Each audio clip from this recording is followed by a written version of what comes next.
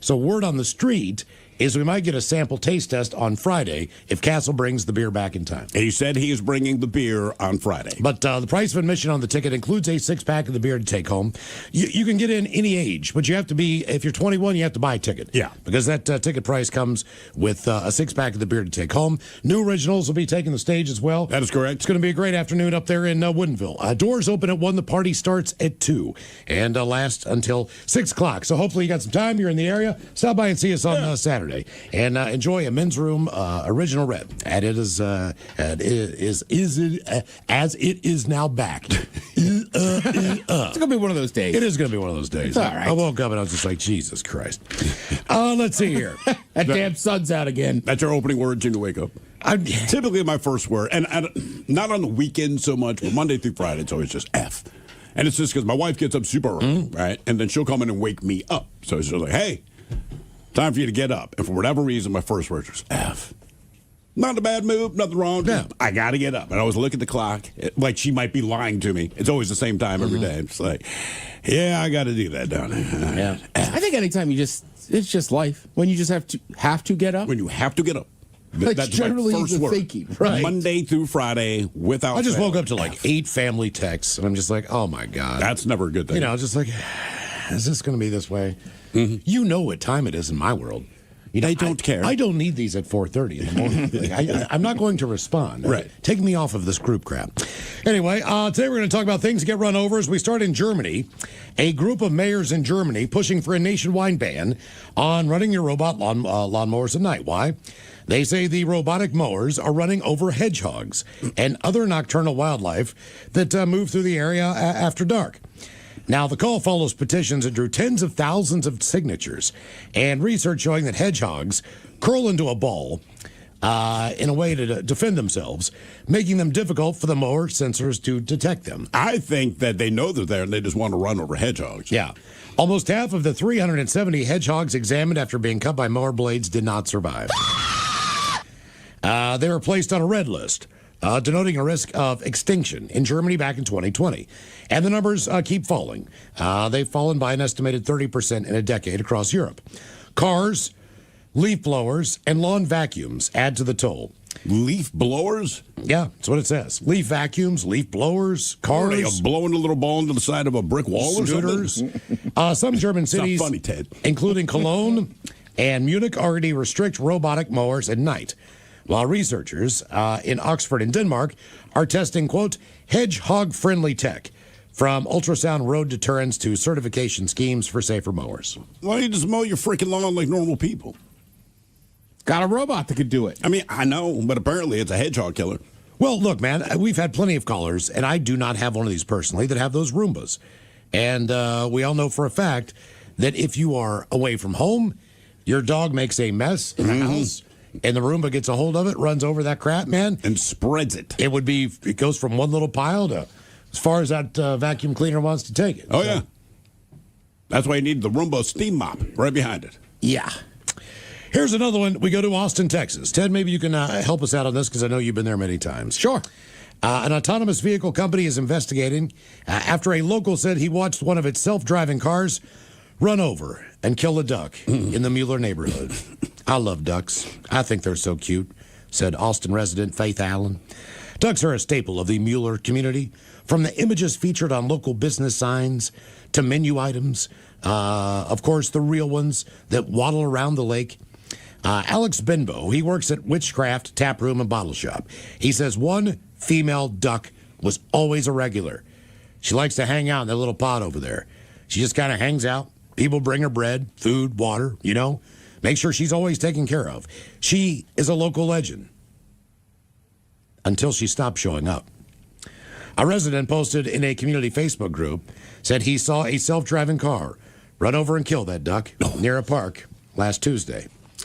The post claims the vehicle never slowed down and just kept on driving. That man also alleges that prior to that, the car failed to stop at a stop sign, almost hit another car, which was a big deal as well. Many in the community were saddened by the news and were left with questions. Those things about the thing about those vehicles is they lack human instinct and nature to avoid things like that. So this is awful, but I'm not so surprised. That according to a resident in Austin. Isn't that where you did the Waymo? Austin. Were you in Austin, right? I was. Yeah, because I want to say when I was in Phoenix, they were everywhere. And what we found out, I guess, Austin, Phoenix, a few other cities, apparently that was kind of like their beta test place, which explains. I've seen one in town here. I've seen a few here. I think the I'm not ones kidding, in like- Seattle still have humans driving them, though. or at least in the vehicle, right? Because the ones in Phoenix, like, honest to God, like, the way you see taxis in Manhattan, it's just a sea of yellow cars and all that. It was Waymo everywhere. Everywhere we went, and it's weird. It's where our hotel was versus where the volleyball tournament was, maybe a 15-mile drive. And, I mean, you're on the highway, man, and people are buzzing. And these Waymos, they'd be behind you, zip around you to the left, and it would freak me out because there's no one in the freaking car. But I noticed that people that live there, they were getting these things left and right. Like, they didn't have a thought about it. I'm just like, I don't know, man. I don't know. Hey, look, nobody wants a cherished duck to die. But even humans run over animals in cars. Well, yeah. We had a squirrel. It's not that it wasn't a big deal, but the kids were very, very young. All right. My daughter was maybe 5 or 6, loves animals, very compassionate person. We're in Pennsylvania. We got a 4-hour road trip ahead of us. We were on the road for maybe 15 minutes. And Ted, you had said to me before, why do squirrels act like every day is the first day they've ever been a squirrel? It's that kind of thing. So it's in the middle of the street because that is where squirrels choose to be.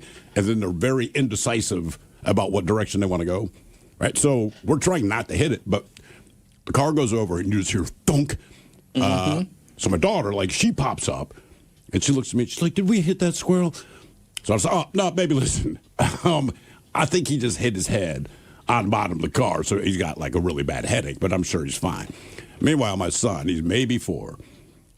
The look in his face just said, you are completely full of BS. The look I gave him back, because we can't say this, is, I know you know I'm full of crap, but we know how your sister is, and we're not dealing with 3 hours and 45 minutes over crying. That squirrel's dead as F, man. I promise you that, but just to say that, just to assuage her concerning. And granted, there's a human being behind the wheel. You still end up hitting the animal. You're not trying to, but it happens. So in this case, don't blame the Waymo. Right. That's like, look, man, it's a sad story, but I was like, how much roadkill do you see, right? You see a ton of roadkill. I don't think all of it is from driverless cars. I think every time someone has been behind the wheel. What was run over and who ran over it? 206-803-ROCK. Hello, Rhonda. Welcome to the men's room. Hi, guys. Hola. Hola. Oh, so this is back in 1994. I was 6 months pregnant with my youngest son, and I had a Plymouth Champ. It was a stick shift. A Plymouth Champ? And, yeah, it was a little like a Geo Metro-looking car. Okay. It was a stick. And so I was at my ex-sister-in-law's, and she had a little incline going down alongside of her place where the mailbox was. And I had ran out to go grab something out of the back of the car. I shut the back end because it was a hatchback, and the car started to roll. My thought was I got to stop the car without hitting the mailbox because her husband would be, he's really particular about his material things. Okay. So, yeah, that was very kind. That was very nice of you. Yeah, you want to say he is a weird jackass. We understand, but your words were picked perfectly. I just took a look at this car. I can't believe you got pregnant driving that thing. I know. You definitely did not have sex in that car. That is an unsexy car. No. So, anyways, I unlocked the driver door, went to jump in, and to try to shift it out of gear, and my left foot got caught with the back tire, and it flipped me out of the car, and the back tire landed on the bottom of my foot, pushing my foot into the rocks. Ooh. Now, the rocks were the sharp, pointed rocks, the big gravel stuff. Yeah. And I was screaming for help for over a half an hour, and a guy who lived a block and a half away was an off-duty firefighter. He ran barefoot through sticker bushes to get to me. And, of course, everybody shows up, and they're asking my ex-sister-in-law, Sherry, call 911. So she's calling, and she's like, they're not answering. They're not answering the phone. The guy grabs the phone from her and looks at the phone. She's dialing 811. Jesus Christ. So it gets even better. So I'm lying underneath. I've got these neighbors are trying to push the car up over me. Well, the state patrol shows up, the sheriff shows up, the ambulance, the fire truck, everybody's around me. And the state patrol says, the guy says, where is the driver? And one of the neighbors said, she's the driver. The state patrol looks at the sheriff and says, this is out of my league. I don't know how to write this report. It's all on you guys.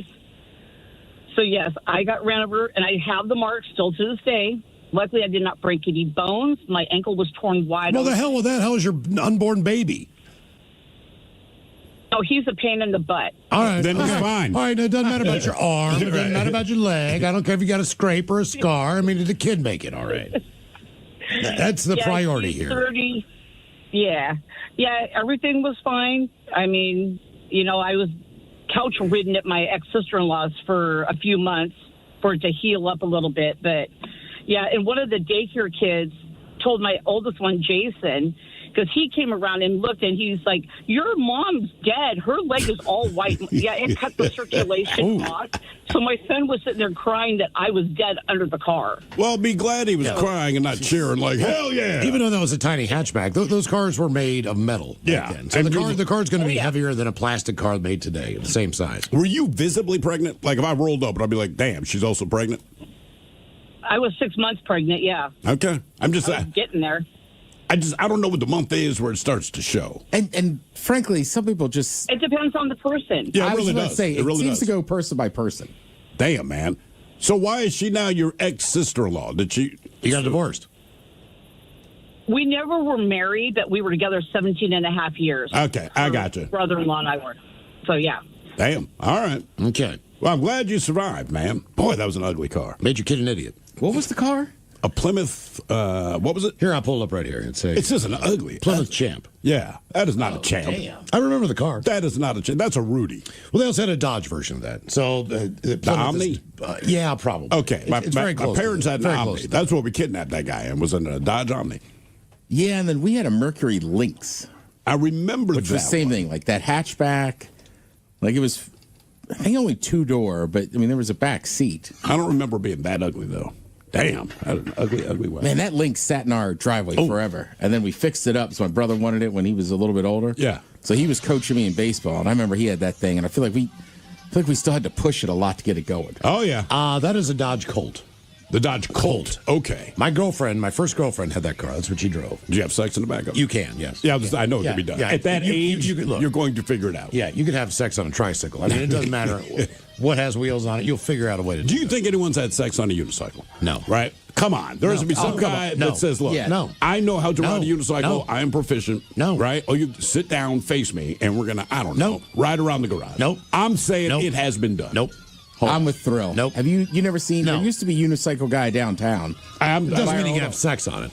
Well, he stands there on this. He stops and just barely goes a little bit forward and back so he Yeah. doesn't fall over. And I think he's built for it. Well, if you do that, Someone has if you to do have that done it. back and forth thing, you know what I mean? It kind of would take care of itself, right? That's what I'm on a saying. uni- Has anyone ever had sex while riding a unicycle? Is it possible? I want to try it. My girlfriend is down. But it does. Oh, unicycle porn videos See that it's been done. on Pornhub. Yeah, all right. Check it out. Just click. I mean, Let me just click on Pornhub. that's the last thing I need to get is click on It's Pornhub. unicycle sex. What is Wait, hold on, HR hold going to on. say? Let me see this. We don't have HR. It's No. unicycle sex. I wouldn't even be embarrassed. But like, obviously, this is a curiosity, not a fetish. I mean, in the end, if you're just at home masturbating, we should all be watching. Now I'm on unicyclist.com. Yeah. Okay. Is anyone confessing to having sex on? I'm saying it has to have been done, man. Yeah. There's no way you have unicycle performers and dudes that ride it to work every day. I'm just referencing one guy that I would see by our old building. Like, he's that good at it. He never falls over. Like, it just seems natural he could do it. That's what I'm saying. Adding another body is a different element, though, guys. But I'm with Yes, Thrill. balance. She's just in a spot. Right. They're not both on unicycles. Well, then does it count? No, I'm saying they're both, like, I'm assuming the guy would be on the bottom just to make this work. Yeah, well, yes. Right. Okay. In theory. So I'm imagining this is what I would do, right? Equal distribution of body thing- weight is she is facing me, right? That's how we're doing that, all right? Okay. And she is essentially in my lap. Now, if I have the ability to balance on a unicycle, look, if I could do it, I'd be like, babe, we got to do it. The thing at is, least it'd have to be once. 1 foot off the ground because she can't get on after he does. Once he pops up there, it's impossible for her to be hoisted up to get in that position in the first place. I disagree. I think it can be done. You might be able to build some stirrups on there that she could like brace herself on. I did learn that there is a site called unicyclist.com Yes, that there answers is. all these questions. And what do they say? Somebody has to have No, had sex just on that the people comment on it. All right. No one's actually done it. What was run over and who ran over it? 206-803-ROCK.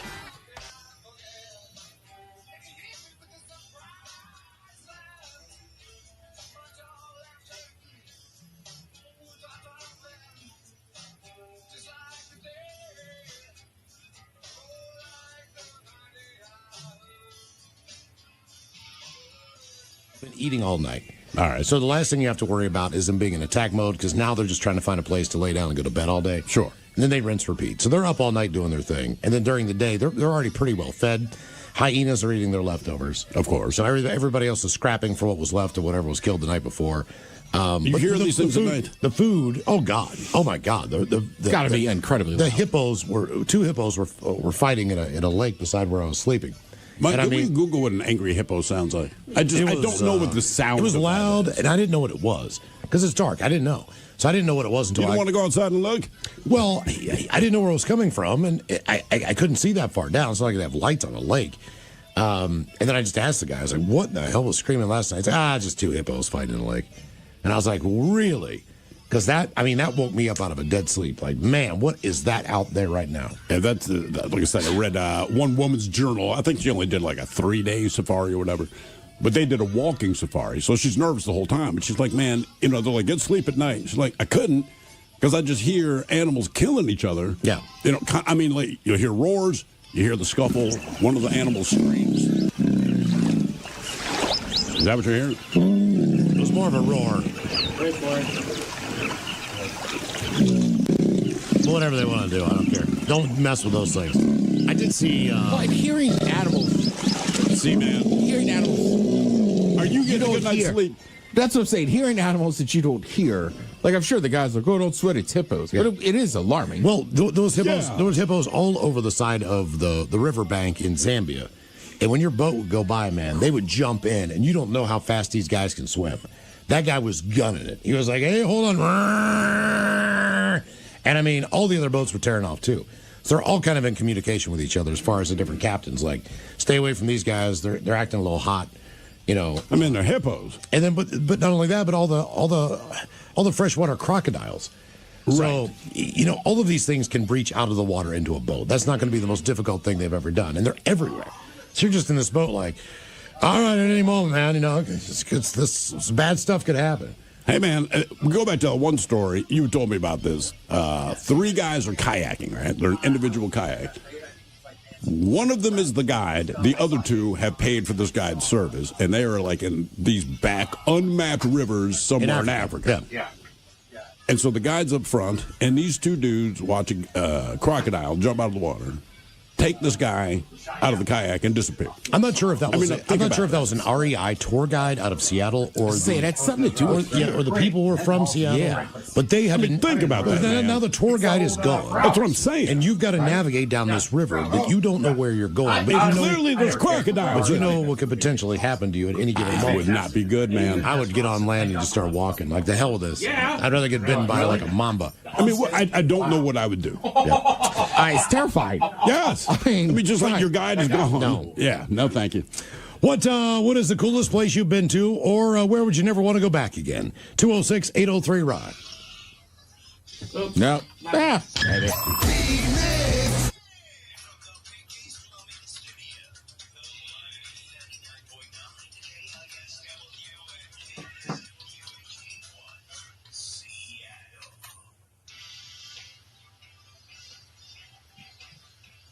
Oh, Brian. You're about a minute short. Is that cool? I was going to leave that in there because the intro is so short today. I can put it back. No sweat. Yeah, I'd rather be a little bit over on Thursday. That intro is pretty short. Gotcha. No sweat. I was just looking at that. I was like, what happened to the song? Fuck, I thought I had more time.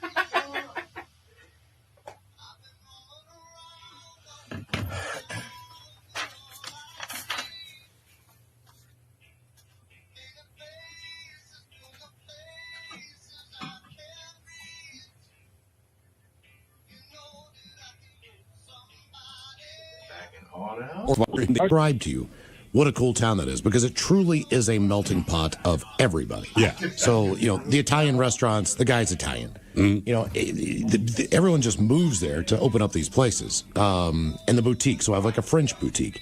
And the French tourists go there. And everyone there speaks French. And the hotel's French. Right. You name the country. They have an authentic restaurant that you walk into that's a mom and pop place that's serving as authentic as they can make it there from the ingredients they can get as far as the food goes. Kind of had that spectacular food. That experience when we got to Malta, which was my whole reason to go to Europe in the first place, because I didn't know anything about it, and it has a very interesting history. But based on its location, the Ottoman Empire taking it over, the Moors have taken it over, the European Empire so all they've ever done basically is be a great launch pad. If Africa was invading Europe, that's where you launch from. When Europe was invading Africa, that's where you launch from. So now when you get there, kind of like you're saying, as far as all these cultures, it's everything. And they don't play S. They're not like mean people. They're not even standoffish, but I think they've seen so much conflict, and they've never been involved in you conflict. told me like the businessmen from Africa were taking a ferry in and vice versa? That was Naples. Oh, that was Naples. And it's a waterfront town, and when we were kind of heading back to the ship, it's their rush hour, so all these business guys are walking out, and we're in Italy, and I'm saying to my wife, like, there are some tall brothers here. I don't understand it. And I realized they take the ferry over to Africa. Right, so they live in northern Africa, but their 9-to-5 job is working at the banks or whatever. I mean, like I said, they're all dressed to the nines, and I'm like, that is cool. That is. That's crazy. Yeah, it was really, really cool. What is the coolest place you've been to, or where would you never want to go to again? 206-803-ROCK. Hello, Rob. Welcome to the men's room. Liquor and whores. Liquor and whores. We need more. Where do people not want to go back to today? Yeah. So it's very positive, which is nice. Yeah, it is good. Yeah. Positivity. I can tell you what I don't want to go back to, and that's work. Okay, fair enough. I was going to say Klamath Falls, but Damn. Wow. yeah. I'd prefer not to go back to Williamson, West Virginia, where my mom lives, but I have to. Yeah, that's too bad. It's Well, by God, Virginia. Well, where they live is a hellhole, man. It's just Appalachian poverty at its finest, decimated by opioid use. All the businesses have shut down. The coal mines have shut down. Right. There's no industry there. The terrain is so rugged you cannot farm. The rivers are dirty. They are polluted. You cannot drink the water. I mean, I could go on and on and on. I mean, But all of that's on their travel brochure. it really is. Come here in a four-wheel. So it's just basically a crap hole. It is absolutely the most depressing place you could ever go on a holiday in your life. Yeah, I end up going there every Thanksgiving because my grandmother's 99 years old. So are you thankful that you don't live there? Yes. I was born there. That's, so yes. All right. Well, I'm sorry, Miles. That sucks. It does suck, but I'm okay with it. At least I get a Walmart turkey, right? Yeah. Hey, there you go. All right. So where would you want to go back to? Them to do headlines now, though. So, Normandy, France. I've been there 3 times now, and the second time I went over, I got to take my friend who was a World War II veteran in the 101st Airborne. Oh, wow. He jumped into Normandy on D-Day, and he ended up the next day in a place called Bloody Gully. And You're not one that's usually 6. they, well, you've probably seen part of it kind of on Band of Brothers, where they showed those guys the Germans were up above them. We're a little late. And the tank was coming in, and they sent a bazooka man out. He took out the tank. Well, that was my buddy. All right, thanks, it was a different scenario. They did it differently, but what happened was the Germans had him pinned down in a gully, and they called for a bazooka man, and him and his loader were supposed to run out, but he couldn't find his loader. They think he ended up shot and got taken back to the aid station. So he had to run out there by himself. So he went and grabbed his rockets while his buddies loaded up one in his bazooka. And he got out there, and this tank comes in through the edge of the field, and he shoots the first one, and it bounces off. He shoots the second one, and it blows the tread off the tank. So and this is the abridged version. They're shooting at him, but the tank is kind of sticking up at an angle, so it can't hit him with a machine gun. And they're loading up something in their artillery gun to shoot at him. And he ends up I know with some that of them are different with the pinky stuff, right? armor and blows the tank up right there and saves his guys because no other tanks can come in because it was right at the entrance. Did he geographically remember the area? Let me just make sure that Yeah. 42 gets in there. I get the feeling it'll be burned into your brain. Yeah, All right, maybe things have changed or whatever. You never know. Now they got a Kentucky Fried Chicken there. I mean, who knows what's going to happen? You know, you're not far off, man. They've leveled a lot of those battlefields, unfortunately. But when we were there, he goes, yeah, I was kneeled down right here, and that tank came in over there, and my buddies were back over here, and blah, blah, blah. He was goosebumps, man. That's Goosebumps. crazy, man. And I've got pictures of it, and I got pictures of him standing where he was standing, and it's amazing. But I got to tell you, you know, you hear about Paris being such a bunch of jerks, I'll be nice, and being a crap hole, and it absolutely is. But you get out in Normandy, and they are the nicest, most down-to-earth.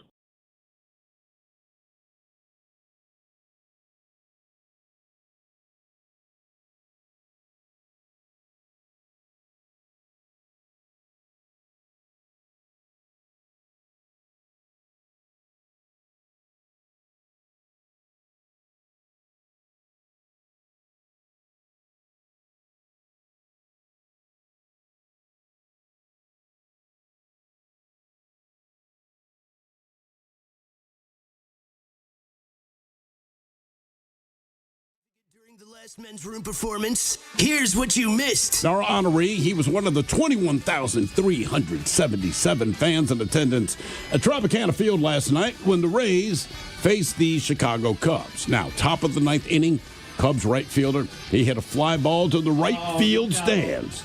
You've seen the video. Yes. That's what our honoree, a man, we'll say, of larger carriage, Oh, man. equipped with a glove, he stretched to make the catch. Now, unfortunately, he missed the ball. The ball hit the seat and began to bounce around. But still determined, our hero tried to pick up the ball. And he didn't, but his pants fell down, revealing his plump, pasty ass to the over 21,000 in attendance and everyone watching on TV. Now, to add insult to injury, he was unaware of this part. When this happened, the stunned broadcasters sat in silence for nearly 25 seconds. In the broadcast Probably world, just trying to keep it together. I guarantee you they were like, kill the mics. But compared to the other two in this instance, I'm going to say the teacher sucks the least. Yeah, and you're right, because the teacher, nobody got hurt. Correct. I don't know, man. I mean, can't. it's hard. I mean, listen, if you came to me and said, out of the two school-related ones, your kid almost died on the school bus because the bus driver chose not to stop for a train versus this teacher saying inappropriate things, I want to beat them both up, but I'd be angry at the school bus driver because that's putting my kid's life in danger. Right, in immediate danger. Yeah. As opposed to just being a creepy, weird son of a bitch. Yeah, like I don't want anybody asking me that question. No. Certainly not if I'm sitting there in school. And when you Definitely first not brought up bad. the story, and I get it, some high schools do call themselves a college. Yeah. I was like, well, maybe it's a little bit better if they're all adults. Now, even then, it's not. Look, if you're over 18, you ask these questions, it's inappropriate, but it doesn't seem criminal to me. But when they're under 18, like, dude, I mean, come on. And why do you keep asking this I was stuff? going to say, like, what? It's not like he even did if it you once. have that in your brain, right? You've Right. done this multiple times. Over like, and over. What makes you think to ask that? I don't know. He just really wants to know. Curiosity. Because I've seen squirrels get hit a million times, and it's always like they're going side to side. But this thing, I feel like at the last second, it has turned to look at us like, Yeah, we're remember what scared. you've done. Move. Yeah. Now I see what you're talking about with this car. The Yeah. car really does. It's about 2 feet between the opening on the car Oh, yeah. and the ground. God, Jesus. Well, people What, always say fight or flight, but for squirrels, same thing. Sometimes people freeze. They always freeze. Yeah. They never move. what was run over? Who ran it over? 206-803 Rock. You're saying, slow down. Probably. It was just weird. I'm like, I saw both of his eyes before we hit him. Like, damn, man. And I know they all look the same, but like for whatever reason, that particular squirrel is etched into my brain. I like that he's in there. Maybe I'm just going to put this in your brain. Maybe that was it. Maybe Like, tonight you're just I'm gonna just wake looking up. always side to side. You It's see like one he's eye. staring at me. This thing just turned last second. I mean, just looked right at us and boom. Like, nah, baby, he just has a headache. I had a family. Oh, God. My name's Jeff. I got 3 kids. Kid was going under the car, like 3 years old, gets something under the car, and backs up over his head, and it's like plump, and decides to pull it back forward to do it again, and found out it was a 3-year-old kid roll over his head. Kid was fine. Oh, what? Oh, my God. Kid was fine. I did with the doctor and everything, and had him checked out, and he was fine. Yeah, but you don't know that because he's 3. Right. I mean, when he starts drooling when he's 10, man. That's I mean, true. You're just noticing what's going on right now. Can't look into the future of this. You know what I mean? I don't know what happened in the future, but yeah, that's what happened. Well, he might have been okay physically, but I wonder how he did later on there. Well, your head's soft when you're younger. By 3, it's fused, I guess. To some degree. I feel like I've heard a similar story where a kid's head got run over, but because he was like on gravel or something like that, it cushioned the the situation enough to where it didn't have the dire effect that you would think that it would. But somehow I feel like, when adults get run over, it's always their legs or their foot. Right. Somehow with children, it's their head. Like, what are you guys doing so different? You've had 2 of them. They lead with their head, man. At that age, they certainly do. That actually makes a lot of sense. The gas garbage incinerators. Jesus, no. Burn trash indoors with a gas disposer. Live modern for less. Live modern for less. It might seem strange now, but there was a time when people burned their own garbage inside of their homes. That doesn't sound dangerous at all. I wonder why the lead stare's a thing. Yeah. In the early to mid-1900s, gas-powered garbage incinerators were a common fixture in people's homes and would usually be located in the basement or even inside the kitchen. Many people who grew up in the first half of the 20th century remember these appliances vividly, particularly the smell that they would give off that would fill not just the kitchen, but the entire house and even drift into the house next door as well. Damn. We had a trash compactor when I was growing up. Nice. So it's like this. You pulled it out, and we go, and it would just smash all the trash. Cool. Yeah. I got one of those called my right arm. Boy. Yeah. Yeah. I had to use it last night, then woke up this morning and was like, I'll just take it out. What am I doing? Ooh, well, ahoy there and happy 13th birthday. At age 13, your body's going to start going through changes as you go into adulthood. So I talked to my mascot friends. That includes Tony the Tiger, the Trix Rabbit, Toucan Sam, Snap and Crackle. Papa's on a call with his mother. We didn't want to disturb him. We also talked to Count Chocula, Frankenberry, and Lucky from Lucky Charms. And we all said, at age 13, if you want to reach adulthood and be healthy, don't eat any of our cereals. It's just fiberglass and sugar, unless you want tooth decay and diabetes. It's up to you, Crunch Berries. I know I brought this up before. I used to DJ some bar mitzvahs. I've heard about that. Hey, we're always fun. Yeah, I won't say what I heard, but okie dokie. So it wasn't even a legitimate soccer ball. It's one of those, it's like the soft version of a medicine ball, right? Yeah. But as fathers, we are in there with them. There's nothing, quote unquote, dangerous going on. And the kids, like anything, they try to kick the ball as hard as they can. Barely goes anywhere. So I kicked the ball, and I'm an adult. I did not realize how hard you can kick it as an adult. But because of the way those balls are made, it goes in the air and it curves, and it bangs this kid directly in the face. Not my kid, it's some other kid. Kid drops, starts crying. His father runs over, kind of looks at me, and I put my hands up like, I'm sorry, dude. And he understood, just like, hey, whatever. So as we're leaving, the people that run it, they're now asking the kids to bring the balls back. And like anything, all the kids are kicking the balls toward where this guy is asking for them. And I kick the ball again, and this thing goes up in the air, and it curves again. It hits the same freaking kid in the face. But here's the thing. At this point, because we're leaving, the father is carrying him like under his arm. So the kid is over his shoulder facing me. And I'm not trying to. And bam, same kid. I'm like, oh, my God. Man, the father turned around. And there are daggers in his eyes. Yeah. And I'm like, I swear to God, I'm not doing this on You purpose, couldn't if you man. wanted to. No, you couldn't aim that thing to save your life. But same kid, I'm like, we got to go. What was run over? Who ran it over? 206-803-ROCK. Hello. Sounds like you were towing that thing a little bit. That's a bad Adam Sandler movie, man. But it's the same kid. I'm like, Jesus Christ. And this time he's in his father's arms. Oh, my God. I mean, it was in your care. So, I mean, no matter what, you're going if it's to your feel fault bad. or not, you're going to feel bad, right? Yep. Yep. And it totally sucked. So I bet it did. What was your friend's response? Were they angry at you or just sad about the situation? oh, he was just really sad. Well, yeah, he lost his dog. Yeah. Yeah. And it was the younger dog, only like 3 years old, but didn't matter. He really loved stuff. He loved stuff hard. His dogs, his favorite music, whatever. He's a hard lover. Yeah. What happened to his music? He ran over it, too. I mean, look, somehow we've gotten into a little bit of circle here of people knowing the dogs. Yeah, I know. I just want to say for the record, I think anybody that hits a dog is going to feel awful. Yes. I mean, I remember seeing anything I hit, I feel awful. Right. I mean, even you did it because you're a kid, but like nobody wants to run over a squirrel. No, we weren't trying to, but I know we did. And now, the men's room legacy continues. Unfortunately, what you're about to hear is real. The members of this radio program are simply not that bright, or what some people would call educated. They are merely stupid. They're not trying to offend anyone on purpose. And all have played doctors on TV. You have been warned and are cordially invited to join the party. This is the men's room. Forget it, man, and get with the countdown. Get with the countdown. Shake this square world and blast off for Kicksville. The trippers, the grasshoppers, the hip ones, all gathered in secrecy and flying high as a kite. This is the men's room with Miles and Thrill. You know what they say, shake your radio more than 3 times, and you're playing with it. You're listening to the men's room. And away we go. Welcome to the 21st anniversary season, episode number 4508.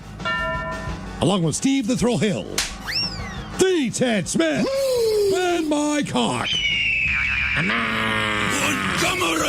And you are the men's room. On tap today, once again, we play Big Dummy. Ted's Meat and Potatoes has go-to cocktails for a first date. We will point profile this, plus headlines, the men's room shot of the day, fun with listener emails, and everyone's favorite, TV time with Ted. Click, clack. Drink, get it drunk. All right, here we go. A man steals a woman's purse at a bar that had $3 million in valuables inside. Damn. Meanwhile, getting 9 million likes is impressive, especially for a rescued beaver that is one-eyed. Former rower from Yale is arrested at Tesla dealership naked with a gun. When you sneeze and worms shoot out your nose, that cannot be fun. And a man swindles $250,000 from a grieving family and buys horse semen. That is all coming on today's very special episode of The Men's Room. And now, here's the question. Hola, bitches. Good day to you and yours. All right, today is the day that we play Big Dummy, the game show that rewards you for your stunning ignorance. And here's how it works. You call us. We will spin the category wheel. We will spin. Thank you. You didn't really think that was going to happen today, did you? No, man, I thought, based on everything leading up to the show, no. So basically, it worked out perfectly. Yeah, today that's on time. And then we'll ask you a question from that category. But here's where Big Dummy separates itself from your average, more reputable game show. We will continue to ask you questions until you get one right. Because as always, we want you to leave here smarter than you showed up. Now, so far this year, our biggest dummy has been the lovely and talented Nick, who thought drawn butter was an illustration of butter and found a way to answer 10 consecutive questions wrong. Can you do better? Of course you can. Everyone else has. So give us a call, and off we go on Big Dummy, brought to you by our friends at Advanced Hair Restoration. To be a contestant and play Big Dummy, call 206-803-ROCK. Like the Men's Room on Facebook, follow us on X and Instagram at Men's Room Live. Send your emails to the Men's Room at KISW.com, and now watch the show live on YouTube at KISW Rock.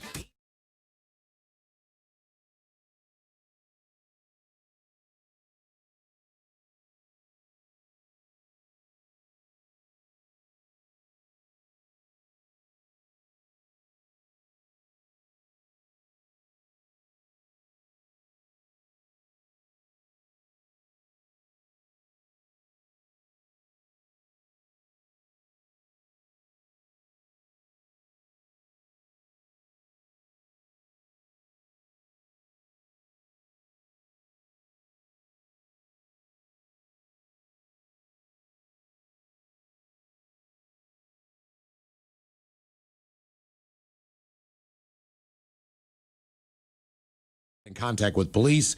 They have not heard any updates. And as of the latest press release, woman has still not been found or caught. Really? Yes. Damn, man. You ran over a damn bud tender. Come on. I mean, they're doing God's work. Leave them alone. Now we head to Wenatchee, Washington. Also, like, every place has cameras now, but if you go to a weed shop, there is cameras everywhere. If you go to a place that is cash only, I guarantee you there are cameras. Well, like when they, if you go to Fred Meyer and you buy liquor, all right? Yeah. They don't look at your ID on the front.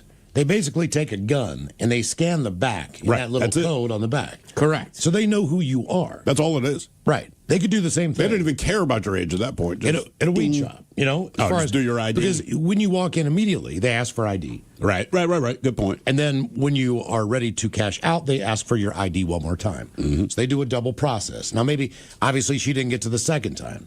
Well, yeah, she didn't do the second But if they had that process. technology available on the first, I will say legal recreational shop. I feel like the weed shop does a better job of checking your ID than the liquor store. Absolutely. But I feel like they're almost under more scrutiny. And Miles is right. At our age, like, I feel like if I buy something like beer or whatever at QFC, like that guy, he knows I'm old enough. He's just got to do it. He's got to do it. But it also identifies you. Yeah. As the buyer. So it's legally, you can see. Like, look, man, if someone said you sold underage liquor to anybody, as long as you use the ID system. They're like, hey, man, you can whatever. go through every single transaction that day and say, no, that did not happen. I almost feel bad for kids. In the good old days, the porn was in magazines and you could hide somewhere, so you didn't have to share the family computer. And as far as buying alcohol when you were underage, it seemed like every city had the one place that you knew you could go in. Our place was called Friendly Liquors on North Avenue in Baltimore. Basically, the guy's deal was this. He knew you were underage, and it was a simple matter. Whatever it is you were going to buy, each product, so it could be a six-pack and a handle of vodka, right? It's going to be $1 more on the six-pack and $1 more on vodka. And if you said, well, the price says blah, he says, do you have ID? If your answer was no, you paid that $1 premium. But that guy, because he was notorious for that, and at that time, Baltimore City Police were worried about anything other than that. This guy probably made another $150 a night on the weekends. Oh, yeah. We used to go to this place called Kegs and More in Morgantown, West Virginia. And we had acquired a tap for a keg. Right. So we had one. I'm pretty sure it was stolen from someone else's party. I don't know how we got our hands on it, but we had an Because you actual stole tap. it from someone else's party, yeah. So we go to Kegs and More, and we would get, Ted, either the Beast. Oh, yeah. Milwaukee's Best. Milwaukee's Best Light, or we would get Natural Light, or we would get Iron City beer from Pittsburgh. Those are the cheapest beers. Same with Rolling Rock. But we go to Kegs and More, and we buy the keg, and the guy said, I need a $50 fee for the tap. Right. And we're like, we're good, man. We got a tap. He's like, do you have ID? Not on me right now. I'm going to need a $50 tap fee. Exactly. For this keg.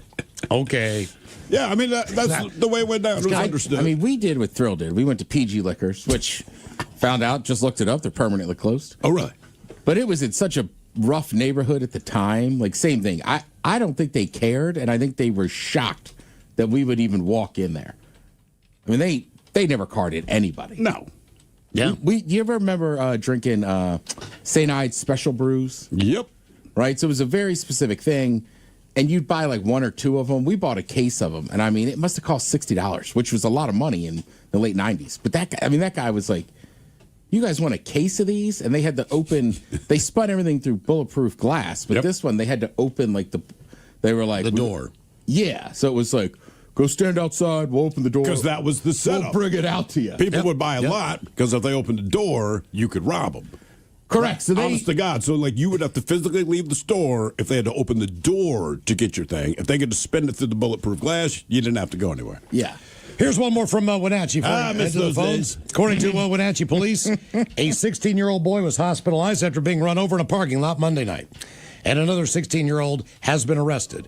Police said the incident happened at 5:30 in the afternoon in the parking lot of the Winco on Wenatchee Avenue. Officers were told a 16-year-old boy had been run over and that the driver then left the scene. The victim was found and taken to hospital for treatment. He's doing okay. Investigators say the teen was reportedly riding on the hood of the car when he fell off and was run over. Witnesses identified another 16-year-old boy as the driver. Police later located him, arrested him on suspicion of vehicular assault and felony hit and run. The vehicle believed to be involved was seized while officers seek a search warrant. Our question, what was run over and who ran over it? 206-803-ROCK. Hello, Beezus. Welcome to the men's room. Hola, bitch, hola. Hola. Can I get a Leroy Jenkins? I can get you Leroy Jenkins. Just hold your horses there. Let's do this. Leroy Jenkins. Yeah, this is not a good story. I don't want to tell it, but That's why you call So it. you let it off with a Leroy I don't want Jenkins? to talk about this. Give me Leroy Jenkins. I'm going to tell you something horrible. I got a guy with a gun to my head. Maybe call this radio show and tell this awful story. well, Leroy Jenkins ran into and got shot down, right? Yes. Just Okay, then, real quick. right? Oh, I so thought- you're Leroy Yeah. Jenkins is All right. this. All right, I got you. Okay, so first of all, hey, unicycle. If there's a will, there's a way. That's what I'm saying, man. Thank You you. can make that happen. We did just can make real that quick. One thing we did discover: unicycling is also a sex term that does not actually involve a unicycle. So if you try to do research on this, It's kind of you're going to go down a weird road. Yeah, it's going taking you to a weird place. What? Oh, damn. But now I'm kind of interested in what unicycling is. I mean, look, you can. I'm just saying it does not involve unicycle. We just It involves a woman taking care of herself. Yeah. Oh, all right. Ted's on it. All right, then. Well, yeah. It's not quite as terrible as running over a whole bunch of bunnies with a mower, but my buddy, we used to jump the tracks, and we jumped the tracks and landed on a dog, and the entire family was out standing on the porch and watched us land on the dog. You jumped a car across the railroad tracks? Yeah. Oh, yeah. And you landed on the family dog in front of the family. Yeah. Right in front of the family. It rolled all. Yeah. How old were you when you were doing this? 17. Yeah. And No, I bet my buddy like 2 weeks earlier that he wouldn't hit it at 50, and he hit it at 50, and yeah, the sparks flew, and then he tried it again and landed on a dog. And when he landed on the dog in front of the family, what is the next thing that happens? Do you guys take responsibility for this, or do you gun it and get out? No, we stopped. I had a. Oh, okay. We smoked a little bit of weed, a little bit, and I had a half ounce tucked underneath my ass, and yeah, he had to go tell the family that we rolled the dog up underneath the. I thought you said they saw it happen. Yeah. They did. All right. And so how did he approach it? I mean, what was the family's response?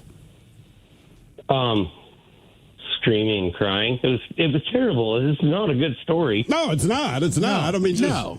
You're right. You jumped the car and landed on a dog. Jesus. In front of the dog's owner. I don't think it was as bad as hitting a whole family of bunnies. No, it's worse. Mower, But they were wild bunnies. Yeah, This was a dog people knew. Right. Exactly. This The is a nice bunnies pet. are living in the grass. He had a lawnmower rolled over top. Found out after the fact. You jumped a car across railroad tracks and landed on My the dog. intent was not to kill Wait, if anything. Miles didn't tell us, people might not ever know those bunnies happened. That family will always know that their dog was crushed under a car that flew over railroad tracks. Right. They Like, I will knew- always remember that. I knew a family where the dad backing out of the driveway in the morning, going to work one day, ran over the family dog. His family's dog. Correct. Okay. The dog was already kind of like deaf. It had issues.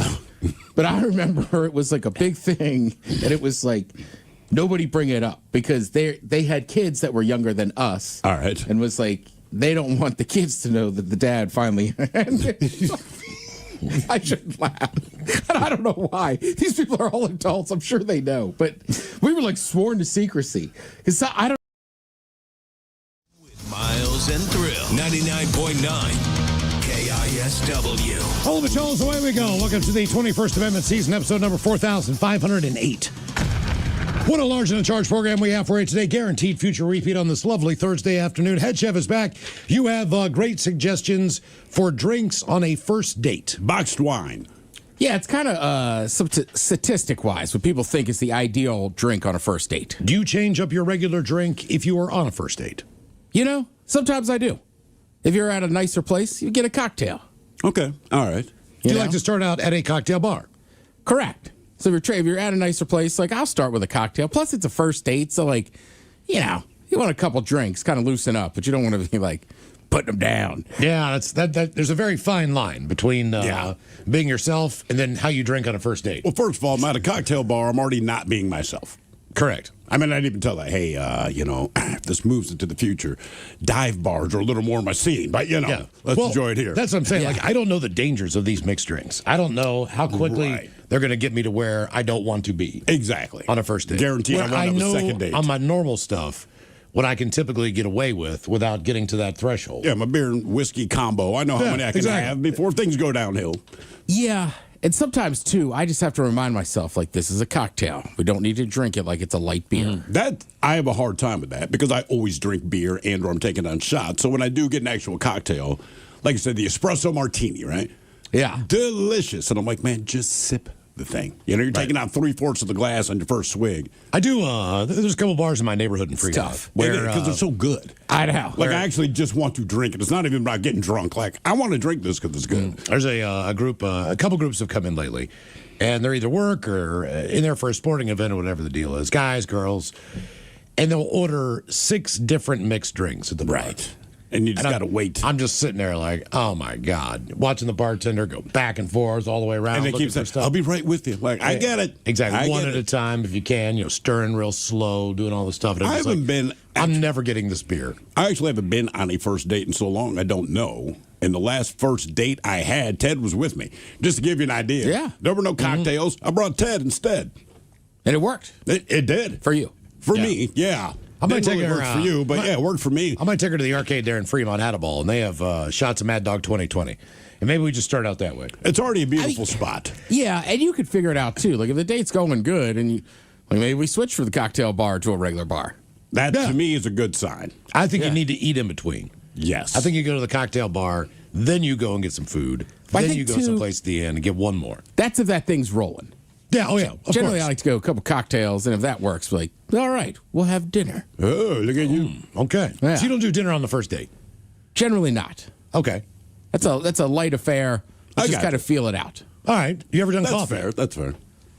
You ever met for coffee in the morning? As a first as date? a date? Well, just, yeah. I don't feel like people You wanna grab a qualify coffee those tomorrow? as a date. No. That is clearly a we're getting to know each other move. And a first date is the same thing, but when you say coffee, it's like we're just here to get to know each other. A first date, it's like we're hoping to get laid. Yeah, it's so weird. I haven't. Wonder I'll if have anyone's coffee. ever- I'll have coffee. I guess dates with my buddies. Sure. Wonder if Like, anyone's ever you know gone. what I mean? Like, I can't go out tonight. Like, we could meet up for a coffee and chit chat. I wonder if anyone's ever gone for a breakfast coffee date, and the woman says, hey, let's go back to my place. I hope so. So that's the thing. I It's think 9:30 in the morning. I think if you're going on a coffee date, you're going law of averages. You're getting a lot of dates in. Okay, yeah. All right. You know what I mean? Head Chef coming up with go-to cocktails on a first date with Ted's Meat and Potatoes. And today is the day we play the game known as Big Dummy. It's an easy game to play. We spin the category wheel. You're either playing for Team Sober or Team Not Sober. Our biggest dummy so far this year has been Nick, who took 10 questions to get one right. And when we play Big Dummy, we like to do a men's room poll. And the last time we did the poll, we asked you that you would could do something for 1 year. Yeah. Or deal with something for 1 year. Deal with something, yeah. So one of the options was you would deal with 1 year of constant diarrhea. 1 year of living with your worst ex. Yeah, no. You would spend 1 year in a tent or 1 year with bed bugs wherever you went to bed. Yeah. All right. So we put the poll up. If you follow us on X and Men's Room Live, here are your results. Coming in at fourth place, again with 0% of the vote. You said you would not want to live with bed bugs for a year. That's fair. I don't even know anything about them other than you don't want them. They don't, as far as I know, they don't spread disease. It doesn't lead to infection. It's just the idea that they're there. Next up on the list, with 4%, you said, you know what? I'll deal with diarrhea for a year if I have to, which seems to me to be a burning way to spend a year. Your worst ex got 17%. You said you could deal with it. You could live with her. You could live with him. You'd be all right. Nope. And number one by a landslide, if you had to do any one of these things for a year, 78% said, you know what? I'm living in a tent. Yeah, to me, it was a no-brainer. That's the way it's going down. Okay. So this week on the poll, this is some good news. It comes our way of brobible.com. And they say having a dog, or any pet for that matter, can be one of life's greatest joys. They're faithful companions who most dog owners consider members of the family. Sadly, the harsh reality of dog ownership is that one day you're going to have to deal with the decline of your dog's health and eventual passing. However, there are ways to expand your time with your best friend. Obviously, healthy diet, regular exercise, as you would as a human being, are keys to keeping your dog healthy. But what if it were as simple as giving your dog a regular pill that could extend their healthy life by as long as multiple years? A company called Loyal, they are a clinical stage veterinary medicine company, believes it has developed a drug that could do just that. All right. So Loyal's claiming that its pill, which has been put through multiple double-blind trials and is on the verge of being submitted for FDA approval, can add at least, at the very minimum, at least 1 extra year of healthy life. At worst, it'll add a year. At the worst. All right.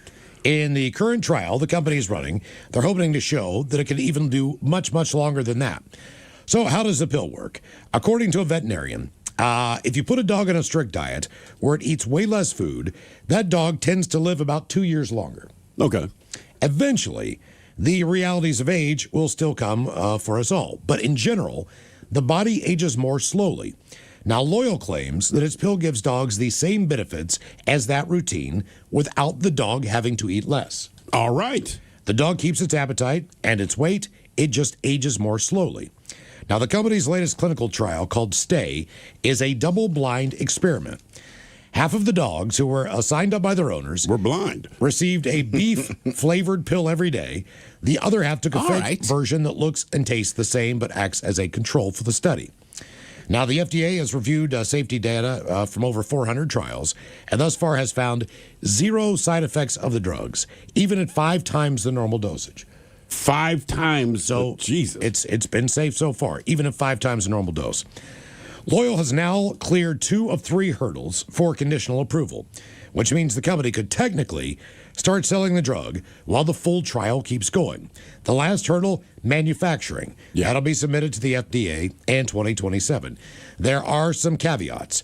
The pill is designed to be taken by senior dogs aged 10 and older. Okay. They must weigh at least 14 pounds.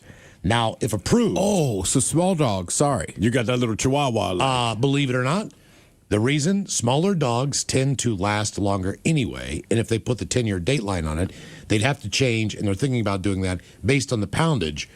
That small dog might only be able to start taking that at, say, age 14. Okay. All right. Or age 15. They do live longer. Where a Great Dane, you might be able to give the pill to the dog starting at the age of 6 or 7. Because they go, what, about 9 years on average? The bigger the dog, the lesser the life. The smaller the dog, the longer the lifespan. Isn't that kind of true of humans? In general. Weight-wise, yeah. Yeah. And it's back to, not eating as much and healthy and all that crap. So there are the pills designed to be taken by senior dogs. If approved, Loyal's pill would be the first drug the FDA has ever cleared to slow aging in any species. The company also has 2 more drugs in the line for larger breeds. Bigger dogs, they say, tend to die younger, in part due to a hormone called IGF-1, which increases growth quickly, but also wears down the body. Okay. So that's the deal. How many people do you think will crush up these pills and start snorting them?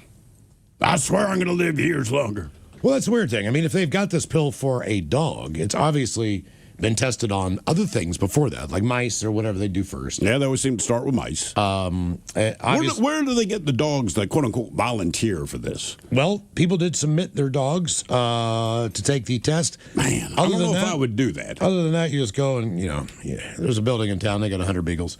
Yeah. Yeah, I know that. You take 40 of them and you do the study. I don't know if I'd volunteer my animal for an experimental drug. I think if you have a big dog and he's already 10, why not?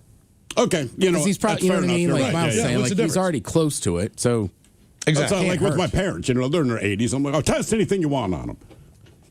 Well, hey, look, man. If it's a matter, I'm just saying. Look, if that's really how you make the decision. But think about it logically. If you have whatever condition you have, and you're dealing with a life or death situation, and they say, look, we can do all these other things that we know will hopefully slow this down, or we can just pause it for a little while, or there's an experimental drug out there that is supposed to work and has been proven to work. Well, everything's supposed to work. You could be the guinea pig for this, right?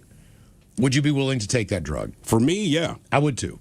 Look, this is going to sound very dark, but for me, there's two versions of this, right? Like my cousin Christina was only in her 30s when she had cancer, right? So she took a lot of different, she passed away, but she took a lot of different experimental stuff. Yeah. But she was in her 30s and had 3 kids.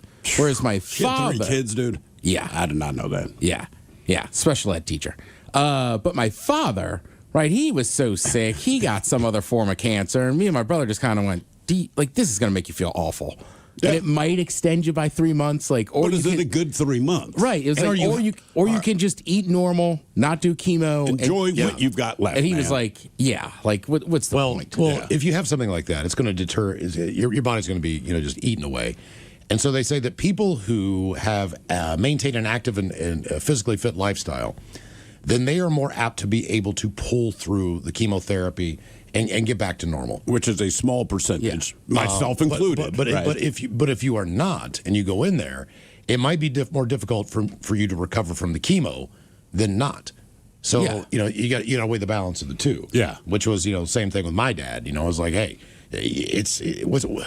once you get hit with this chemo, what difference does it make? Because you're going to just be gone by the time it's all over. Yeah, exactly. You're not going to be able to rehabilitate or any of that stuff. So, this week on the poll, one will last one more year. Okay, and you get to pick. You get to pick from four different things that could last one more year if you needed it to. Hypothetically. Because it's our poll. Could I? It just extends them. I couldn't bring Tigger back. Tigger's dead. Tigger's dead. He's dead. He's staying dead. Yeah, it's not Pet Cemetery. Can have zombie Tigger? If you have one of these right now, you can extend it. If you don't, you're gonna have to pick something else. All right. So the first thing, obviously, is your pet. Dog, pig, cat, bird, whatever you got. You could extend the life. Pig second? Yes. I'm just saying, most people dog, cat. Chickens. Miles is like dog, pig, bird, goat, whatever you got. Your pet, tarantula, your snake. Can I extend my snake another year? Your weasel. What is a pet to last the shortest? What's the shortest lifespan? Maybe like a hamster or something. Bird? Gerbil, maybe? No, birds live forever. Do they? Yeah. I'm going to guess like a hamster. Something you get a child when they want to pet. Hermit crabs. Yeah. Do they die quick? When I was a kid, we bought them at the beach. Seemed like they were dead a week later. Is that you or the hermit crab, bro? Well, the thing is, goldfish typically die. But if you throw them in a damn lake, they'll overpopulate. They're carp. And get huge, They'll get 30 pounds. So we know they can live longer than a year. They typically don't. But that's because most of the time when you get a goldfish, you don't put them in a filtered tank. It's a test run for your kid. To see if you're not getting yourself a goldfish as an adult. Yeah. So last one more year. That's the idea on the poll. So the first one is going to be the pet. The second one is going to be your car. Mm-hmm. If you could get one more year out of your car, Ted, would you take it? Oh, I'm going car. I got to take my car in either tomorrow or next week anyhow. And I just did some work on it. And we'll figure you get 1 year out of your car without having to pay for any repairs. I'm taking car too. Look, and I have a dog and a cat. I love them both. Sorry, Fluffy, you're going to die. I need the car. The car is basically unexpectedly dying in front of our eyes. So financially, I'm about to take that hit. We have to get a new vehicle now. But if you knew you had 1 more year to save up, then I would do it. That's Absolutely. the other part of that. Look, I need a car next year, so I'm going to start putting money away from that exclusively right now. So when that year is over with, it's not like it just sprung up on you like it did you. Oh, yeah. It kind of came out of nowhere, man. I mean, my car's older, so I just did the math, and it's like I could try to, but used cars are so expensive. It's like I'm still paying less, but I'm going to have to put a couple thousand of $2,500 a year into this to keep it going. Oh, every year, $2,500 every year, not $25,000. Yeah. Well, that's. I mean, but if you get a new used car at this point, you're talking probably $3,000 in car payment. So it's like, what's the difference? Yeah. What's it? Yeah. All right. Because I'm not ready for it. Next up is your only human choice, and that would be your ex. You get to pick the ex. Maybe you like him. Maybe things worked out. But this is also a human being. This is a human's life that you're able to extend for 1 more year. I'm trying to think which ex I would pick. If they said, look, it's going to be an ex, like, which one do I pick? And now I'm picturing them all in a room and are waiting to hear who I select. Yeah. I know who it's not going to. In fact, a few of it would be like The Bachelorette. You get 1 more year. You get 1 more year. Oh, no. It'd be like, so-and-so. No. I appreciate you being here, but you can get up and leave. Take your rose and go. But look, even if maybe you know their life sucks, so you want to extend it a year. Sadly, that was whatever it is. One of them, and I'm like, am I really that petty? Because that's the first person that came to mind. But look, at one point in time, you guys were close. You know what I mean? You had a life together. You enjoyed each other's company. Sure. Obviously, it didn't work out. But there's someone that you were close to, you shared things with, and they are a human being. You could extend their life for 1 year. Yeah, I could do all that. There's a reason we're not together, too. Your fourth choice, that would be your job. Regardless of whatever the economic situation is, whatever's going on in your company, whatever the deal is, you are going to be continued to be employed for at least 1 more year. That way, at least whatever, you can back to getting your finances in order, back to trying to save as much money. I think in our industry, everybody should pick that. Yeah, living thin. I think any industry right now. Living thin, whatever you need to do. So that's our men's room poll. Lasts 1 more year. Are you taking the pet, the car, the ex, or a job? Vote now if you follow us on X at Men's Room Live.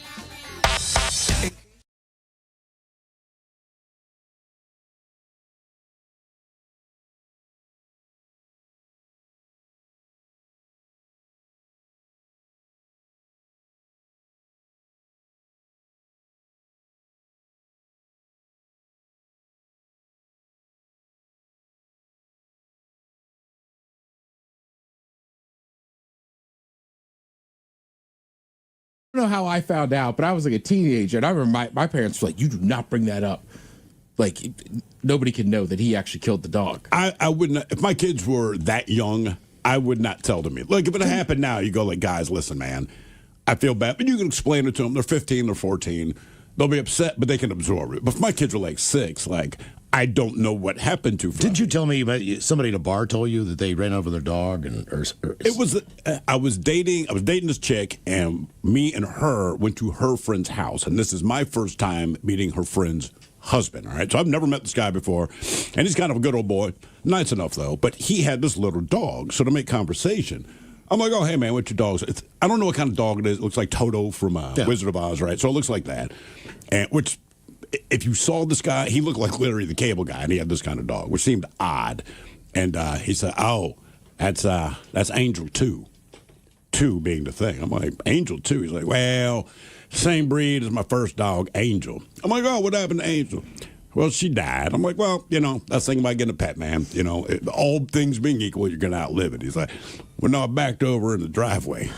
But he's upset, and it's just me and him sitting in the living room now, and I'm at his house, so I'm trying not to laugh just because of the way he's recounting the story, because you could see his eyes going back in time to this moment. He's like, "I was going to work, and I backed my truck up, and I felt something go pa-gunk under my truck, so then I put it in drive and went pa-gunk again." I'm like, "Now, what is that?" So I opened my door, and there's Angel. I rolled over her twice. I'm like, "Oh my God, man, that's terrible." He's like, "Yeah." And her guts, I won't use exact language, but a lot of her guts had exploded out of the backside of her through her butt. But they were still connected. They were just on the outside of her body. Oh, God. Okay. Dude, this is the story the guy's telling me. We're like, sipping light beer or something. And he's like, "So I did the best I could to tuck her guts back into her anus, and I put her in the back of my truck, and I drove her straight to the vet." Man, I loved this dog. She was 13 years old. I'm like, okay. Well, I got to the veterinarian, and he told me, "Hey, we got good news. We think that we can save your dog." And he's like, "Oh, thank God." Because I'm feeling bad, because I ran her over. And doctor said, "But that's going to cost you $18,000 for this surgery." So, oh, man. So then the doctor said, for $500, we could put her down. It was tough to say goodbye. I was just like, oh, God, man. But he was like misty-eyed telling me this. Why did he go back over it? The way he told the story, right, like I feel he like didn't know what he hit. He did not think it was his dog. I don't know why he put it back in drive, but he put that in the story. And like I said, the way he told it, I'm inclined to believe him. So he put it in drive, drove forward, clunk, clunk, clunk, clunk, hit this thing again, and there's Angel. The guts hanging out her backside. God. Oh, yeah. What was run over and who ran over it? 206-803-ROCK. I just feel like I would stop and be like, I should look at what I just ran over. Listen, man, I agree with you. All right. And I wanted to ask, but I'm like, this is not the time to ask this guy why he put it dry. He was very sad telling the story. And all I can think when he's done is, Jesus Christ, it's time to go. Like, I'm done talking. So, yeah, he had a cute little Angel, too. Hello, Carrie. Welcome to the men's room. Hello. Hola. So, Carrie. Can you hear me okay? Yeah, we can hear you. Okay. What happened? I'm making a tough turn. I like that move. Can you hear me? Okay. Because now I'm done talking. Okay, shut up now. Jesus. They should teach phone in high school. Here's how you actually talk to someone. I know you can text. Okay, I'll try again. All right, I was 23 years old in 1994 at college at UNLV in Las Vegas. Saturday morning after dropping off somebody who spent the night after like partying because it's Las Vegas, we're in college. I'm driving home on Flamingo Avenue and it's a 45-mile-an-hour speed limit. And I'm just headed back home and this guy on the side of the road looks like he's about to walk out and then decides, oh, wait, there's cars coming. So he does that little step forward, then takes a step back, step forward, step back. And he does this like little dance. But as I get right to him, he catches eye contact with me and dives under my car. Oh, my God. All four tires over him. Freaked out. The car that might have seen what happened, like, drove on. So now when the cops got there, and I'll get to the story, I'm looking in my rearview mirror, and I see his arm move. And I was like, okay, you know, I'm freaking out. I'm like, he's still alive. Okay. But by the time the cops got to me, they're all thinking he's the victim, where in my mind, I'm thinking I'm the victim. They get to me, and I guess to get me out of my shock, I only remember 2 of the 3 jokes that they were telling because he was fine. I taken him to the hospital. He had admitted that he was trying to kill himself. Jesus. Or else I wouldn't be telling this story 30 years later. It might have been a different scenario because I was like, who saw this? Nobody's going to believe me. And yes, it was a total ba-dump. I mean, it's 45 miles I did. So What kind of car were you driving in college? That was my grandparents' Montero, Mitsubishi Montero. That's a pretty big ride, man. So, so if he had just stood up, it would have been a different story, but he dove. Well, thank God there's enough clearance underneath that SUV, too. Yes. So he didn't get drugged or anything, you know? I mean, she still rolled over. Yeah, I know, but I mean, still, at least. That was my fear. That was my fear. I locked myself in the car thinking, oh, my God, I'd seen the Thanks for the Ride lady like movie. I think it was Creep Show or something. I was like, oh, my God, he's getting mangled under my car. And so the cop said, so did you hit the brakes and then the gas? And I'm like, yeah. They're like, yeah, we see the skid marks on the guy's back. And then, Jesus Christ. And then they said, Viva Las Vegas.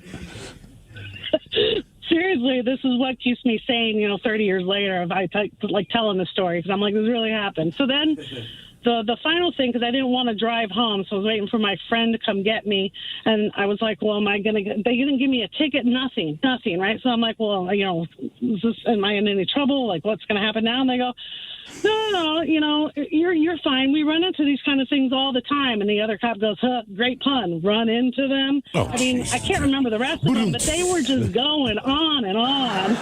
Don't forget it's open bike night at the Flamingo every Thursday. They're the running rebels. See me up on stage. I mean, give him credit. That is a little funny. Hey, I have a question for you. So you went to UNLV, and I'm just curious to know, Correct. Was the In-N-Out Burger there back in '94? That might have been the year that they added it. Okay, because every time we go to Vegas. Or maybe shortly thereafter, because I went in 1990, my first semester, we won the NCAA against Duke. Oh, that's what I was going to ask about. That's how I know the Running Rebels. And that was that Tarkanian? Yes, it was Tarkanian, and where the In-N-Out Burger was the AM/PM that we were all like partying around. So I want to say the In-N-Out Burger, 94, 95 maybe. I mean, it was around that time when they built that. Okay. I was just curious to know, because we always cut through their campus just to get the In-N-Out Burger. That's where I went. I ran to In-N-Out on an exercise run. It's a nice campus. Got 2 burgers, started running back, and that's when I pooped myself. Yeah. In the Golden Nugget. How apropos. Almost made it. The Golden Nugget. So close. Thank God for the mesh insert in those running shorts, because they kept a lot of it in there. That's a humble brag. It really was. I can't wait. They hammer down a couple burgers, get this run back on. What was run over and who ran over it? 206-803-ROCK. Presented by Pinky's Plumbing. The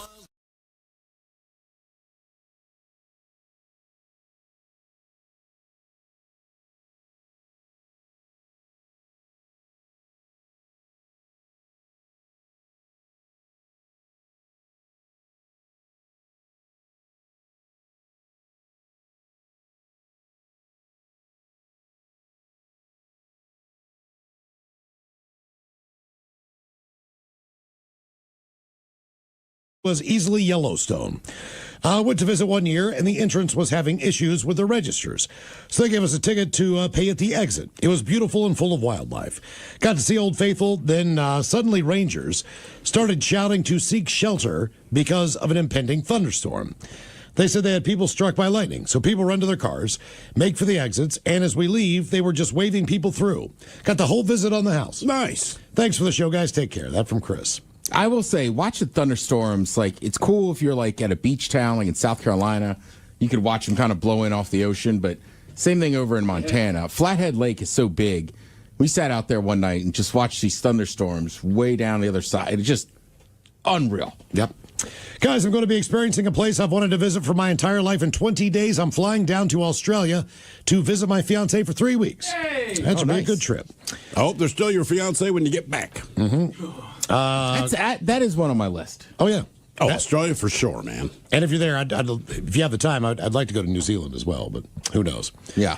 Coolest, I don't know. Never want to go to jail again, that's for sure. The inmates were cool, though. Ola Michela's Trucker Dean here. The coolest place I've ever been to is Dry Tortugas National Park.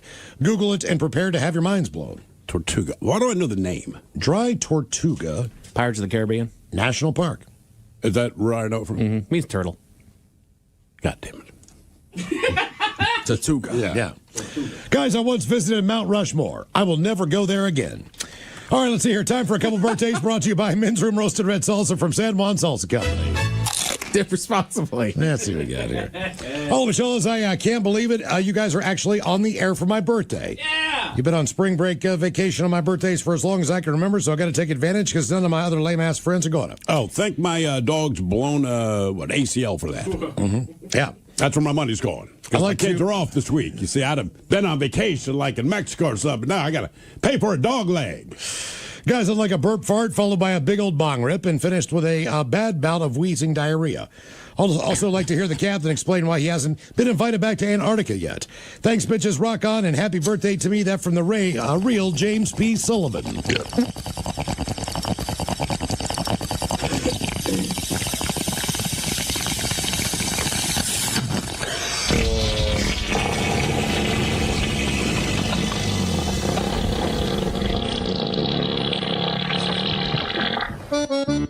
Ooh, well, oh, hoy there. That sound you just heard came out of my front side. No. But as far as being banned in Antarctica, do you remember Skipper, the penguin from the Madagascar movie?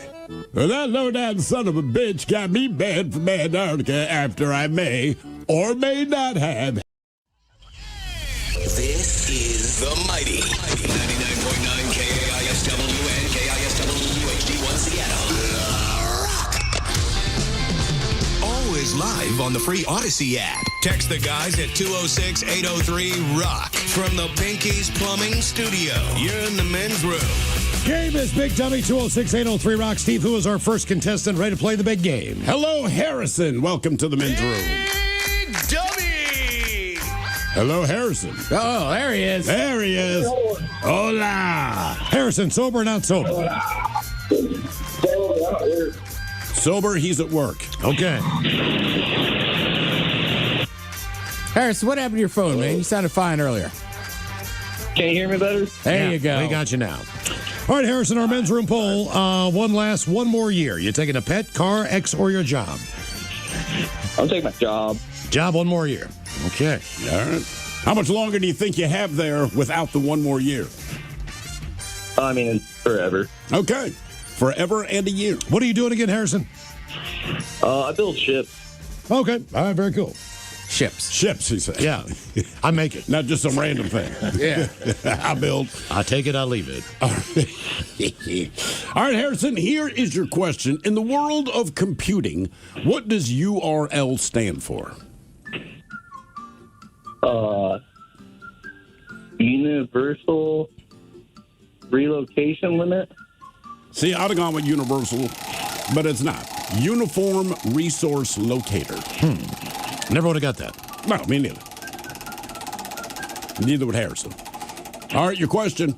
What college team plays their games at the so-called Dean Dome? Delaware. Dean Dome. I know Ted knows this. Hold on. Of course Ted knows this. Is it Kentucky? No. Is it Duke?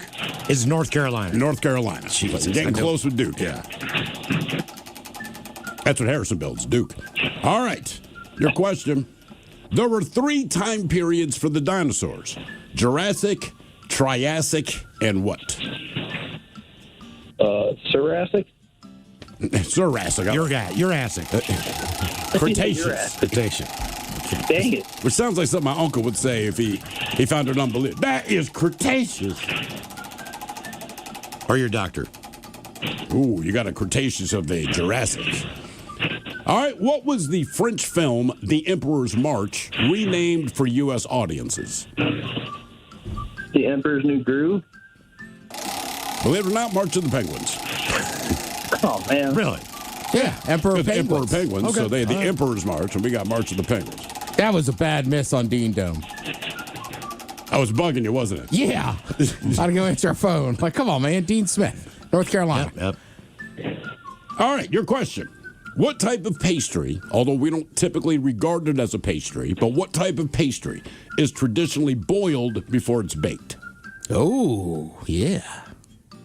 A lot of different varieties. People love cream cheese on it. A bagel. Yeah. Bagel. There you Yeah. go. There you go. Yeah, I just figured that'd help you out there. Did you ever think of it as a pastry? Never. No. I mean, it is, but Well, It is breakfast. I thought a pastry was something that was more sweet. because that's how we generally look at it. But when I looked it up, they're like, it is a pastry. No one's going to call it a pastry, but it's like saying tomato's a fruit. It is a fruit, Okay. but you're never going to think of it as And a like, if you go somewhere that has like a buffet or a continental breakfast, the pastry area has the bagels. Yeah, that's a good point. They Okay. do. It's over there by the juices. And the muffins. I've gotten with the continental breakfast lifestyle, man. I'm just because the kids volleyball, right? So we're always staying at these hotels, and it's not like you're staying at the Four Seasons, right? I mean, it is. It typically ends with express, and you get up in the morning. They have that ugly green carpet in the kitchen. You go in there, and it's just more sausage, They bacon, got and eggs. And they got cereal. They've got toast. They do. Most have scrambled eggs. They have orange juice. They They have do, milk. but those scrambled eggs, man, they get a little. Well, I wait for them to put out the fresh tray because they're still kind of light and fluffy. If you get there and it's about half done, they're little. they got little bagels. dense. They got muffins. Typically, they'll have a waffle iron. I mean, I stay at a lot of Hampton Inns, but I'm not positive the crack of those eggs.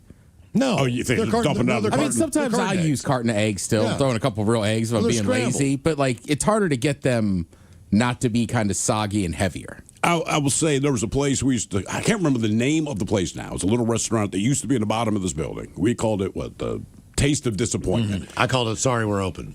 But they had pictures of their food. I don't know why I got duped because I knew the place sucked, right? And they had this bacon, egg, and cheese bagel, and it looked so good in the picture. I'm like, you know what? Yeah. I'm going to get that. So, lady's like, cool. She rings me up. She grabs a carton of eggs, pours in Tupperware, pops that in the microwave. I'm like, okay. And then she got that crappy pre-cooked bacon.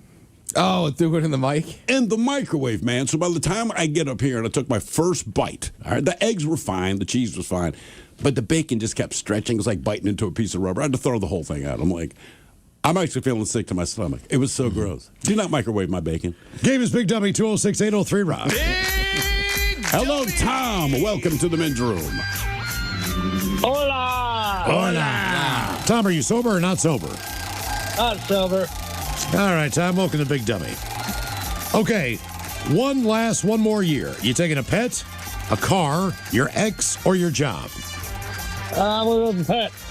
You're going to go pet. What kind of pet do you have? I got a cat. 19.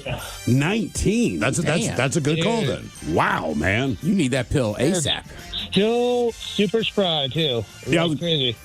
So no, other than you knowing how old the cat is, I would not be able to tell by her actions, right?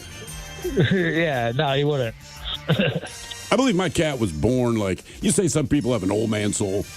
My cat's been lazy forever. She's Really? just going to be lazy. So even when she gets, I guess she's 9, 10 years old now, but even when she gets like super old, like, you can't tell.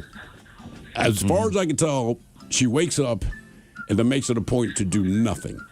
And then goes back to sleep. And that is it. Great life. And if I go down and visit her, then she will do nothing on my lap. Otherwise, she just mine's does nothing on the couch. I'm still dropping out birds on the doorstep. Like, it's crazy. Oh, really? I don't get it. That's cool. Are the birds dead? Does she at least kill them? yeah. All right, my old cat, man, I'm in Baltimore. I don't remember where I had to go, but I'm ironing a shirt, which means something important was going on because I think I ironed a shirt one time in my life. And I see something out of the corner of my eye, and when I look down, there's nothing there. So I'm like, all right, maybe it was a floater. Then I kind of hear something and see something again. It's a baby bird that my cat had brought in but had not killed. No, because you want to play with it. So now I'm like, you've got to be kidding me. So I'm kind of in the corner of my bedroom. The baby bird's in the corner, terrified, obviously. My cat's just sitting in the doorway doing that weird tail flick. Like, oh, I got more plans. So now I felt kind of bad. And I'm like, all right, man. So I pick up this baby bird. And again, it's terrified. It's in the palm of my hand. The cat's trailing right behind me. I open up the slider to the backyard, and I gently launch the bird into the air. I did not anticipate how quickly my cat snatched this thing mid-air. Oh, just took it out. I felt even worse. I was like, oh, my God. Oh, It's like skeet shooting. Basically, that's what it was. It was skeet shooting. I'm just not thinking about it. So I tossed this bird, and my cat just shoo. It's like, okay. My buddy, him and his wife had this cat that, like, it almost was like a little bobcat. All right. So they made like a fenced-in area outside and gave it like a cat door. But that was the same thing. It kept bringing in like half-alive animals. Well, that it would catch outside and just be like, here you go. That's what indoor-outdoor cats do. That's why they go out. They go out at night and they hunt. I had a cat who did that. The girlfriend I was with at the time, she was terrified of mice. So we had the cat. The cat had caught a mouse. But the cat walks into the living room, and the mouse's tail is sticking out of the cat's mouth. And the cat has like the puffed out cheeks, right? But the tail is still moving. Like, she lost her mind. I'm like, just eat the goddamn thing. It was a whole disaster. So, yeah, you want another year of that. All right. Oh, yeah. Here is your question. The novel The Great Gatsby is set in what decade? I believe it's the 30s or 20s. 20s. Whoops, sorry. You're right. Oh, got it. One and done. But before we let you go, 50-50 question for you. True or false? The United States is the biggest donut-eating country in the world per capita. I'm going to go true. Canada. It's Canada, believe it or not. Oh, Tim Hortons. Because of Tim Hortons. Yep, that's it. Bro, that place is no joke. We were up there, we were in Vancouver 2 weeks ago, 2.5, whatever it was. There's a Tim Hortons directly across the street from the volleyball tournament. The coffee was good. I got a chocolate chip muffin that was good. I was telling Ted, they have like a mini French cruller. Ooh. Yeah. And just because I was wolfing down the chocolate chip muffin, which was pretty heavy, but I still wanted a French cruller. And I'm like, I cannot believe how small they are. It was so freaking good, man. That place. Did your kids enjoy that? Yeah. He's all about it, man. I bet Timmy's would have a much better breakfast sandwich than that one you were describing.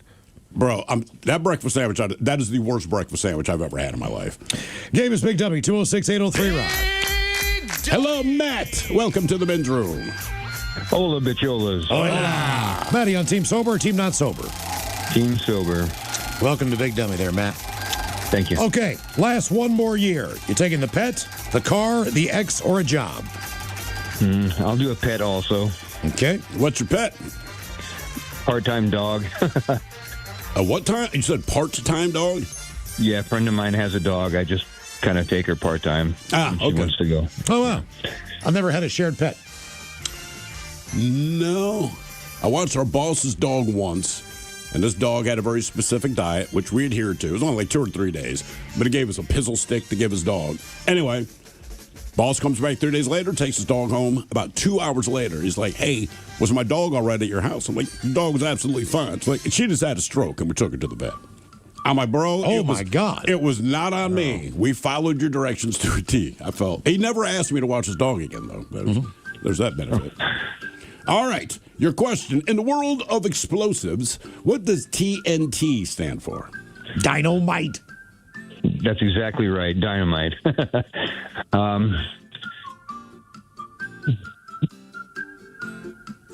Yeah, I mean, I've heard it, but I couldn't pronounce it right now. Everyone hears it all the time. Can you remember, Miles? No. Trinitrotoluene. I would have never got that. Oh, really? No. Oh, never mind. No. Does anyone know the difference between dynamite and TNT? Oh. I don't, because, I mean, they look the same. I think it's the same. A couple molecules.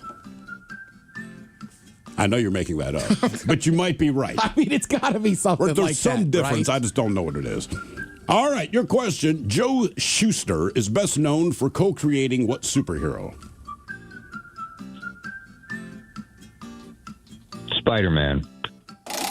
Batman. Superman. Oh, Superman. And that's the name they came up with. Later he got Iron Man, Black Panther. Like, just call out Superman. Okay, He's super. He's super. He's super. a man. The Superman, yeah. All right, your question. On Sesame Street, which two characters live in an apartment at 123 Sesame Street? Got to be Bert and Ernie. Yes, Gotta indeed. be, yeah. Gotta be Bert and Ernie. They're the only guys that have an apartment, right? Like, because Oscar's in a trash can. You're going to have to rub it in. He knows. Well, the Count lives in a castle. Did he have Does his own he? castle? He's always just hanging on the street. Same with Big Bird. But, like, Bert and Ernie, the only two we really saw at home. All right, so that's a question. Where does Big Bird live? Does he have? He lives in a nest. I don't know. He's a big bird. I know, but I feel All like birds live in Sesame nests. Street addressed that. What do you think he can walk into an apartment building with being 7-8 feet tall? Do penguins live in basketball. nests? I mean, basketball players do it. Yeah, that's a good point, Miles. Yeah, do you think it's easy for them to find a hotel with a bed big enough where they're gonna have to sleep diagonal? I'm just saying, the more you think about it, maybe they were all maybe they didn't live in the neighborhood or they were homeless. But Bert and Ernie are the only two with a domicile. Everyone else Well, was homeless. Kermit lives in a pond, right? Yeah, he had a lily pad, I believe. Miss Piggy lives on a farm. Does Does she? Did she? You're saying that. Well, that's not Sesame Street, though. I mean, It's she- Muppets. That's a good point, right? She's Muppets. What about Elmo, right? So he's like the big hot star. Where the hell does he live? Because, right, Bert and Ernie we see at home. I bet Elmo's a couch surfer. No, he lives at DuPont Circle. All right, Capitol Hill, all right. Game is Big Dummy 206-803. You didn't know that about that? Yeah. Elmo's sweet. Elmo loves everyone. Elmo's a freak. If anyone would be a freak, it Oh, would be yeah, it's Elmo. Elmo. I mean, Grover ain't a freak. Tickle me. Hello, it's right Chuck. there. Hello, Tom. Welcome to the men's room. Hola, gentlemen. Hola. Tom, you playing for Team Sober? I am. Okay. What is going to last one more year, Tom? Are you taking your pet, your car, your ex, or a job? The car, probably. Okay, what kind of car you drive? I have a Nissan truck. How old is it? It's only a couple years old, but it's honestly probably the best option of the other three. Okay. What are you driving, a Frontier? Yes, actually, it's not bad. It's a good truck. Okay. No. Good truck. Do you have any pets? No, we don't. Okay, good. Because you said this is the best option of the three. And I'm like, if this man has pets, and he's like, F them. Do you have an ex? Well, I do, but I haven't seen any of them in probably 3 decades. Okay. Oh, wow. Damn. Okay. All right, here's your question. In what state would you find Yale University? That's New Haven, Connecticut, I think. Boom. One I and just done, asked Tom. the state, brother. Nice job. All right. All right, before we let you go, true or false? According to scientists, roughly 1 in 12 rams are gay. True. 1 in how many? They say about 1 in 12. For whatever reason, they say Who do you they think it is, Aaron Donald? exhibit exclusive same-sex Puka? preferences. Puka want a polka. I don't know. I want a puka. So many options. Got a new little stat about the Rams. Hey, brother, can I puka? Game is Big Dummy 206-803. It's always the kicker, kid. My puka face. Hello, Derek. Welcome to the men's room. Hola, gentlemen. Hola. Derek, sober, not sober? Sober. Welcome to Big Dummy. Okay, one's going to last for one more year. You taking your pet, car, ex, or a job? I love my cat. My car is about to die, but I'd give it to the ex. You would give it to the ex. Wow. Okay. All right. Yes, sir. All right. What, is she in prison for life or something, or what? She's passed. Oh, damn. Wow, that got dark. Okay. Is that why she's an ex? Not necessarily. We had split up for 3 or 4 years before. Okay. All right. That still sucks. But she has a kid, so it's like, ugh. Way to bring the room down, Derek. We're just trying to have fun, man. And Derek, I hate to tell you, but that doesn't count. Oh. If I can't bring Tigger back. Yeah. Yeah, that's a good point. I mean, I'm sorry. That's a horrible story, but we got to play by the rules. I love that you still Okay, come well, over the top of rolls. Like, man, that's a sad story. I don't care about it. Doesn't count. Yeah, it doesn't. Not in this poll. Then my poor car. It doesn't. All right. There you go. That's a terrible, tragic story. You know, left the kid behind. But it doesn't count here. All right, the car. Yeah, she's already gone. You can't count it. All right. All right, Ted. Yeah, I'm going now. All right. I'll see you there. We'll all be there. Wow. We got a tea time at 8 a.m., Miles. You'll be good to go. Right. Yeah. Don't ask for leniency from the Honorable Judge D. Beautiful course. Winds the river Styx. Yeah. Smoke all the cigs we want. All right. Derek, here's your question. Botticelli's Birth of Venus features a goddess floating in the ocean on what?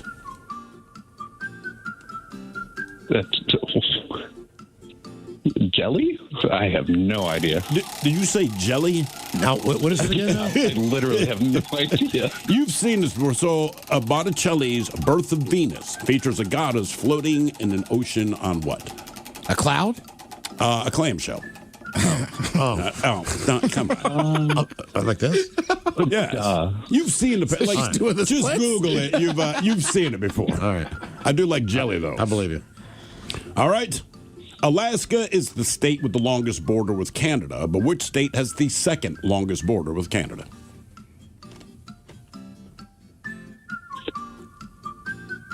Greenland? What state? What It's our state yet, my guy. Oh, state. Sorry. It's got to be one of two. Say Montana? That was my guess. That Michigan. was Ted's guess. It's Michigan. All right. Question number 3 for you. What's another name for a groundhog? What's another name for a groundhog? Oh. A dirt weasel? Did you say dirt weasel? Yes. Woodchuck. Woodchuck or whistle pig? Oh, whistle pig. Hey, Derek, do us a favor. Hang on the line there, man. We got to jump to a break. More Big Dummy on the way. 206-803 Rock.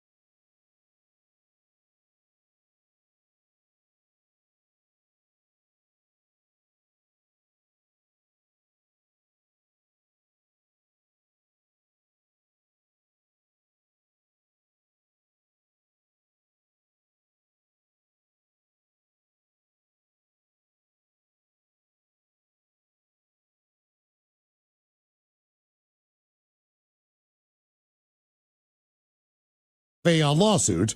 On December 2024, I was ran over by a jacked up truck. Yes, it hurt very bad. Ended up in Harbor View for 6 weeks. But I'm alive and I can walk. Rock on, guys. Damn. You should call the advocates. Yeah, no kidding. For real. We were around 18 crossing the street, and my friend who was on cocaine tried to run across thinking he could make it before the Subaru Forester did. He couldn't. He jumped last second, caved in the windshield, and did a couple flips in the air. He didn't want to get in trouble for the drug, so he popped to his feet and ran away. Went to the hospital the next day with 6 broken ribs. I was going to say, because he's on cocaine, my guess is that he got up and left. Yeah, probably. And he did. Either way, you're still going to have an adrenaline rush. The adrenaline one way rush, or another. Add cocaine, that and PCP. Like, oh, there's something broken, bro. You just have the energy right now. Yeah, I mean, I think any drug or alcohol and with the adrenaline, right? Like when I had that giant hematoma on my hip from sledding, like we had been boozing, doing shots of Jaeger, so like it didn't feel that bad that night. Oh, of course. But as soon as I woke up in the middle of the night to like go use the bathroom, I was like, oh my God, this is bad. Guys, I was ran over by my mail truck while working. Had the window down, no seatbelt, because going 30 seconds away to the next stop. Hit a slick spot in the road, lost control of the mail truck, hit an embankment that was ejected out of the window, ran over twice before the mail truck came to a stop on top of me. The guy saw it happen, thought he was walking up to a dead body for sure, but I was just laying there, waiting for help. I'm a bartender. One of my regulars left the bar drunk. He was walking home and passed out in the road, and he was run over by a car. He was given a 1% chance of living when he was airlifted. The doctors had to reconstruct his bladder from a piece of his intestines and 6 pounds of titanium to rebuild his pelvis. 6 pounds? 6 pounds. Damn. He spent 18 months in a nursing home, but he lived. He was only 25. Wow. That's an easy way to gain 6 pounds. Yeah. I mean, It's not my diet. You It's can't shake the titanium. titanium, man. It's always going to be there. Yeah. My daughter and her hubby were driving back from a concert one night and ran over a rabbit in their Tesla. That little bunny caused $18,000 in damage to that car. Nothing mechanical. Guys, I once ran over a bush in front of the front window of my driver's ed school when I was headed to my very first day of driver's ed. I was mortified. Not good. That's a good look. What if you knocked over like a plastic parking thing? You know, like they don't come here. Yeah. You got to report that to that building, or you just leaving it? Why are you asking? If you're supposed to, I wouldn't. Yeah, I don't know if you're supposed to. Yeah, I'm sure they would like you to, but I'm just saying, me being me, considering what it is I hit, I'm not saying anything. Yeah, I didn't either. Okay. How recently did this happen? Probably good 2 years ago now. Okay, so last week. No. That's how I would say it. It's the parking lot. It's a very tight lot. Man, don't say anything. Yeah. Say nothing. They're fine. Guys, my roadkill stats are 1 cat, 1 big bullfrog, somewhere around high double digits to possibly triple digits for lizards and small frogs. Lizards were on a stretch of road somewhere between La Paz and San Jose and Cabo. Frogs were on a short stretch of road in Japan. I was not trying to hit any of them. And another. We were in the desert of southern Utah with our Jeeps, exploring the remote canyons when I was a kid. There were a lot of cows in the area, and they were constantly walking down that road, leaving giant cow pies. Our Jeeps did not have any mud flaps, and the tires stuck out from the fenders. So every time we ran over a cow pie, it would flip up into the Jeep and land on us or in our friend's Jeep behind us. By the end of the trip, we all had random cow poop all over us. Yeah, sounds about Good right. times. Okay, time for a couple of emails about birthdays. Brought to you by Men's Room Roasted Red Salsa from San Juan Salsa Company. Dip responsibly. Let's see what we got here. Hey there, guys. I was hoping to make a less traditional birthday shout-out to Chancho, who is celebrating his bar mitzvah and 13th trip around the sun today. He and his dad are big fans of the show and watch the U2 live stream every day at KISW Rock. Thank you for everything you do. He would love a fish sandwich and the captain talking about giving advice on getting older. Thanks, guys. That from Haley in Tacoma. I'll have a fish sandwich. Ooh, well, ahoy there and happy 13th birthday. You know, at age 13, your body's going to start going through changes as you go into adulthood. So I talked to my mascot friends. That includes Tony the Tiger, the Tricks Rabbit, Toucan Sam, Snap and Crackle. Papa's on a call with his mother. We didn't want to disturb him. We also talked to Count Chocolate, Frankenberry, and Lucky from Lucky Charms. And we all said, you know, at age 13, if you want to reach adulthood and be healthy, don't eat any of our cereals. It's just fiberglass and sugar, unless you want tooth decay and diabetes. It's up to you. Crunch berries. I know I brought this up before. I used to DJ some bar mitzvahs. I've heard about that. Hey, we're always fun. Yeah, I won't say what I heard, but okie dokie. All of which all says my husband Chris's 44th trip around the sun. He recently ruptured his quadricep tendon, needing surgery. He's pretty down and out during what's going to be a very long recovery process. So can he get your penis is too small? Oh, yeah. Turtle sex, fish sandwich, cut that bitch off, and Coach Ted telling him to keep his head up and to keep pushing. Thanks, guys. Appreciated that from Nicole.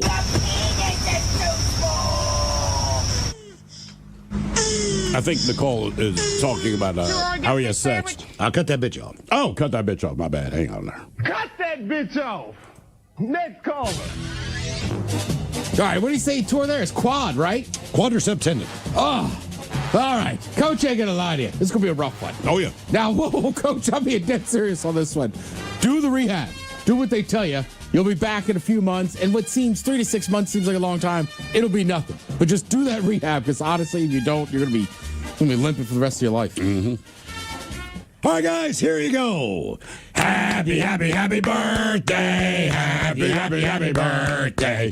Happy, happy, happy birthday to you, to you, to you. Ya's a Dirty Germans, brought to you by Men's Room Original Sausage. Available through Uli's World Famous Sausage, mensroomlive.com, and other fine retailers. Schweinefleisch. Thank you, Bob. And a question we had the other day: what's the coolest place you've been, or a place you never want to go again? And someone wrote in and said, we got to play they song. never want to go. Sorry, corporate mandate. Yeah. So this guy said you had an email saying that they had gone to Mount Rushmore and they'll never go back. Well, if they had smoked a joint underneath the president's noses, like my nephew and I allegedly did, maybe they would have enjoyed it more. It was special to have a smoke with the dead presidents, allegedly. That from Thomas. I've always heard it's just smaller than you think. Sure. Subject is these. If I'm driving through South Dakota, I'd probably stop by. I just don't know if I'd make a point of it. If I'm in South Dakota and reasonably close, then yes, it's like you visiting Sis. I'm going to be in England, so I'm going to come. I almost think you have to drive by that thing. Really? Yeah. That should be how they do it. Yeah. Olovich is the stand catching up on the podcast on the Odyssey app. Had to share this story. Dating this girl for a few weeks, and she was spending the night. Middle of the night, I awake suddenly gagging. This thick, god-awful stench is leaking out of the covers. Smell it. I've never smelled anything like this. I clamp the covers closed to keep from vomiting. Then I'm stuck, trying to figure out the best course of action. Keep the stench in and try not to vomit, or air it out and hope I can hold my breath long enough. As I'm pondering this dilemma, I keep repeating to myself, she is so hot. She is so hot. I ended up airing it out because it kept leaking out and I couldn't take it. I didn't vomit, thank goodness. I found out later she'd been living on bean and cheese burritos. God, though, was she hot. That from AK Matt, who says, P.S. Sometime later, she lived in a sober house and was eating a lot of hummus. Her roommates were discussing if something had died in the walls and what to do about it. So hot, though. So hot. Told you years ago, my kids were like 5 and 4 years old, maybe. And if I remember this correctly, I farted in our bedroom, then went down the hall, and I'm talking to my wife. So just based on where the kids' rooms are, I can't see them, but I can hear them talking. And they're in the hallway. My daughter just starts with, "What is that?"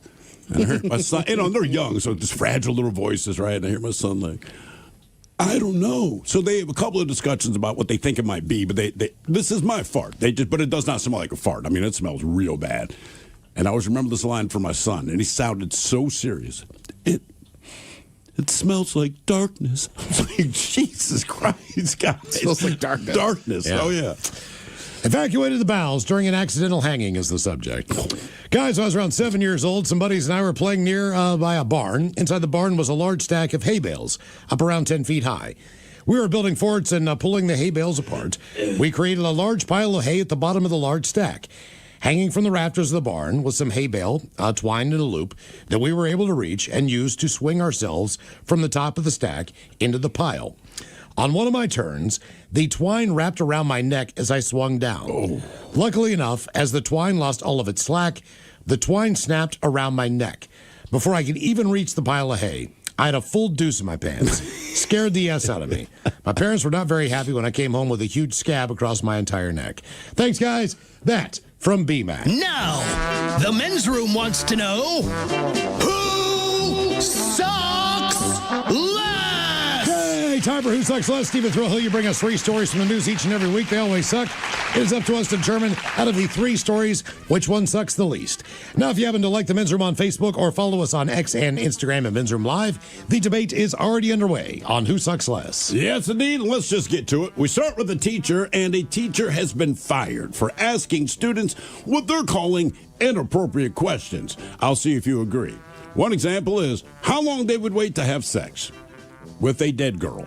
Now, here's the thing. This isn't the first time he was fired from his job for the same thing. This guy was placed under investigation after several of his comments triggered serious concerns among students, parents, and colleagues.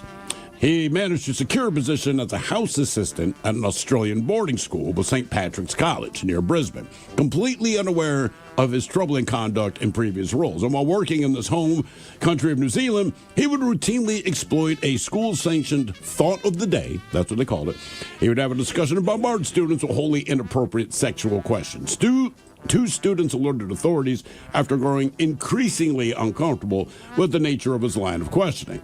Some of his questions included, would you have regular sex with a 7 out of 10 or have a one-night stand with a 9 out of 10? Again, you are speaking to students. He also asked, would you sleep with an absolute 10 out of 10 if she was crazy? 99.9 KISW. The shenanigans continue. This is the Men's Room with Miles and Thrill. Finally, we can get back to Big Dummy. Yeah. Are you ready now, Miles? I'm ready. 206-803-ROCK. I believe we have Derek on the line. Derek, you are on question number 4. Welcome back there, Derek. All right, here's your question. What late singer is known as the Queen of Rock and Roll? The Queen of Rock and Roll.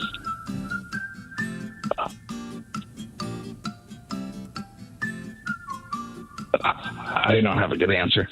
I'll just name somebody She's who's not dead yet, but I'm going to say Adele. Adele. No, she's not dead yet. Dead. Not dead She doesn't yet. do rock and roll. I know. Are you trying to tank this on purpose, Derek? It would be the late Tina Turner. Yeah. Tina Turner. Are you tanking it, Derek? Not on purpose. All right. Apparently, I'm a big dummy.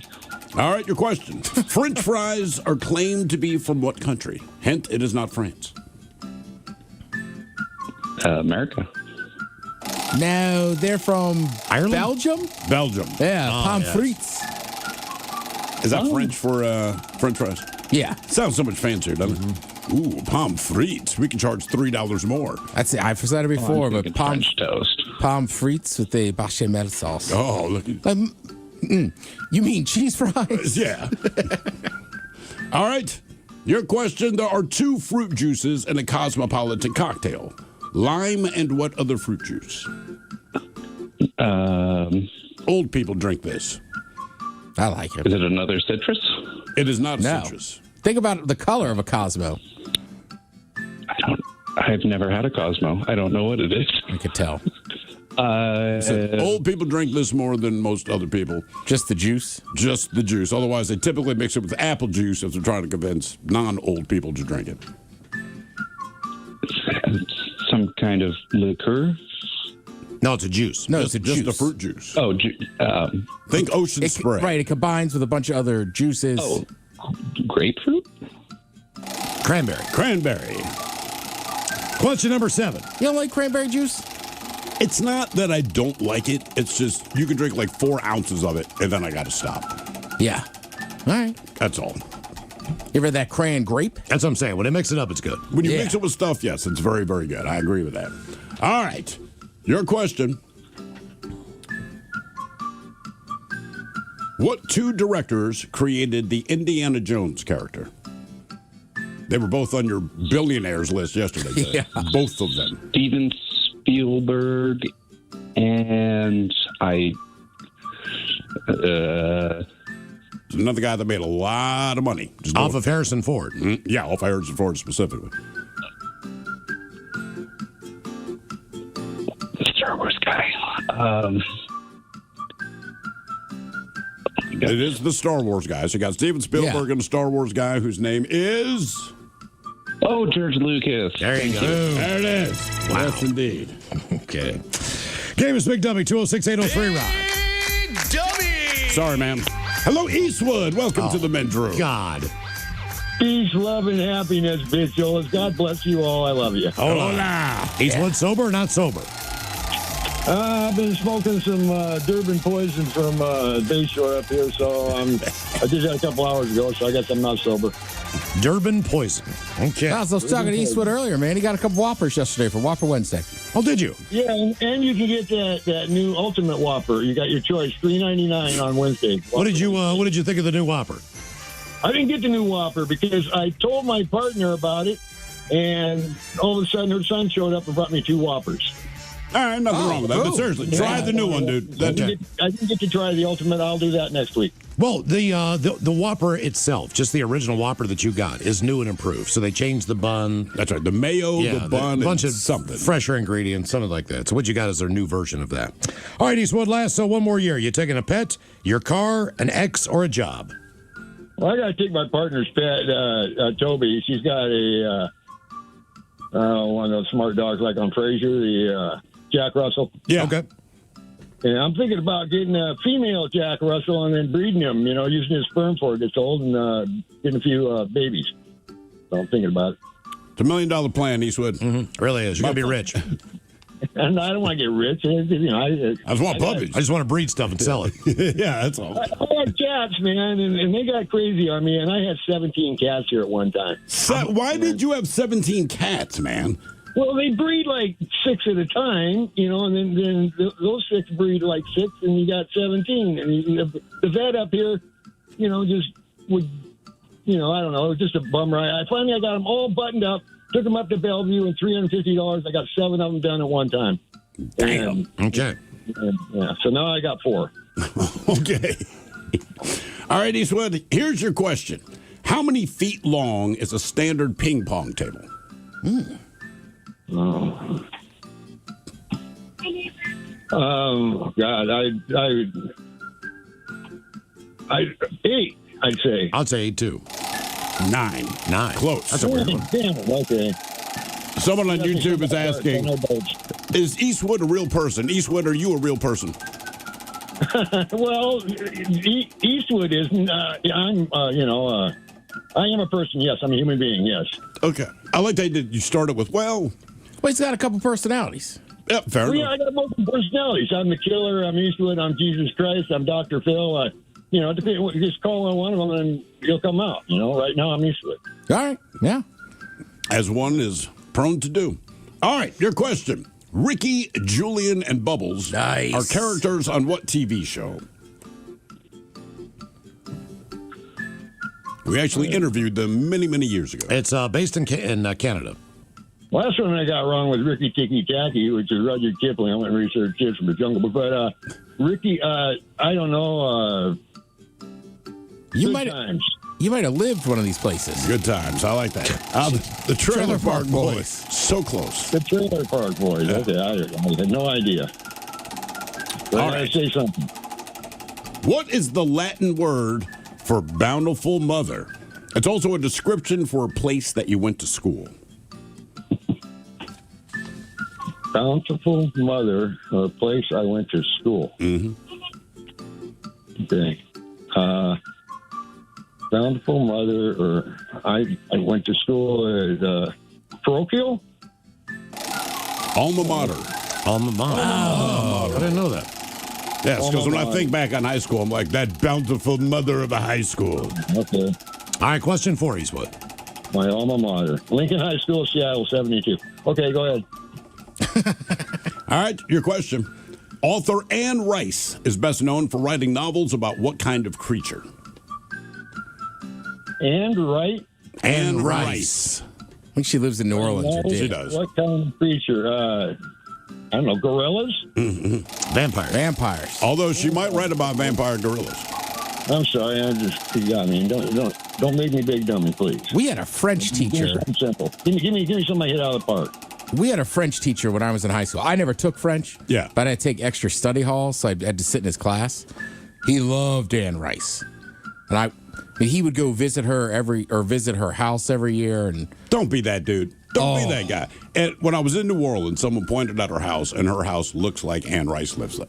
You can tell she's into the gothic thing and vampires and all that. Yeah, I mean, he definitely hung out with Elmo. I got the feeling. Yeah. Question 5, Eastwood. All right. That guy hated me. All right. Eastwood, your question. In ice hockey, how many players from each team are allowed on the ice at the same time?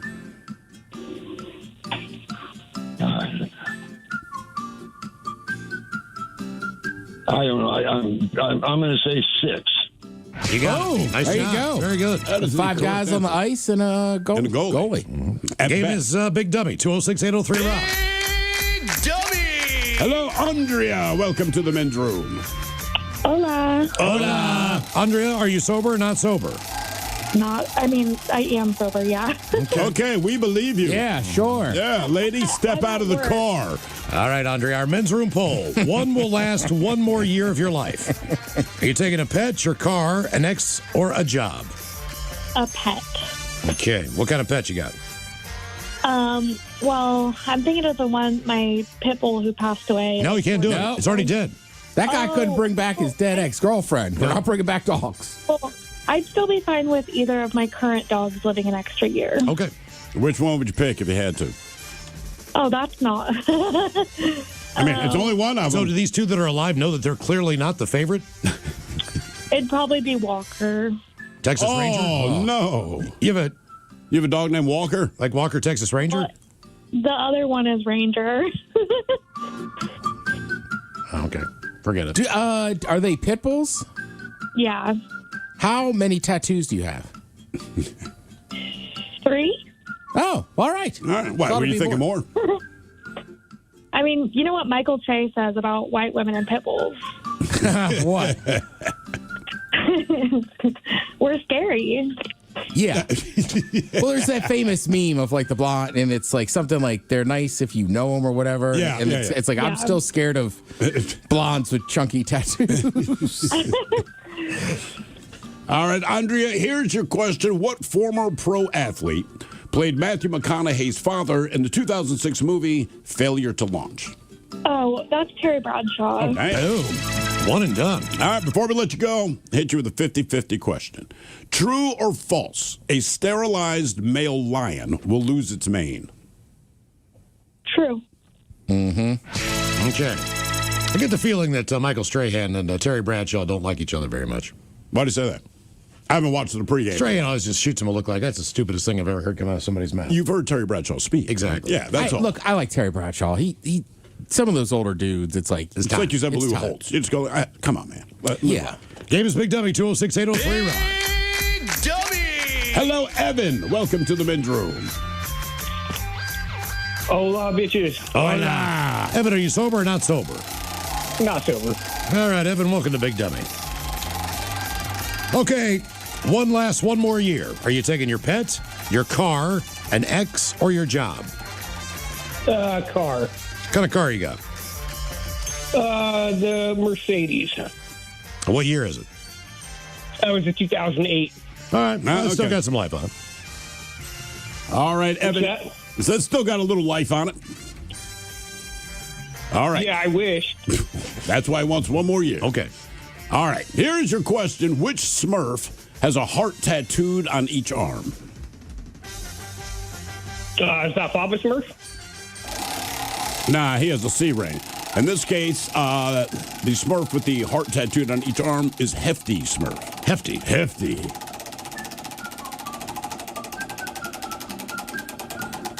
All right. Who played the lead male role in the 1968 movie Planet of the Apes? Planet of the Apes. Every role he had, he talks like this. I'm too young for that one. I don't know on that one. He also played Moses. Also did commercials for Bud Light. She gave him a T-shirt. He couldn't talk like anything other than this, Charlton Heston. Yeah, I got no idea. By the way, I don't know if you saw this. It's been making the rounds on the internet. It's messed up, but it's funny. So you got the guys on the 4 astronauts on the Artemis, right? Yeah. Yeah. And somebody was like, look, man, if we can get everyone in the world a rubber monkey mask, just so when they land, they think some S has really happened. Yeah. And I was like, that would be the ultimate prank. All right. Dude, I mean, let's be honest. We don't know what happened to them when we couldn't talk to them. Yeah, they came back with monkey masks. They could be aliens now. Could have swapped them out. You know what, man? If they had a freaking sense of humor, what they should have done is just take 4 masks, Right? So when they come back around the other side of the moon, people who come up and to the NASA capsule, reconnects, you know what I mean? Like, yeah. When it splashes down, man, all the guys in the boats, man, they're Planet of the Apes characters. Freak the You got a dog. Just get in. You got a dog. It's not even like in a Russia gear. You said like Soviet gear. It's like, we found that dog. Here he is. All right, your question. What is missing from a navel orange? What is missing from a navel orange? Unlike other oranges. It's like a petty officer.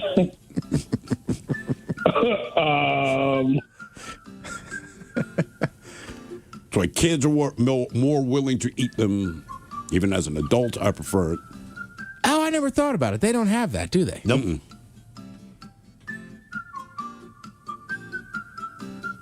I have no idea. I mean, What's inside of an orange when you peel it open?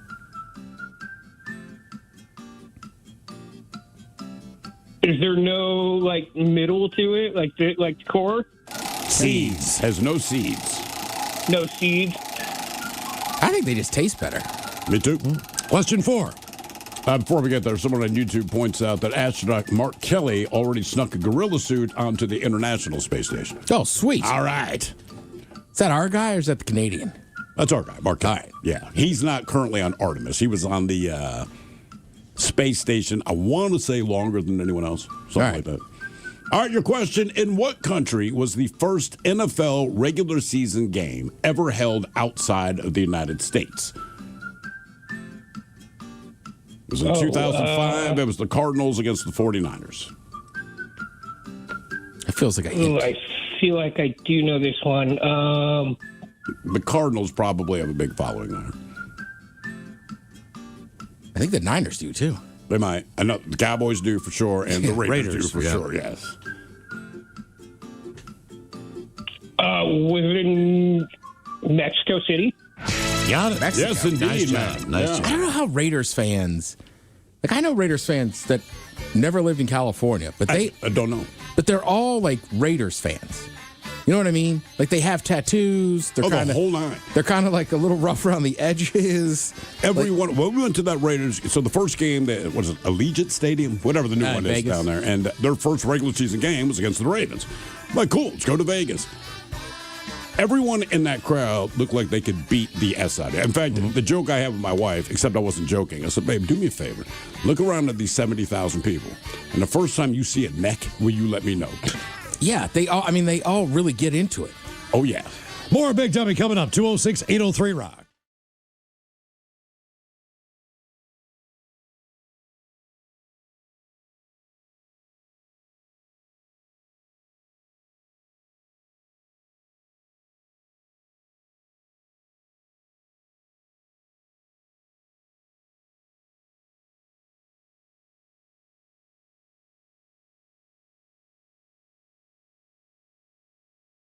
Okay. He also asked children if they would engage in necrophilia, and if so, how long they would wait. Well, he was also reportedly compelled to issue an apology after directing a sexual remark toward one of the students' mothers. So she came in to confront him, and he's like, before we get to that, let me ask you, and they don't say what the question was, but apparently very inappropriate. And this was, again, the school had a thought of the day. So this was once a day, every day, 5 days a week, and this guy asked one of these types of questions. And keep in mind, this was his second job doing this. What grade was he teaching? I believe these are more high school students. Okay. So, I mean, that makes it a little better, but still, bro. Speaking of school children, an oncoming train clipped the rear end of a school bus. Now, the bus driver drove across the tracks as the train was approaching. The front left corner of the train hit the back left corner of the bus. Just so you know, no one got injured in this. Now, surveillance video inside of the bus showed that the train's warning sirens and alarms were activated at 4:07 p.m. That's the time that the bus driver tried to drive over the tracks. 6 seconds later, the bus driver is heard saying, quote, "Not gonna stop for no train." She decided to cross the tracks, ignoring the warning lights, and as you might imagine, the students on the bus began to panic, one of them yelling, "There's a train coming." The bus driver responded with, Get in your seats. Yeah, the train ended up hitting the bus seconds later. The Sumter County Sheriff's Office arrest report identified the bus driver as 67-year-old Yvonne Hampton.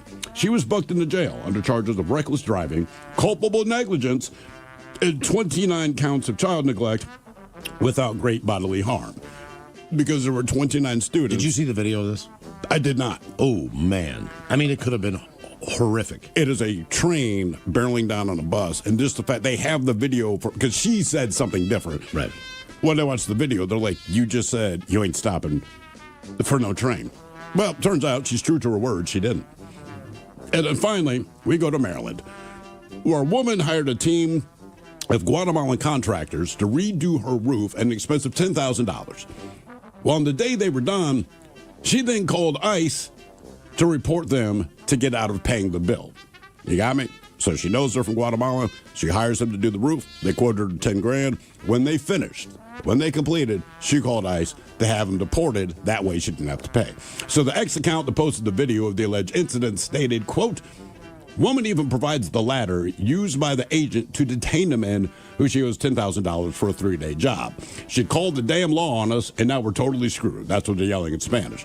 They surrounded us. They surrounded us. Agents even left behind a worker's van with the doors wide open, filled with thousands of dollars worth of tools.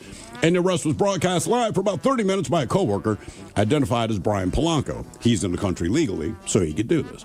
Well, Polanco's video included the woman who hired them tidying up the house and still with hatred in her heart. Now, according to the American Immigration Council, senior fellow one Aaron Reichland Melnick, if the allegations in the post are correct, the homeowner could be facing serious felony charges. Quote, very serious and disturbing allegation about a homeowner calling ICE on people working on a roof to avoid having to pay them. Now, while the facts aren't fully in, if the allegation is true, it seems that this would be a felony under Maryland law. She was arrested. Yeah. He posted the relevant statute from the Maryland Criminal Law Code, which states a person may not obtain, attempt to obtain, or conspire to obtain money, property, labor, or services, or anything of value from another person with a person's consent if the consent is induced by wrongful use of actual or threatened notification of law enforcement. Right. Okay. So it speaks for itself. So those are the three stories we have. We have the guy who currently teaching in Australia, formerly teaching in New Zealand, who's asking students during the Thought of the Day segment of school things like, how long would you wait to have sex with a dead girl?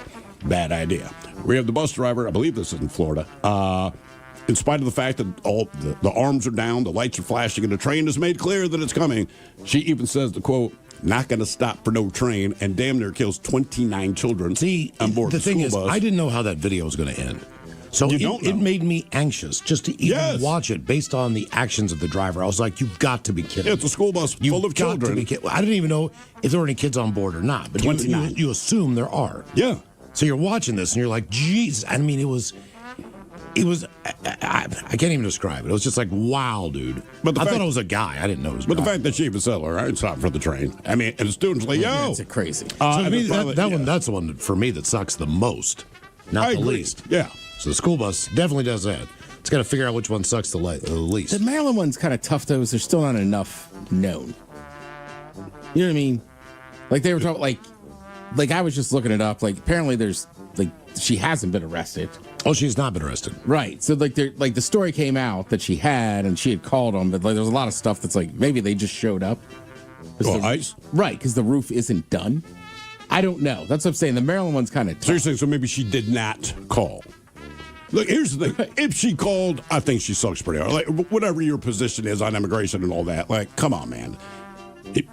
You're asking for, if you called, that is effed up. If she didn't call and they just showed up, that's kind of out of her hands. Correct. Man, I don't know. You're right. The bus driver probably sucks the most.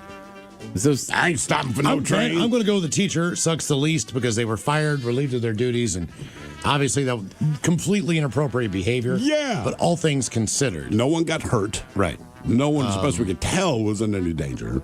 Obviously inappropriate. Yeah. But compared to the other two in this instance, I'm going to say the teacher sucks the least.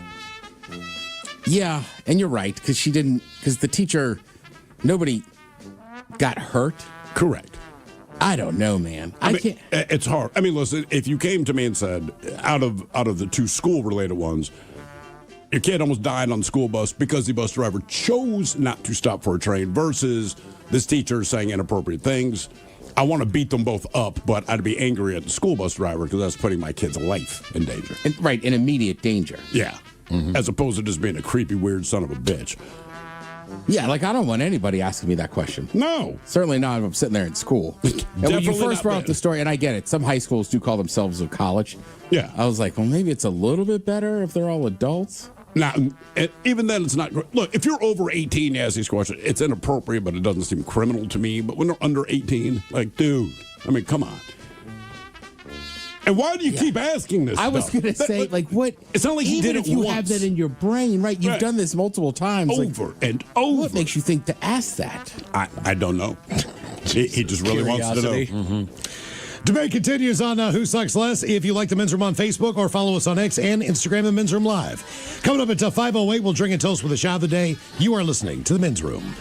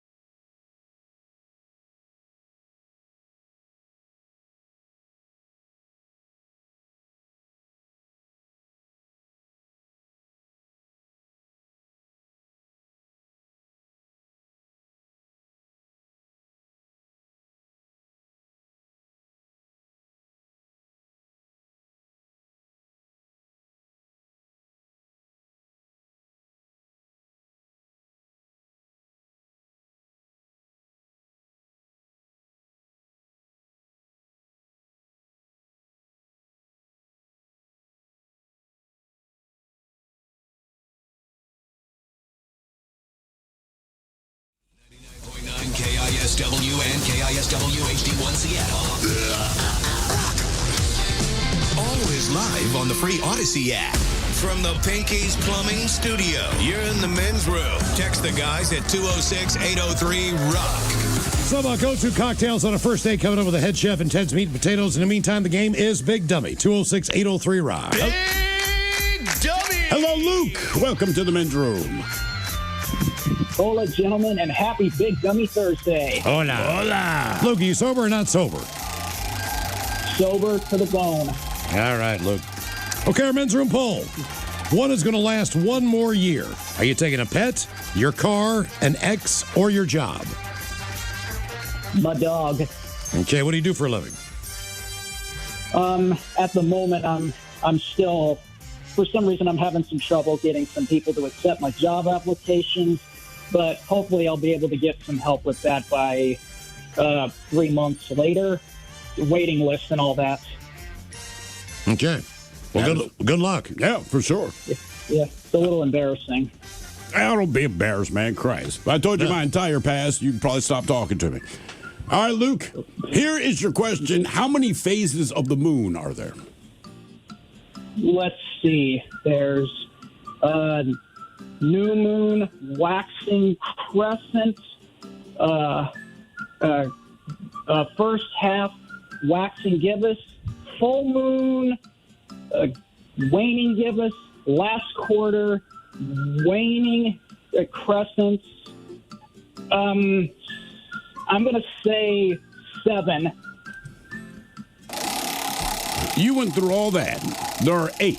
Yeah. So it's waxing crescent, first quarter, waxing gibbous, full, waning gibbous, third quarter, and then waning crescent. So he named them all. He just didn't count correctly? I believe so.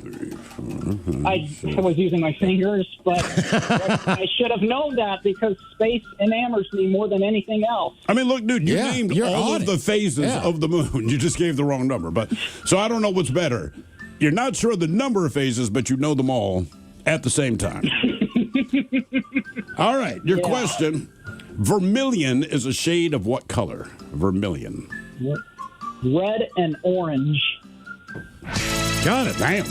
Good job, Luke. Very good. How did he get every phase of the moon and then said 7? Like, brother, and he got them in order. That's like when he was doing it, I almost said, like, don't lose count. Yeah, once he started saying that, I was like, you're hired, dude. Yeah, like you got the job is you're hired. I didn't want to ask. It's obviously it's bugging. I'm like, what is this job? Maybe it's a problem. Yeah, I played all 3 quarters. So close. Right? It's like you're so close. Got to play that 4th quarter. Hello, Alex. Welcome to the men's room. Hola, bicholas. Hola. Alex, are you sober or not sober? Painfully sober today. All right. No worries. Okay, Alex, one more year. Are you taking your pet's life, car, ex, or job? Definitely my pet. Your pet. And what is your pet? Well, my heart dog, her name was Foxy, and when she got hit by a car years ago, she got out, and she was only like less than a quarter mile away from our house, and that one hurt like no other. So yeah. Well, yeah, she got hit by a car, yeah, but you can't bring her back to life because she's already passed. Yeah. Do you have a current pet? Current pet. Well, I do have 2 dogs, a cat, and a ferret. So I'll go with Zeus, who is a Doberman mix. And okay. He is 9, so we hope he'll give us many more years. Yeah, that makes sense. Is that why you picked him because he's old, or did you pick him because this is your favorite? If you got to think about it, he's your favorite. A little bit of both. I mean, yeah, he is. Besides Foxy, yeah, definitely. What did you name your ferret? I'm just wondering where ferret names fall. Oh, okay. So it wasn't actually my ferret. It was my son's, and then he came to live with us. So his name is Houdini. Houdini. Because he is an escape artist and very, very good at it. I thought it's because he was hairy, but hey, who am I? All right. Here's your question. It's multiple choice. In 1701, who invented the seed planting drill? Was it Molly Hatchet, Uriah Heep, Jethro Tull, or Leonard Skinner? So Molly Hatchet, Uriah Heep, Jethro Tull, or Leonard Skinner, one of these people existed and created the seed planting drill. Well, I know all of them except for Heath, so I'm going to go with Heath. Jethro Tull. It was Jethro Tull. Jethro Tull. And that's why you name your band after him. You go, the guy who invented the seed planting drill? Guys, form a rock band and name ourselves after that. Hey, Aqualung. Got it. All right. Your question, what 5 tastes can a human being distinguish? What 5 tastes can human beings distinguish? Let's see. Salt, sour, sweet, spicy, What else is there? Bland? Is bitter? I was going to say bitter. Sweet, sour, salt, bitter, and umami, which is like broth taste. Anything that tastes kind of meaty. Okay. That's umami. Mm-hmm. Damn. I'm not doing too well. That's all right. All right, your question. What is the first element on the periodic table? Oh, hell. The confidence is oozing through. Years ago, how many years it's been since I've seen a periodic table? By the way, I flunked that class. So I'm going to go with oxygen. I have no idea. Hydrogen. I think oxygen's 3, I think. Not 100%. Question 4, Alex. Question number 4. Who is the first American world chess champion? And we can only hope makes it to the release of the Red Party for our chess tournament. Oh, didn't they make a movie about him? But what's his name? They did make a movie. His name was in the title. Someone was chasing him, right? Was that the name of it? I think who? Searching for him? Oh, searching. That's right. Yeah. The hell's wrong with you? Chasing down? Yeah. Hunting down? In a park. Wasn't it like You're Bobby right. something? Yeah, it was Bobby. Bobby something. Bobby. Oh, I'm going to kick myself. Oh, my goodness. It's a famous popcorn. Famous popcorn? Well, Jesus. She's never been to the Delaware Maryland shore. But I got you. I have no idea. Bobby Miller. Bobby Fischer. Fischer. Bobby Fischer. Fisher. Oh, dang it. Could order some Chinese. Got it. All right. What Arctic sea whale has a long horn on its head? That would be a narwhal. You got it. You got a little confident in the end there. Oh, Bobby. yeah. A narwhal. Oh, that would be dumbasses. Let me tell you. Yeah. Game is Big Dummy, 206-803-ROCK. Hello, Corey. Welcome to the men's room. Montgomery! Hola. Hola. Corey, are you sober or not sober? Not sober. Welcome to Big Dummy, Corey. Okay, one more year. Are you taking your pet, your car, an ex, or your job? I gotta take my truck. Your truck. What kind of truck you got? Just a little Ram 1500, but I'm using it as a sawhorse right now. Oh, okay. Okay. Is your Ram gay? 1 in 12R. Does he always want to park next to the other Rams in the parking lot? How do you know when you're buying one of those? Yeah. Suddenly becomes Are you always tailgating other Dodge Rams? Elmo sells it to you. You know, Bernie, his whole company is just Dodge Rams. So I got to hit him with that Yeah, fact. just let him know. Hey, man, it's one of those things. One of your 12 trucks is gay. How many you got? I mean, it's just the idea of a truck or any automobile being. If it just says Ram, 1 in 12 are gay. Just know it. All right. Your question, in the Marvel movies, specifically Guardians of the Galaxy, what is the name of Star-Lord's ship? He named it after an actress. Oh, I should know this. Those are good movies. An actress and a cookie? Mm-hmm. You got to know what it is. Damn. This actress I'm drawing a blank. She's my age. I've always thought she was hot. We've just aged together. Just so it doesn't. I can't think of it, guys. And a cookie. Come on. Pepperidge Farms. Oh, Milano. Milano. There you go. It's called the Milano. It's named after Alyssa Milano. Oh. Yeah, and a cookie. I was trying to think of a first name of somebody with a cookie. It sounds like the Madeline? Right. Yeah, the Milano. She's still attractive. Yes, she is. I'm very enthusiastic about that. All right. And in which organ is vitamin A primarily stored? Which of your organs is looking for that vitamin A?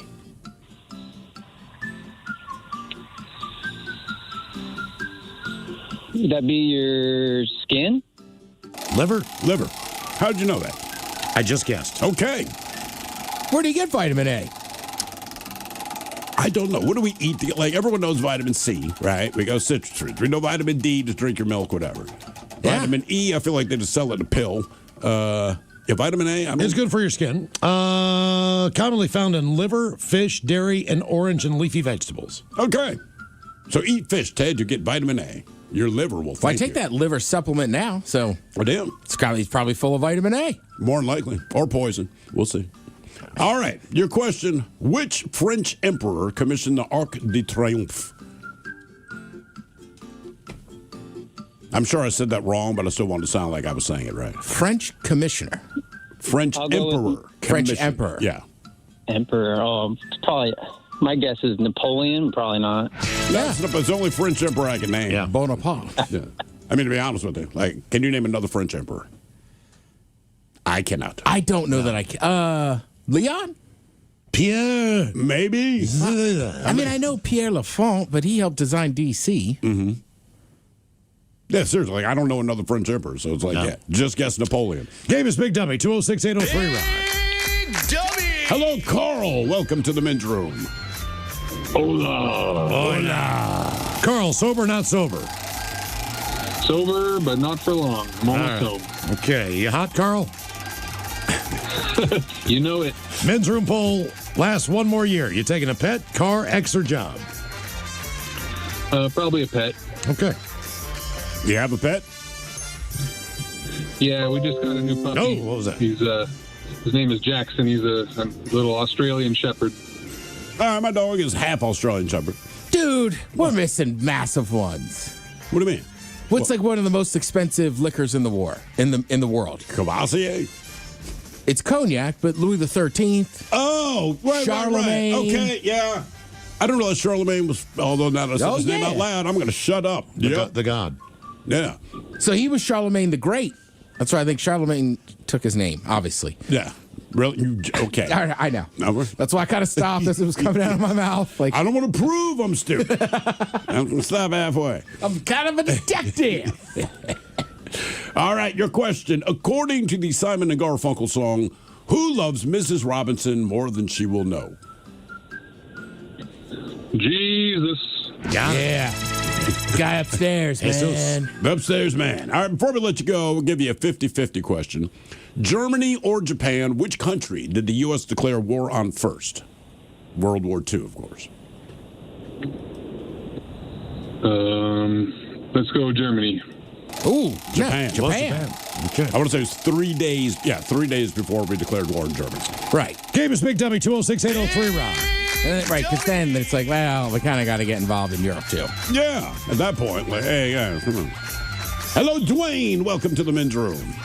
Hola, gentlemen. Hola. Dwayne, sober or not sober? I'm drinking beer with my dog on the porch here. All right, Dwayne, living the life. Yeah, it's and he likes men's room lager. Does he? Excellent.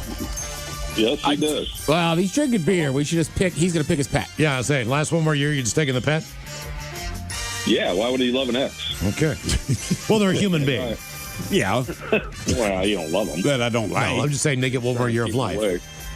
Yeah. Mm-hmm. Why does the world deserve that? What did it do? I think it would be. I think people would be more apt if it was like you got to pick one to give an extra year of life to, as opposed to like if you could extend the life of a car or a dog, you're going to take that over your ex every day of the week.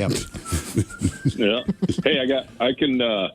You guys were talking about dynamite and TNT earlier. Yes. Yeah. You said you couldn't tell the difference. You can definitely tell the difference between dynamite and TNT. What is the difference? Different compound. TNT, they can heat it up and turn it into a liquid and cast it. And dynamite comes in like cardboard sleeves, and you can actually break it open and pull it out, rub it around your hands, and it's not granular, but it's a softer material. Okay, I got you. Is that like the stuff that they're like putting on bridges before they blow them? Yeah, that'd be faster. That'd be fast. That'd probably be. There's different compounds that you can use. Like they used TNT to do the King Dome.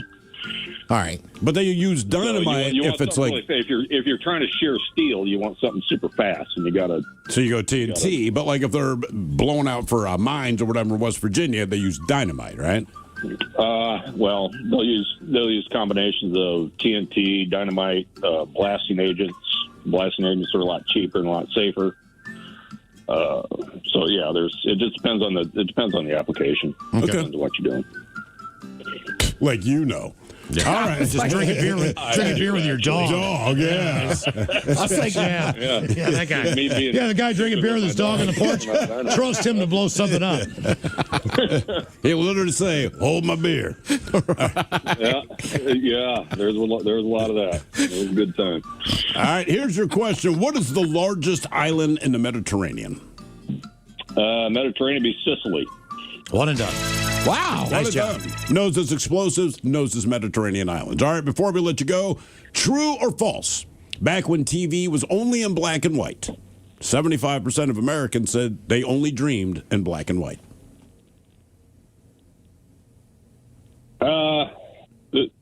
I think a lot of people still say that. That's true. Okay. Yeah. Which is weird to me because you got to think before black and white TVs, you had no concept. Before black and white photography, you had no concept of black and white, so you probably dreamed in color, right? Then they introduced black and white TVs, and then you actually made your dreams look old. Do you dream in color or black and white? I dream in color. Yeah, me too. Yeah. Who dreams? I've heard people I don't know. say it, but That's I'm what like, I'm saying. that's so weird to me. I'll try to do it tonight. Take my dream back, old timey. One more contestant in Big Dummy. Hello, Jeff. Welcome to the men's room. Do your girl and your Johnson. Oh, Your girl and your Johnson. Gotcha, Jeff. Jeff, are you sober or not sober? What's up, Ted? How you gentlemen doing today? We're not sober. I've had enough time off the clock. Well, good for you, Jeff. Okay, one more year. You taking your pet, your car, an ex, or your job? Well, pet's out because I don't have a pet anymore. Otherwise, I'd say pet. Let's go. I'm going to have my truck. I've had that thing since 2013. It's the first vehicle I've ever bought. Okay. So, I'd still keep it around. So. How many miles you got on the thing? Oh, man. We're close to 250. Damn. All right. Okay, That keep on was a trucking. daily driver for a while. I mean, I had it down when I was living in Arizona. I brought it down from Washington to Arizona when I was stationed down there. I drove it back up. So it's got some miles on it. All right, so I like my women.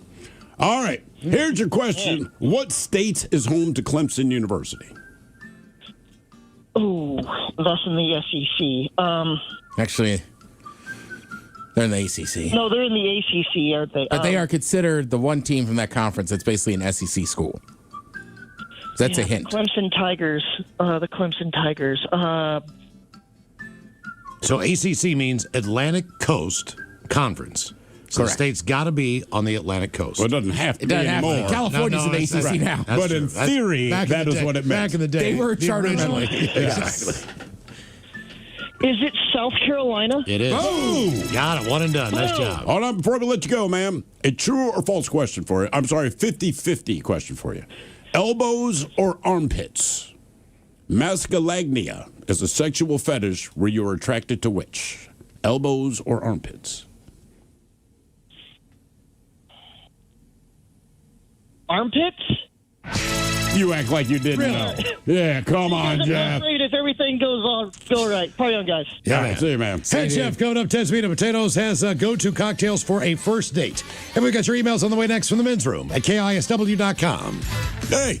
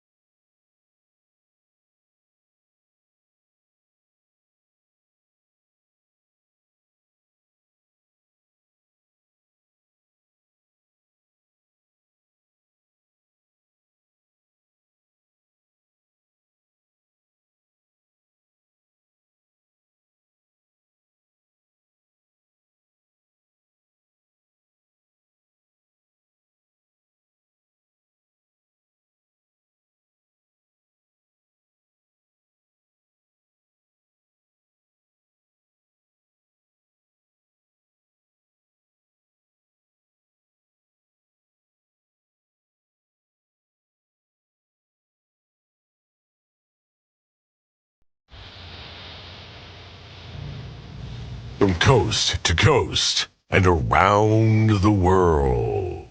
If it's not important, you'll hear it here. Exclusively on In Action News. Here now are Stone Ledbetter and Felix Foxworthy. Welcome back, ladies and gentlemen. Researchers at a local university are celebrating the successful test of their time machine. A time machine? That's sci-fi stuff, man. Time travel is no longer the stuff of science fiction, my friend. Researchers have successfully tested their time machine. They calibrated it to travel 15 years into the future. Well, how did they know that it worked? Well, that's what makes this exciting. They know that time machine worked because it returned with 2 men from the future. And those 2 men are us. Us who? Us. You and me. Wait a minute, hold on.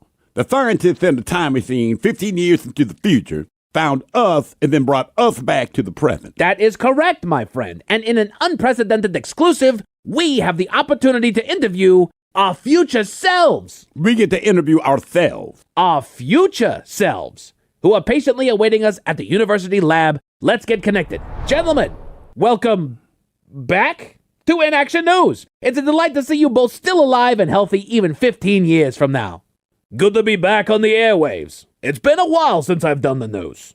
I'm no longer anchoring the news? Not for years now. What about me? You're on the news plenty, young Felix, but no longer an anchor. But that's the price that you pay when you become the President of the United States of America. Felix is the President? You can call me Mr. President, citizen. Yeah, man, show some respect. You are the President. And a landslide, and I mostly have you to thank. Me? Well, not you, but future you. That's me. What did we do to help Felix? Mr. President. Sorry, what did we do to help Mr. President become president? It wasn't really me, but I appealed to my audience to support President Foxworthy's re-election campaign. My audience are the real heroes. Our audience? What do we do now if I'm no longer a news anchor? We have become the top earner at OnlyFans. OnlyFans? What do I do on OnlyFans? The sort of answer is what you don't do on OnlyFans. And that's a real short answer. Yeah, I'm liking future you, Playboy. I don't know if I'm liking future me. Future you is considerably more likable than the current iteration of you. Now, don't be offended, Stone. He's absolutely right. OnlyFans will really loosen you up. I don't know how I feel about that. Yes, I know, but don't worry. Self-discovery through self-love on camera in front of an audience is a calling. When exactly does this happen? Yeah, we can't tell you that, citizen. It would throw off the entire space-time continuum. We can't have that. I have 57 states to take care of. There's 57 states now. Not your now, but my now, yes. I'm president of 57 states. All I can say is that Florida finally sank. And through a feat of engineering, we towed the island of Puerto Rico to the mainland. That's still 50 states. What are the other 7? Yeah, citizen Playboy. I can't share that information. I have so many questions for our future selves. We know. We were you. And we remember this interview. So you already know all the questions we're going to ask. Including that one, yes. And like the last time we did this, which is your first time doing this, we have to leave soon before the time loop closes. But before we go, we know you have more questions, so here are the answers. Hair on your nachos, butt stuff. Oh, yes. World record for the longest human centipede. All right. Tasmanian finger insertion. Mm-hmm. Bubbles. Yes. The moon base. Oh, yes. Mr. Chow. And finally, toenail collection. We hope that clarifies some of your inquiries. It really does not, Playboy. It will in time, young me. I appreciate it, Mr. President, who is me. Of course. By the way, your vice president is Dolores in HR.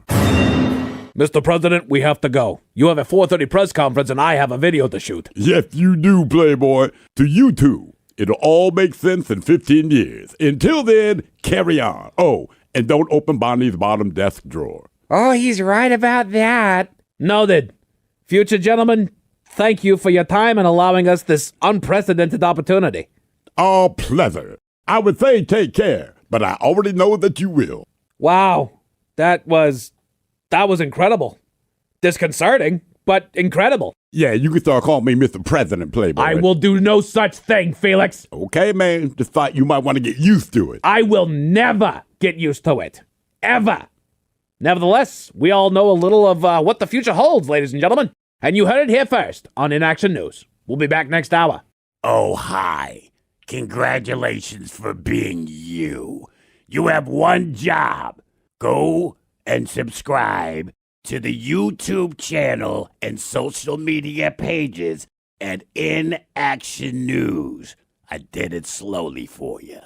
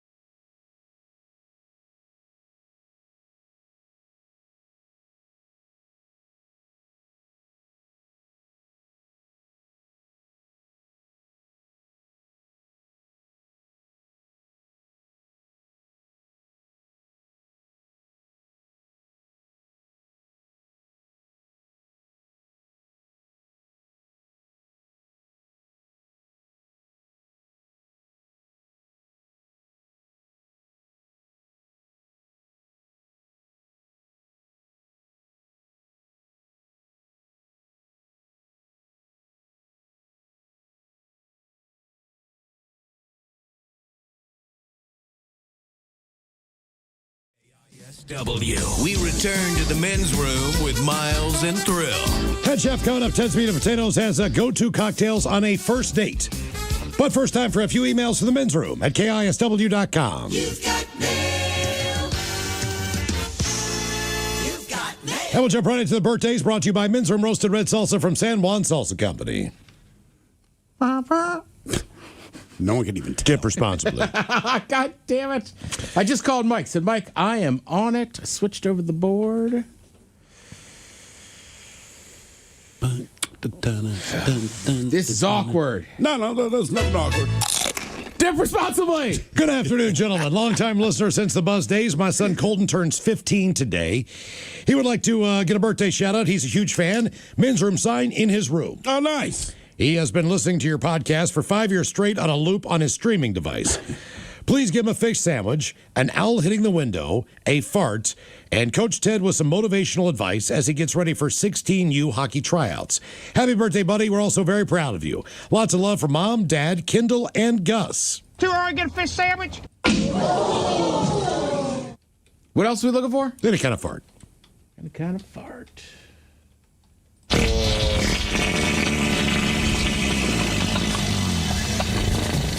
All right, it's U16 hockey, right? Yep. All right. Coach had played a lot of hockey, but I'll tell you one thing.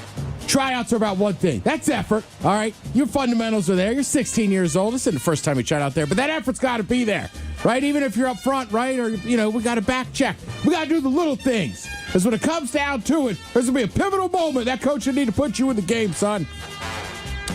And one more, old gentleman. My name is Daylin. Doubtful anyone will call in for a birthday shout-out, so I'll do it myself. 53 years old. Can I get a fart montage and some dad jokes? Thanks, guys.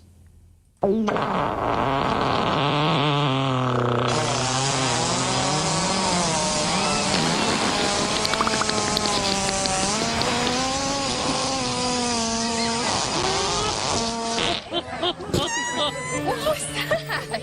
Couple dad jokes there, Daylin. Did you guys know the Chinese man who invented the camera lens has passed away? No, I didn't know that. Rest in peace. Zoom in. I bought some coconut shampoo. Oh, yeah? Got home, realized I don't have a coconut. Dad, here's a deep one. How do Amish women know if it's a romantic candlelight dinner or just dinner? Yeah, how do you woo them? Is this dinner? Oh, this is romantic, my bad. And finally, Ted, what is 5Q plus 5Q? 10Q? You're welcome. So stupid. It's good. It's I so just dumb. like, damn. All right, guys, here you go. Happy, happy, happy birthday. Happy, happy, happy birthday. Happy, happy, happy birthday to you, to you, to you. Ya's a Dirty Germans brought to you by Men's Room Original Sausage. Available through Uli's World Famous Sausage, mensroomlive.com, and other fine retailers. Mmm, Schweinefleisch. Think about a couple of extra emails here. Subject is unicycles. Steve, you were pondering if you could have sex on a unicycle. I'm convinced if you can ride a unicycle, you can have sex on the unicycle. Says old boys. My name's Unicycle. Regarding the subject of unicycle sex, you guys were talking about yesterday. Now, I've never seen someone have sex on a unicycle, but I once saw a dude do a full strip tease while juggling and riding a unicycle. To this day, I cannot tell you how he managed to get off his shorts while staying upright, but he had a giant tattoo of Mojo Jojo on his inner thigh. Circus parties are wild. Cheers, guys. That from Tristan, the Ginger Ninja. If that guy can do all that, he's tried it. Oh, I guarantee you. Yeah. And again, if she's stationary on, say, a table, it seems realistic. Yeah. Why does she have to be on the table? It's just sex on a unit. You're on a unicycle. She's on top of you. You ride your unicycle. Because I'm thinking about the fact that when the unicycles are at a stoplight, right? Yeah. You kind of half pedal. Yeah. And it literally goes forward and back, forward and back, forward and back. It does the work for you. Right, but if she's on top of you, it wouldn't be the same thing. She needs to be stationary on something else. I don't know. I think you can do it. Well, I guess we're on my unicycle sex stream. But because at that point, though, she's going back and forth with you. Correct. There's no, like, it would just be... Everyone on YouTube just got a great anatomy lesson. Is that how that works? Yeah. Oh, I can't explain it well enough on the air without getting in trouble. Yeah. Let's see, run over, and where would you not want to go back to? Yesterday, a caller told you a story about his terrible first date having to stop his girl's dead dog into a hole. That reminded me of a place thing I would never go and want to go back to, and something I ran over. While living in Fairbanks, Alaska, I met an Army girl from Arizona. For our first date, I scheduled a dog sled ride under the Aurora. I sat in the basket, she sat on my lap, our driver was hanging on the back of the sled. What could be more romantic? Well, the dogs are trained to poop while they run, so they don't have to slow or start during the Iditarod. Poo was flinging all over. I took shelter behind her. 3 hours of this. Oh, man. The dogs eat mostly salmon. It was terrible. Oh. No second date for me. That's from Jack. God, that's awful. I mean, the thought is fantastic. I feel like the musher should tell you that. Like, hey, the dogs are going to poop on you. Why wouldn't they put that in the brochure? Right. You know? Nothing ruins a romantic evening like a little bit of feces on you. You're not wrong. Mm-hmm. What did you run over, guys? I was riding my dirt bike up in Elba Hills a couple years ago. Stopped at this one harder section where the Toyotas and rock crawlers like to hang out. Bunch of rigs there that day, and they seemed to be all together. But they let their kids just run around unsupervised. There was an old Jeep Wagoneer parked off to the side on a hill, a few feet in front of another Jeep. Some of the kids were playing around in the Wagoneer, popped it out of park, and it rolled back into the Jeep, just as a dude was walking between them. Oh. Crushed his thigh, I think. But the thing that got me was the 2-year-old that crawled out from under the Wagoneer just after it happened. He was unharmed. How he managed that is beyond me, but it messed me up because my son was about the same age. After I composed myself, I got the hell out of there. That from Josh. That's insanity. Yes. I feel like that's a sport you got to keep an eye on the kids. You would think. Yeah. Guys, as far as running things over, I have 2 stories, both pertain to cats. I was taking this cute redheaded on a first date back in high school. Pet Sematary just came out of the theater, so had to be 89 or so. Taking her home after the movie, we come around a corner, driving my parents' Audi, and in the road was a gray tabby cat staring at us. Looked just like the one in the movie. I didn't have time to swerve. I hit it directly. Made a hell of a thud under the car. I immediately pulled over, grabbed a flashlight from the glove box. She asked if I was going to see if the cat was okay. I responded, no. I got to make sure my mom's Audi's all right. Other than a slightly dented oil pan, it was good. It had no effect on how it ran. No word on the cat on that one. Story 2. Sometime later, I was headed home from the same girl's house late one night in my 1968 Mustang. Another damn cat runs in front of me. I heard it hit the underside of the car, and when I looked in the mirror, the cat was doing somersaults in the air. I continued home, worked with a guy that I knew, lived in one of those nearby homes. I was talking about it at work a couple weeks later. This guy started glaring at me. He then told me it was his wife's cat. Apparently, she was upset because her cat was missing for a few days, so he finally went looking for it to make her happy. He found it in the ditch, stiff as a board. Said she was still crying about it days later. And that redhead from high school, we are still together. Keep on rocking, guys, from a loyal listener since the buzz days. That from Kylie. All right, coming up at 5:08. We will drink and toast with a shot of the day, but first... Time to open wide and sample Ted's meat. And... potatoes. Now, here's your host, head chef of the men's room, the Ted Nugent. Head chef in the house. Thank you, folks. Thank you.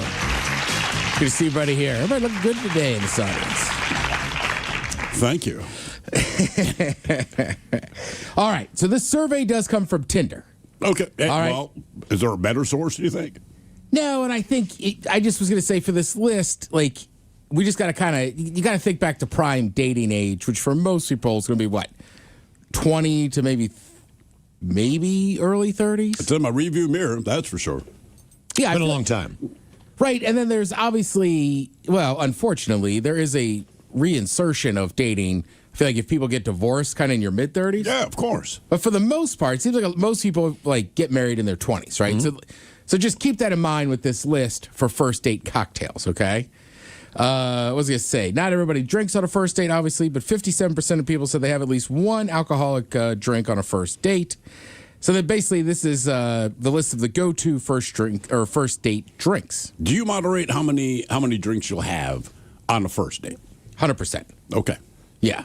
I don't remember. It's been so long, and I don't think I did.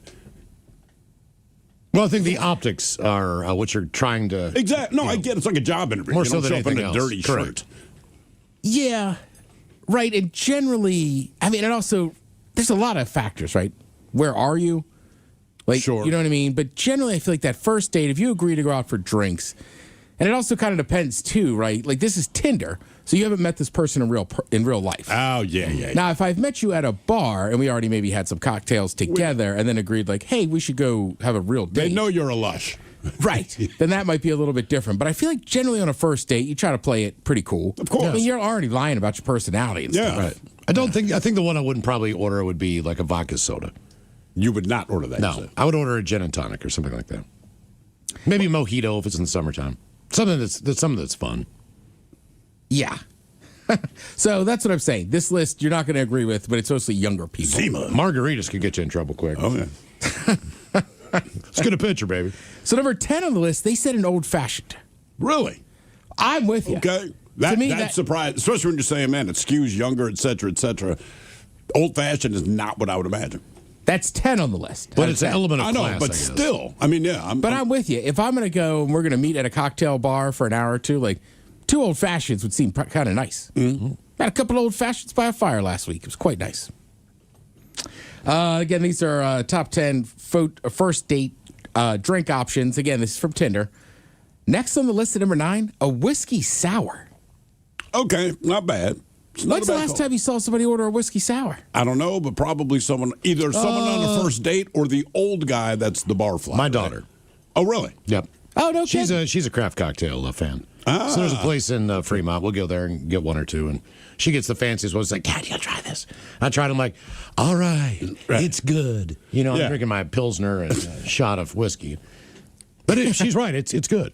It is a good drink. It's just I'm surprised anytime. Again, it's not like an old man ordering one. I'm always surprised to hear it. I told you before, but my mom always bring up that they had a whiskey sour fountain at their wedding. Oh, jeez. Yeah. All right. That's getting it done. That is definitely getting it done. Next on the list, they say a spirit, like a scotch on the rocks. Oh, so it's going straight. Yeah, but there's a difference. If you're sipping it It's classy. If you're shooting it, you're just doing a shot. So you need it on the rocks. I mean, that's the thing. You can sip whiskey neat. I can. But we won't. Right. So if I'm on a date, I would get it on the rocks because I want whiskey. But you're right. Just so it'll slow me down. Yeah. I know. Sometimes, like. Because you ordered it. Otherwise, I just ask for a shot of whiskey. Like if I say, and it's weird, I forget. A lot of bartenders know me. So if I just say, yeah, Jack Daniels, they know it's a shot.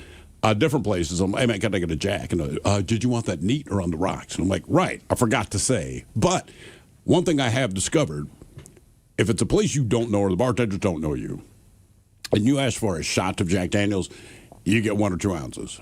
If you just ask for a Jack Daniels neat, then you get 4 to 6 ounces. Yeah, right. For sure. So as I've gotten older, I'm like, no, I'll do a Jack Daniels neat, please. This is a wild one. Number 7 on the list, a daiquiri. Wow. Now, Okay. daiquiris, All right. truthfully, are not frozen. That's how most people know them, is a Uh-huh. frozen daiquiri. But, I mean, they're still good. But, like, I only have one friend who loves making cocktails. That's the only person I've known that makes a... Is it who I assume it is? No. Okay. No. I I was drinking old fashions with him, though. That makes sense. Sticking with kind of a beachy feel, next on the list, a pina colada. Okay. All right. I don't know that I've ever actually had one. Oh, I have. Frozen are better. Pina coladas are great. I mean, they're super sweet. I'm sure. I just, like, as long as I've been alive, I've been aware that it exists, probably because of the song. But I don't think I've ever actually had one. It's when in Rome. And back to the age thing. That seems to be where you are geographically or youth. You're right. And Gen Z, as everybody talks about, does not drink as much. But I feel like even if they do, it's definitely like cocktails. Something fun. Yeah. Because they're not drinking 6 of them. Right. Correct. And homemade ones are good. But, yeah, man, I'm trying to think now. The pina colada. All right. It's in that strawberry daiquiri world. It is. If you're somewhere warm, live it up. They say a mimosa, but to me, you don't see people really drinking mimosas outside of brunch. True. I mean, you could order them at dinner. There's no problem. You with can. It. How about a Moscow Mule? Does that make the list? It didn't. I love a Moscow Mule. Yeah, me too. What is in it? Haven't had one. Part mule, part Russian. Moscow Mule is vodka, ginger beer, and what? A little bit of lime? I believe so. All right, sounds good. Yeah, the Moscow part's the vodka. The guy that was importing Smirnoff at the time, they couldn't figure out. People did not drink vodka. All right. Right? So he had these copper cups. They come up with the Moscow Mule. What do we name it? Russians are famous. Soviet Union's famous for Russia. They called it a Moscow Mule. Okay. Yeah. First date drinks, a martini. Yeah, all I mean, the right. thing is, if you drink them on the regular, then I would say yes. Sure. If not, I don't know. Yeah, I would not make that my cocktail. Yeah, like I don't want you to think something of me that it's just not true. It's kind of What, like that me you're wearing pretentious? wearing a Harley Davidson T-shirt, Right. know, and acting like I have a Harley when I don't. So for me, like a martini is one of those things. I've never seen you drink one except for our first date. It's Like, correct. I was just trying to impress you. Yeah, that's exactly it. Yeah, and I think that's fair. I probably wouldn't I'm more of a gimlet guy. You know. Don't mind me a gimlet. Yeah, shows up in a martini glass, but it's very rare Like that a gin gimlet. gin, vodka, whatever. Okay. But I'm with you. It'd be very rare that I think I would just go out and order a martini, unless, of course, it's an espresso martini. They say a glass of wine, always classy. Sure. Right. Good on a first date. I think it probably depends on what kind of wine you get. You probably want to order a red. I don't know if you want to show up and press her by ordering your glass of your sweetest white wine. Well, it depends what you're going to order for your dinner, right? Because then now you have 2 ways to impress. You get red wine and you order the salmon, you look ridiculous. I don't personally care, but it's always that thing. If it's seafood, you drink white wine. If it's, red meat, you drink red wine. It does not matter to me, but for some people, it's a sign of, I don't know, whatever. Yeah, I'm with you. And I think Right. some of those rules are kind of bending now. They should, because I think at some point, look, I will say red wine definitely tastes better with red meat than it does with fish. But in the end, I'll drink what you got. Correct. Yeah. Let's see. They say a shot of something. Oh, really? Okay. Is that getting close to number 1? I'm a classy mofo then. Number 2 is a shot of something. And then, honestly, Sweet. I hate to admit Finally. it, but you nailed number 1 right out of the gate, Miles. What's that? Gin and tonic? Margaritas. That could go down a bad road. But it says fun. I think that's the thing. Yeah. Like, it says fun, but you're right. After 2 or 3 of them, Who knows what the hell will happen? And again, this is a first date. They're not necessarily having dinner, right? I think if you're at dinner, you might order different. But yeah, you order a margarita, you get a couple of those going. Who knows where it goes? Now, I will say, I've been on a first date where a girl ordered a Long Island, and I was like, I'm in. Complete opposite. You mean somebody you want to hang She out literally with? had one and left. You should do a first date with us on Saturday at the Return of the Red Party. Yeah, there you go. Up in Woodinville. That's classic. Oh, yeah, and beer. Beer's on the list. Yeah, Black Raven Brewing. You should join us at 2 o'clock there. And when you buy a ticket, you get a six-pack of the Red to take home. It's that easy. Tickets available at KISW.com.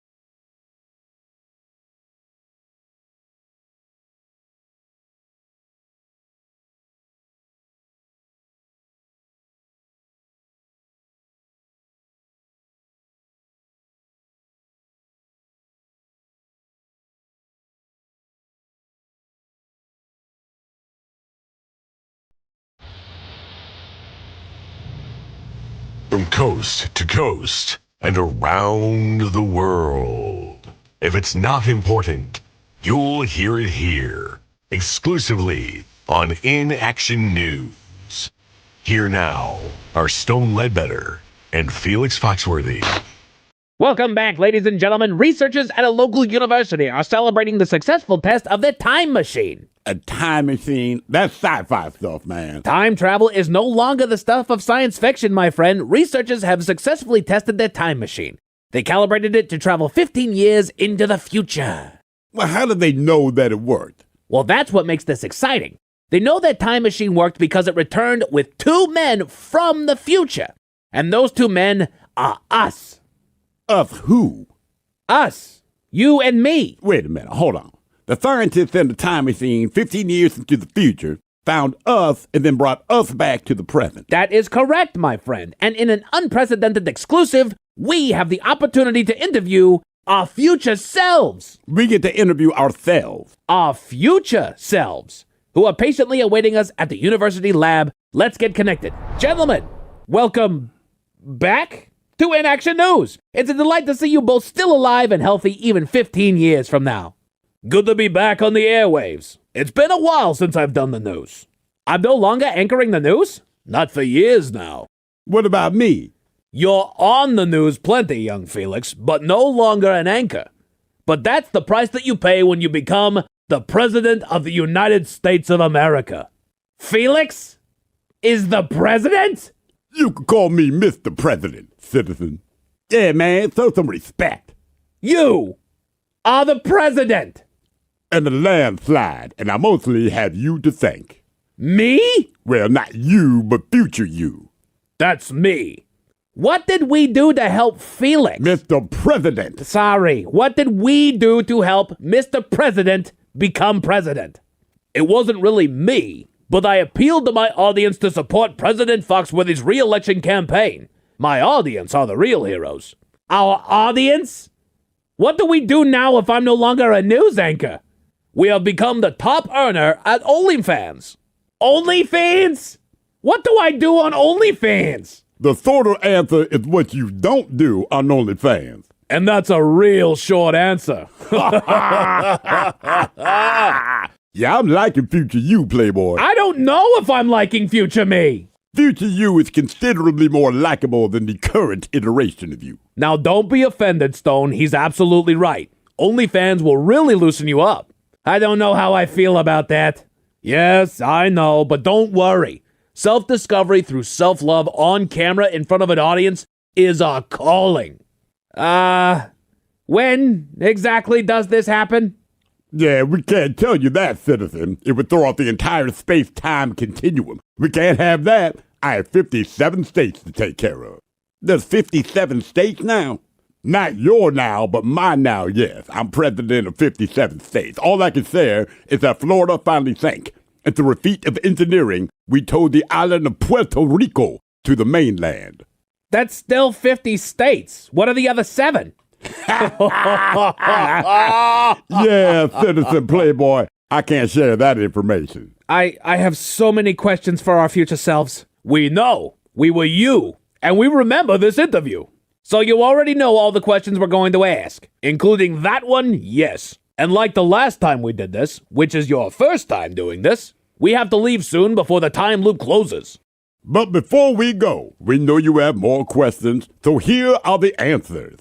Hair on your nachos, butt stuff. Oh, yes. World record for the longest human centipede. All right. Tasmanian finger insertion. Mm-hmm. Bubbles. Yes. The moon base. Oh, yes. Mr. Chow. And finally, toenail collection. We hope that clarifies some of your inquiries. It really does not, Playboy. It will in time, young me. I appreciate it, Mr. President, who is me. Of course. By the way, your vice president is Dolores in HR. Mr. President, we have to go. You have a 4:30 press conference and I have a video to shoot. Yes, you do, Playboy. To you two, it'll all make sense in 15 years. Until then, carry on. Oh, and don't open Bonnie's bottom desk drawer. Oh, he's right about that. Noted. Future gentlemen, thank you for your time and allowing us this unprecedented opportunity. Oh, pleasure. I would say take care, but I already know that you will. Wow. That was incredible. Disconcerting, but incredible. Yeah, you can start calling me Mr. President, Playboy. I will do no such thing, Felix. Okay, man. Just thought you might want to get used to it. I will never get used to it. Ever. Nevertheless, we all know a little of what the future holds, ladies and gentlemen. And you heard it here first on In Action News. We'll be back next hour. Hello, everyone. This has been an In Action News broadcast, a Comedia Dysfunction. Watch all In Action News videos, new and old, on our YouTube channel, youtube.com/@inactionnews. And make sure you like and subscribe, man. And be sure to follow us on all your favorite social media platforms at In Action News.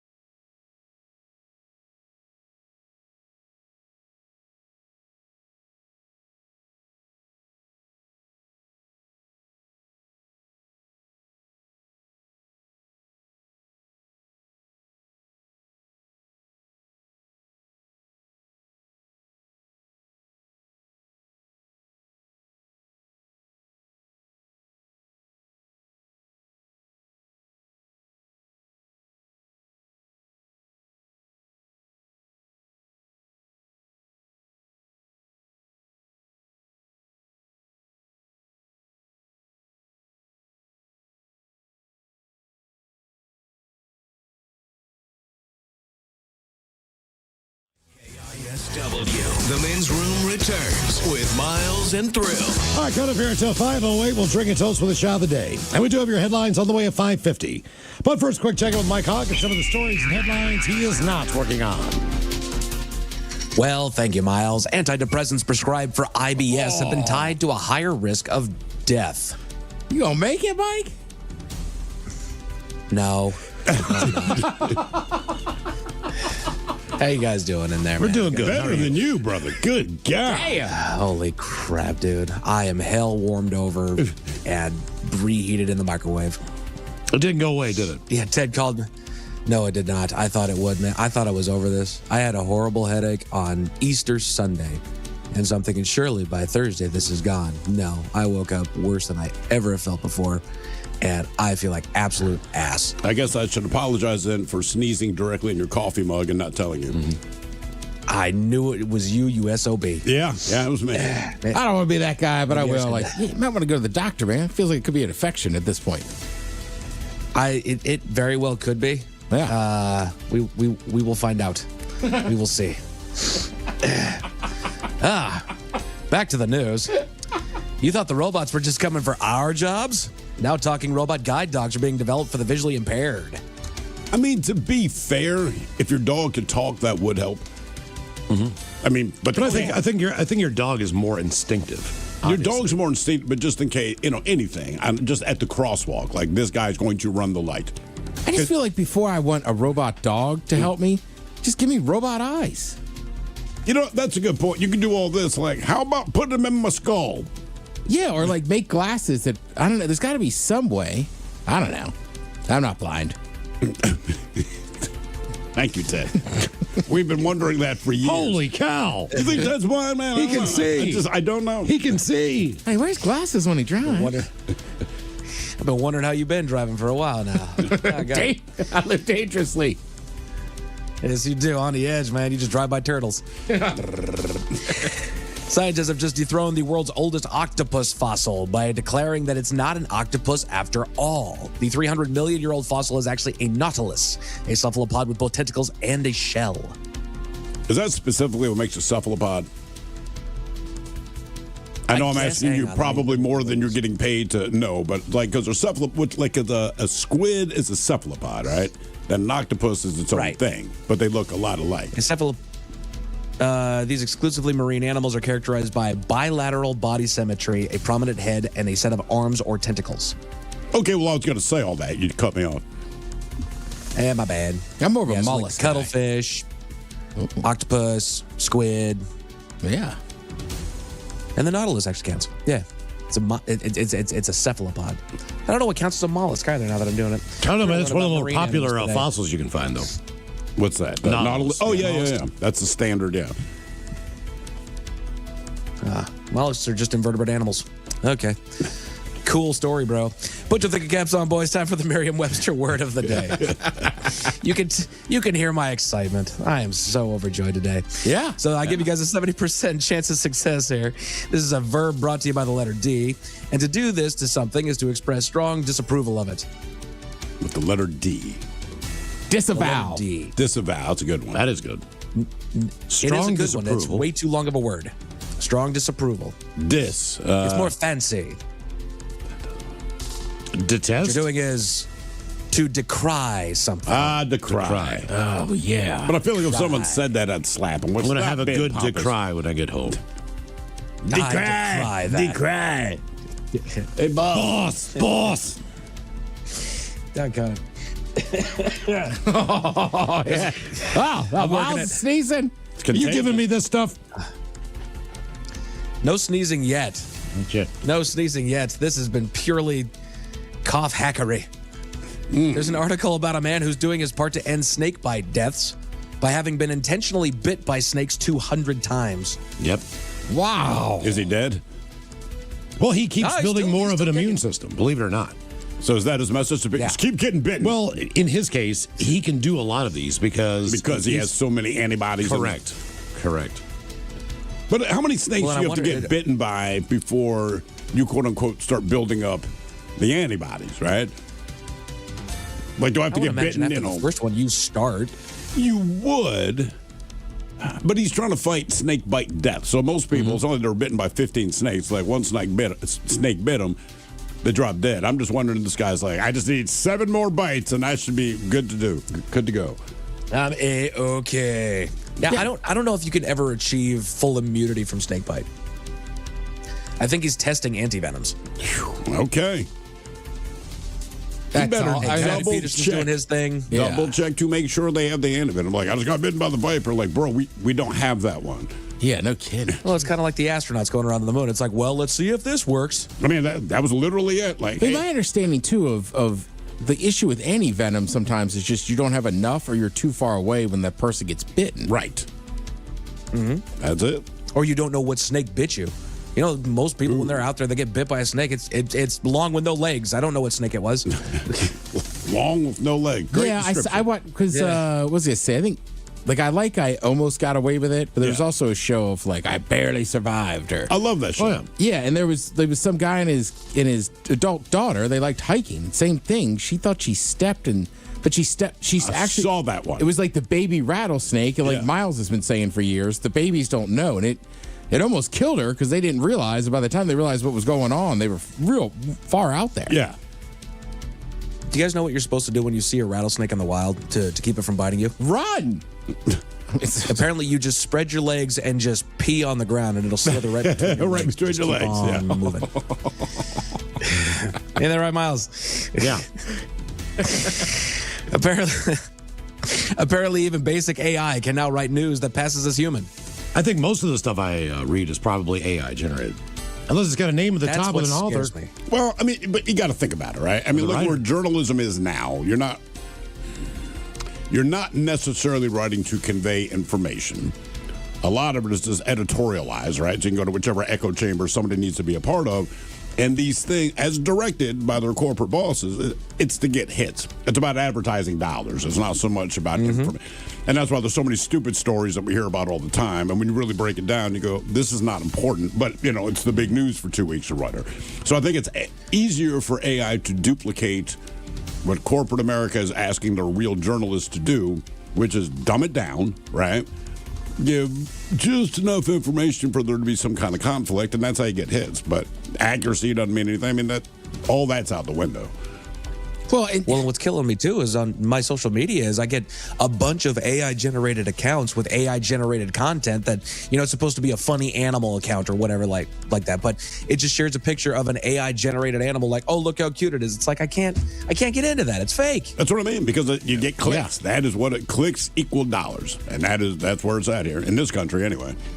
Plus, I think at some point we've got to be honest. Like, people are just picking and choosing now. That's what I'm saying. Right? So it's an echo chamber mentality. Right. So now they're all devalued. So now you got people arguing, like, okay, like, I don't, like, who do you believe? Right. I mean, hell, I think Channel 5 guy might be the most honest reporter out there right now. Hey, they make it a point of telling you that. You watch that guy on the internet? Channel 5? No. So that dude, he's like, I don't know if he was a comedian. He's from here. But he gets interviews. He just watches Afro Man one. It's pretty good. All right. Ted, do you know what day it is, my friend? Actually, I know this one, Mike. It's Hit Me. National Alcohol Assessment or Test Day. You're probably, you're not wrong, but it's also National Chinese Almond Cookie. The Top 10. The Men's Top 10.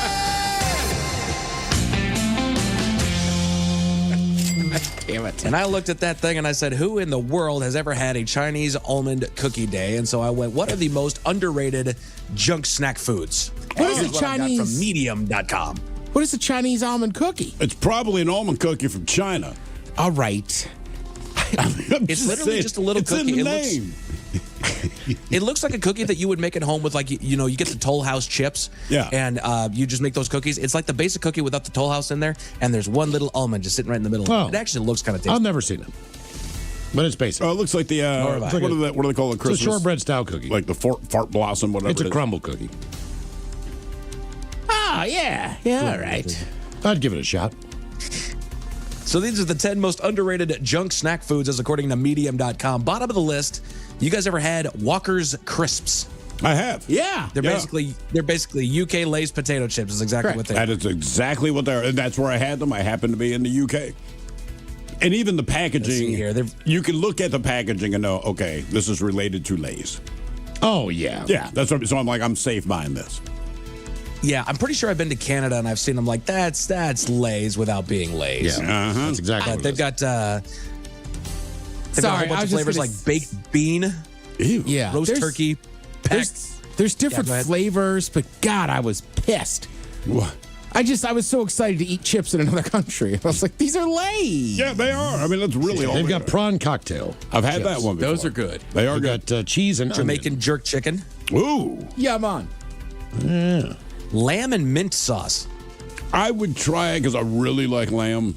I would not be disappointed because I would not expect it to be good, but I really do like lamb, so I'd try it. Yeah, and mint sauce is And you know what? pretty I'm with you on that one. I've never had the mint sauce, but it doesn't sound good. But if it's in a chip, it's got to be good. They have roast chicken. That's my logic. Roast chicken chips. I think we had those. Didn't we try the roast chicken? No, we had crackers. We had roast chicken crackers. Never mind. Goodness gracious. Pickled onion. I They're mean, all over the board. Masala chicken. oh, Sticky, was a- sticky this one teriyaki. Oh, let's go. I'm in. This one was a staple in my lunchbox as a kid. The Quaker Chewy Chocolate Chip Granola Bars. yeah, I remember those, man. I feel like those are still kind of massive for children.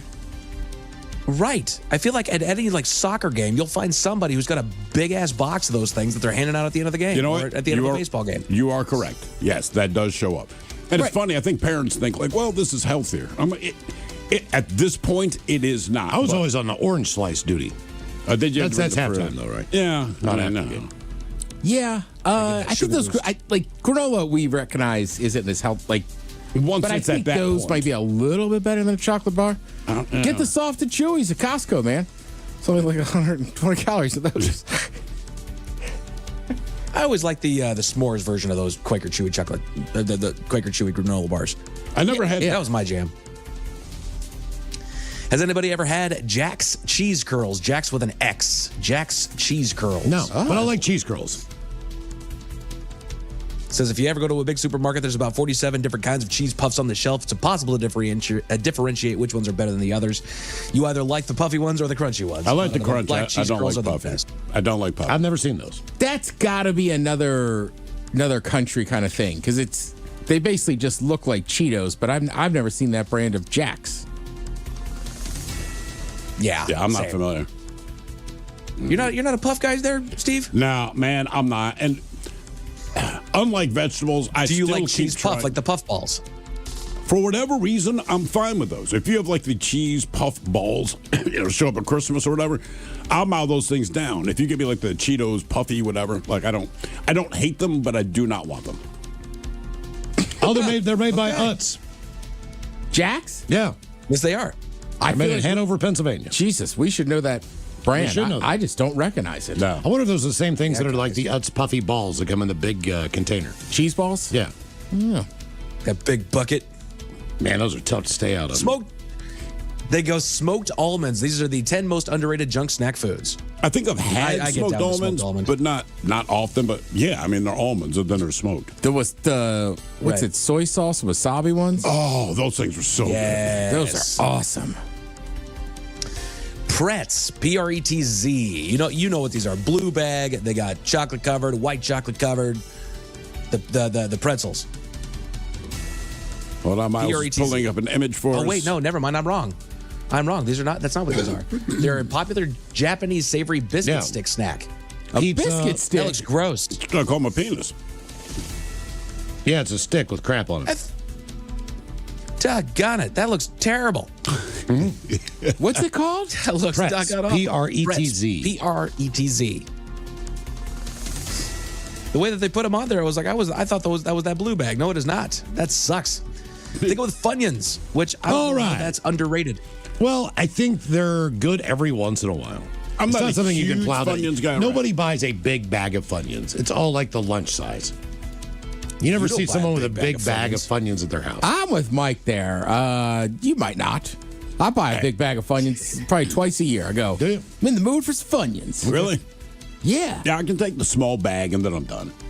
You know, recently they released some different flavors. For Funyuns? Yeah, and which is fine, but people were kind of like they just did. Really? Stick with the Funyuns. Well, because the Funyun is such a specific snack. Like if you want a Funyun, you go get a Funyun. And nothing else tastes remotely like a Funyun. I do a bloomin' onion Funyun. Bloomin' onion. Bloomin' onion Funyun. Tastes like they go with beef jerky. How is that underrated? I don't know. I think it's just from people that don't get good beef jerky. I mean, you don't get it all the time, but it's good, man. There's a lot of jerky. I will say, if you want, there is, and if you want some good beef jerky, and you ever find yourself out in Issaquah, Fisher Meats, fantastic beef jerky, dude. Oh, so good. You're familiar with this? I stuff am. wasn't. Yeah, it was awesome. Okay, different flavors I'm and all pretty that sure I kind of brought it in. You may have, man. That seems kind of familiar, actually. Like, just try this kind of thing. Just right. It's good, real beef jerky. You know, there's nothing in it. There's no preservatives in it that I'm aware of. That they have to ship it or anything like that. It's made there in house, so it's just what he sells and he puts it out there, and it's friggin' fantastic. Andy Capp's hot fries. Yes. Yeah. CAPPS. Love them. Oh, you guys are aware of these? Oh, yeah. God, yeah, man. Absolutely. I have never heard of these before. They do look fantastic. Oh, really? Yeah. I never liked the hot fries. I like the cheddar fries. I like the hot fries or the cheddar fries. Get whichever one you want. Just know that much like Cheetos, it will coat your tongue like you dipped it in hot wax. Ironically, Cheetos is in that game now too. They are, exactly. They're doing what? No, they do hot fries. They have like hot fries, ranch fries, cheddar fries. Really? Right. Yeah. Damn. Okay, I had no idea. Yeah, I heard the ranch ones are pretty good. I'm about to eat unhealthy very soon. Taste the oven-baked crunch, it says.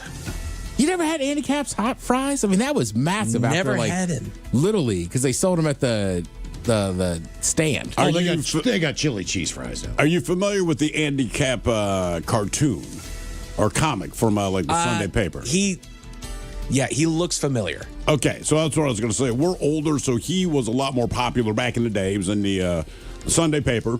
And so all you had to do was slap his name on whatever product you're going to sell. So Andy Capp hot fries. I didn't care for his comic, but I liked his cooking. Yeah, I don't remember ever really reading the comic. I knew he was a comic. Yeah. But that was like, if you, like the kid that could get that and Fun Dip, it's like, oh, his parents supposed to give him a 5. How's he affording all this? Number 2, pork rinds. I hate pork rinds. Oh, I love them. I'm with my I can eat them all day long. Mm-hmm. I do have a PSA on pork rinds. We need another flavor besides original and hot and spicy. Well, they barbecue. They do. They're just hard to find. Yeah, I buy those. Safeway, I saw them at the 7-Eleven. QFC. I could have bought you some. And some hot fries. Ooh. Well, that's the thing. You're going to 7. I got to go to a 7-Eleven. Just know at QFC and Safeway. Did you ever have flavored pork rinds, Mike? No, I've not. Okay. I think that would make you turn the corner a little bit.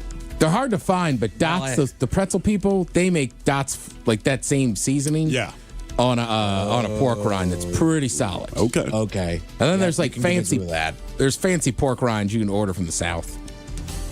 Or as I will leave you with this chicharrones. Yes, chicharrones, I know. Chicharrones. And then I'll leave you with this last and final most underrated snack food as according to medium.com. Combos. You know what, man? I try to like them, I just don't. There's nothing wrong with them. I just don't. I'd rather have peanut butter filled pretzels. That's just where I'm on them. I'm with you. Thrills talked about how he buys them at the airport that never ends Once up a liking year, them. I know I don't like them, and I'm like, no, this time's going to be different because I'm stupid, apparently. And I'm like, they taste exactly the way they always. And I don't think I've bought them in years either. I don't hate them. That's literally the only place that I find them is at the airport. There's better snacks. Hudson News, yes. Yeah, they're overpriced, so I'm not wasting my money on that crap. Good man. Let's say here. A man in Scotland has been convicted of a DUI, but his situation makes it a little embarrassing, Miles. What was so embarrassing? Tell you all about it at 5:50. Thank you, sir. Headlines are coming up at 5:50. In the meantime, have we made it to drinking time? Somebody out there deserves to be recognized. And the men's room knows just who it is. So to you, we say, bottoms up, sailor. You're the toast of our shot of the day. Drink time it is, and as usual, we head to the drink desk and Steve at Thrill Hill to find out who we're toasting. Yes, indeed. And today we kind of switched up the shot. I had one that I was going to go with. I might get to it tomorrow. Actually, there's 2 I might get to tomorrow. We found out earlier today from CNN that actor Michael J. Fox Passed at the age of 64. Basically, they put up a memorial to him, and obviously, they say a lot of things about his career from the time that he started on Family Ties until he blew up really big with Back to the Future. And as they say, in the end, keep in mind, he was diagnosed with Parkinson's disease a couple of decades ago. He's been an advocate for the research. Also Teen Wolf. Teen Wolf. Well, yes, he was also on Teen Wolf, but he's been a big advocate for Parkinson's disease research. Obviously, it's debilitating. It's been taking him down. And CNN aired basically their final farewell to him, and they say, quote, in the end, Michael J. Fox, he came to understand that his battle against the disease brought out the best in him. Now, the good news is the man's not dead. Yeah. So they played it by freaking accident yesterday. The memorial to Michael J. Fox, who is very much alive. In fact, his health has not gone down. He still has Parkinson's and all that. But as he said, how do you react when you turn on the TV and CNN is reporting your death? Do you, A, switch to MSNBC, or whatever they're calling themselves these days, pour scalding hot water on your lap, and if it hurts, you're fine. Call your wife. Hopefully she's concerned but reassuring, or relax. They do this once a year. Just ask yourself, what the F? I thought the world was ending. Apparently it's just me. I'm okay. Love, Mike. Jesus. So even if he thought he was doing okay, they ran the memorial package anyway. That had to be like, God, do you know something I don't? Yeah, that's terrible. I was going to bring it up at TV Time as well. Just I mean, come on. Damn, man. Come on. I mean, it's fair they have it ready. I understand. You always have it ready. Yeah. Almost every celebrity obituary is pretty much written. They'll add one or two lines at the end based on, if it's an accident or if it's a disease, but you don't print it, and you certainly don't broadcast it, but they did. So we pour this booze, and we drink this booze because we think it's yummy. Yummy. So over the tongue and down the throat to party in our tummies. Down the hola bichola. All right, let's get a contestant now in line for Profile This. 206-803-ROCK. Profile This is next. You guys...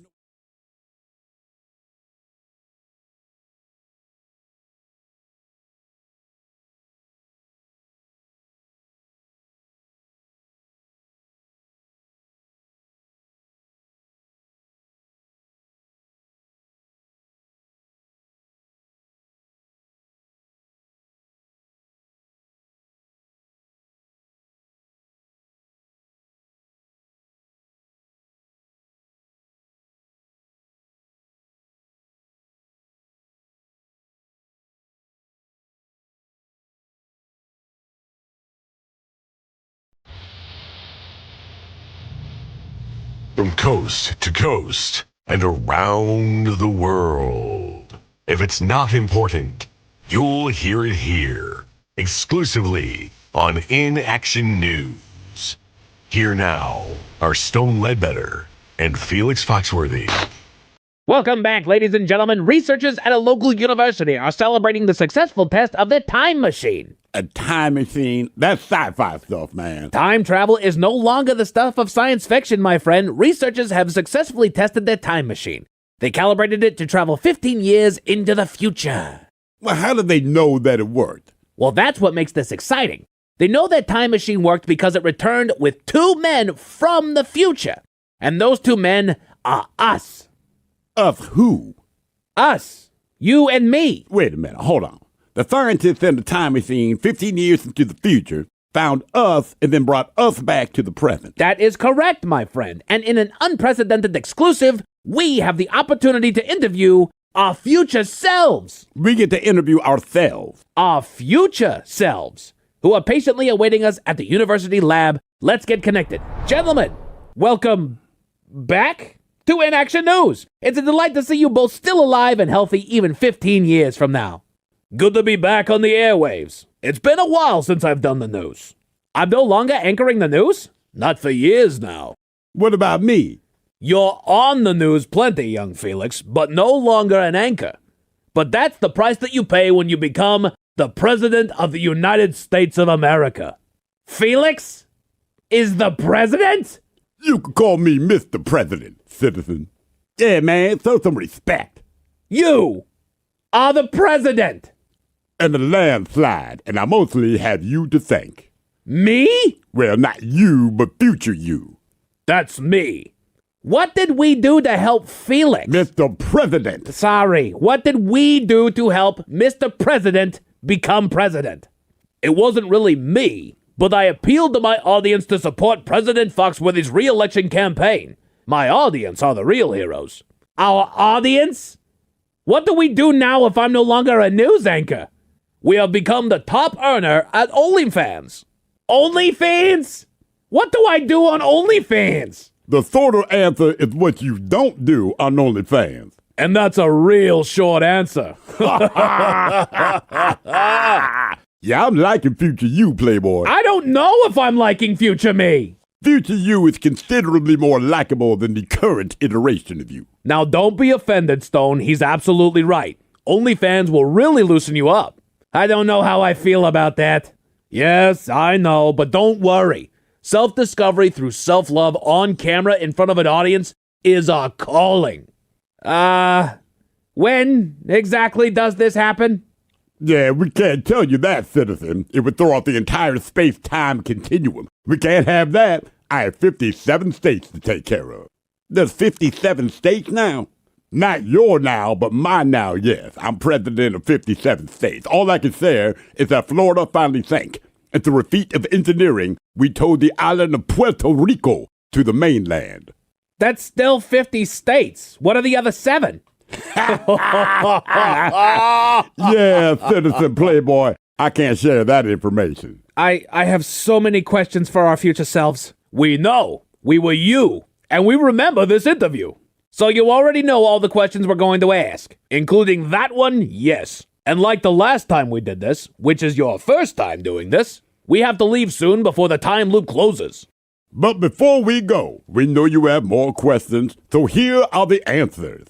Hair on your nachos, butt stuff. Oh, yes. World record for the longest human centipede. All right. Tasmanian finger insertion. Mm-hmm. Bubbles. Yes. The moon base. Oh, yes. Mr. Chow. And finally, toenail collection. We hope that clarifies some of your inquiries. It really does not, Playboy. It will in time, young me. I appreciate it, Mr. President, who is me. Of course. By the way, your vice president is Dolores in HR. Mr. President, we have to go. You have a 4:30 press conference and I have a video to shoot. Yes, you do, Playboy. To you two, it'll all make sense in 15 years. Until then, carry on. Oh, and don't open Bonnie's bottom desk drawer. Oh, he's right about that. Noted. Future gentlemen, thank you for your time and allowing us this unprecedented opportunity. All pleasure. I would say take care, but I already know that you will. Wow. That was incredible. Disconcerting, but incredible. Yeah, you can start calling me Mr. President, Playboy. I will do no such thing, Felix. Okay, man. Just thought you might want to get used to it. I will never get used to it. Ever.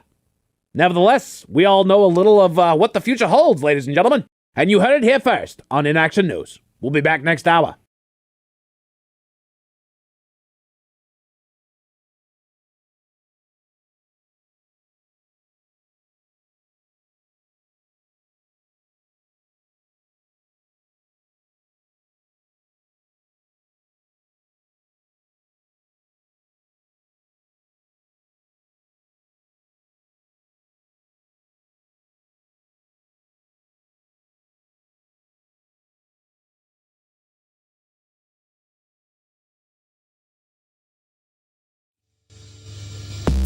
The Men's Room presents Profile This. And Stephen Throwhill, could you please tell everyone how Profile This is played? Oh, I sure can, Miles. It's a simple game where we share with you a real-life news story. Something that happened right here on planet Earth. Earth. And as you listen to the story, based on stereotypes you believe to be true of people and the decisions that people make, we'll ask you what it is you think makes the story a story. Hello, Brock. Welcome to the Men's Room. Hola, bitches. Hola. All right, Brock, you understand how this here game is played? Sure do. Fantastic. You have your choice today in one of 3 categories. Today we offer you Hit Me With Your Best Shot, where you guess the unconventional object that someone chose to use as a weapon. We have Animalize This, where you guess the animal responsible for causing the problem. And finally today, Seriously, where you guess the petty conflict that led to violence. Oh. I think I like the petty violence thing for today. Seriously, it is.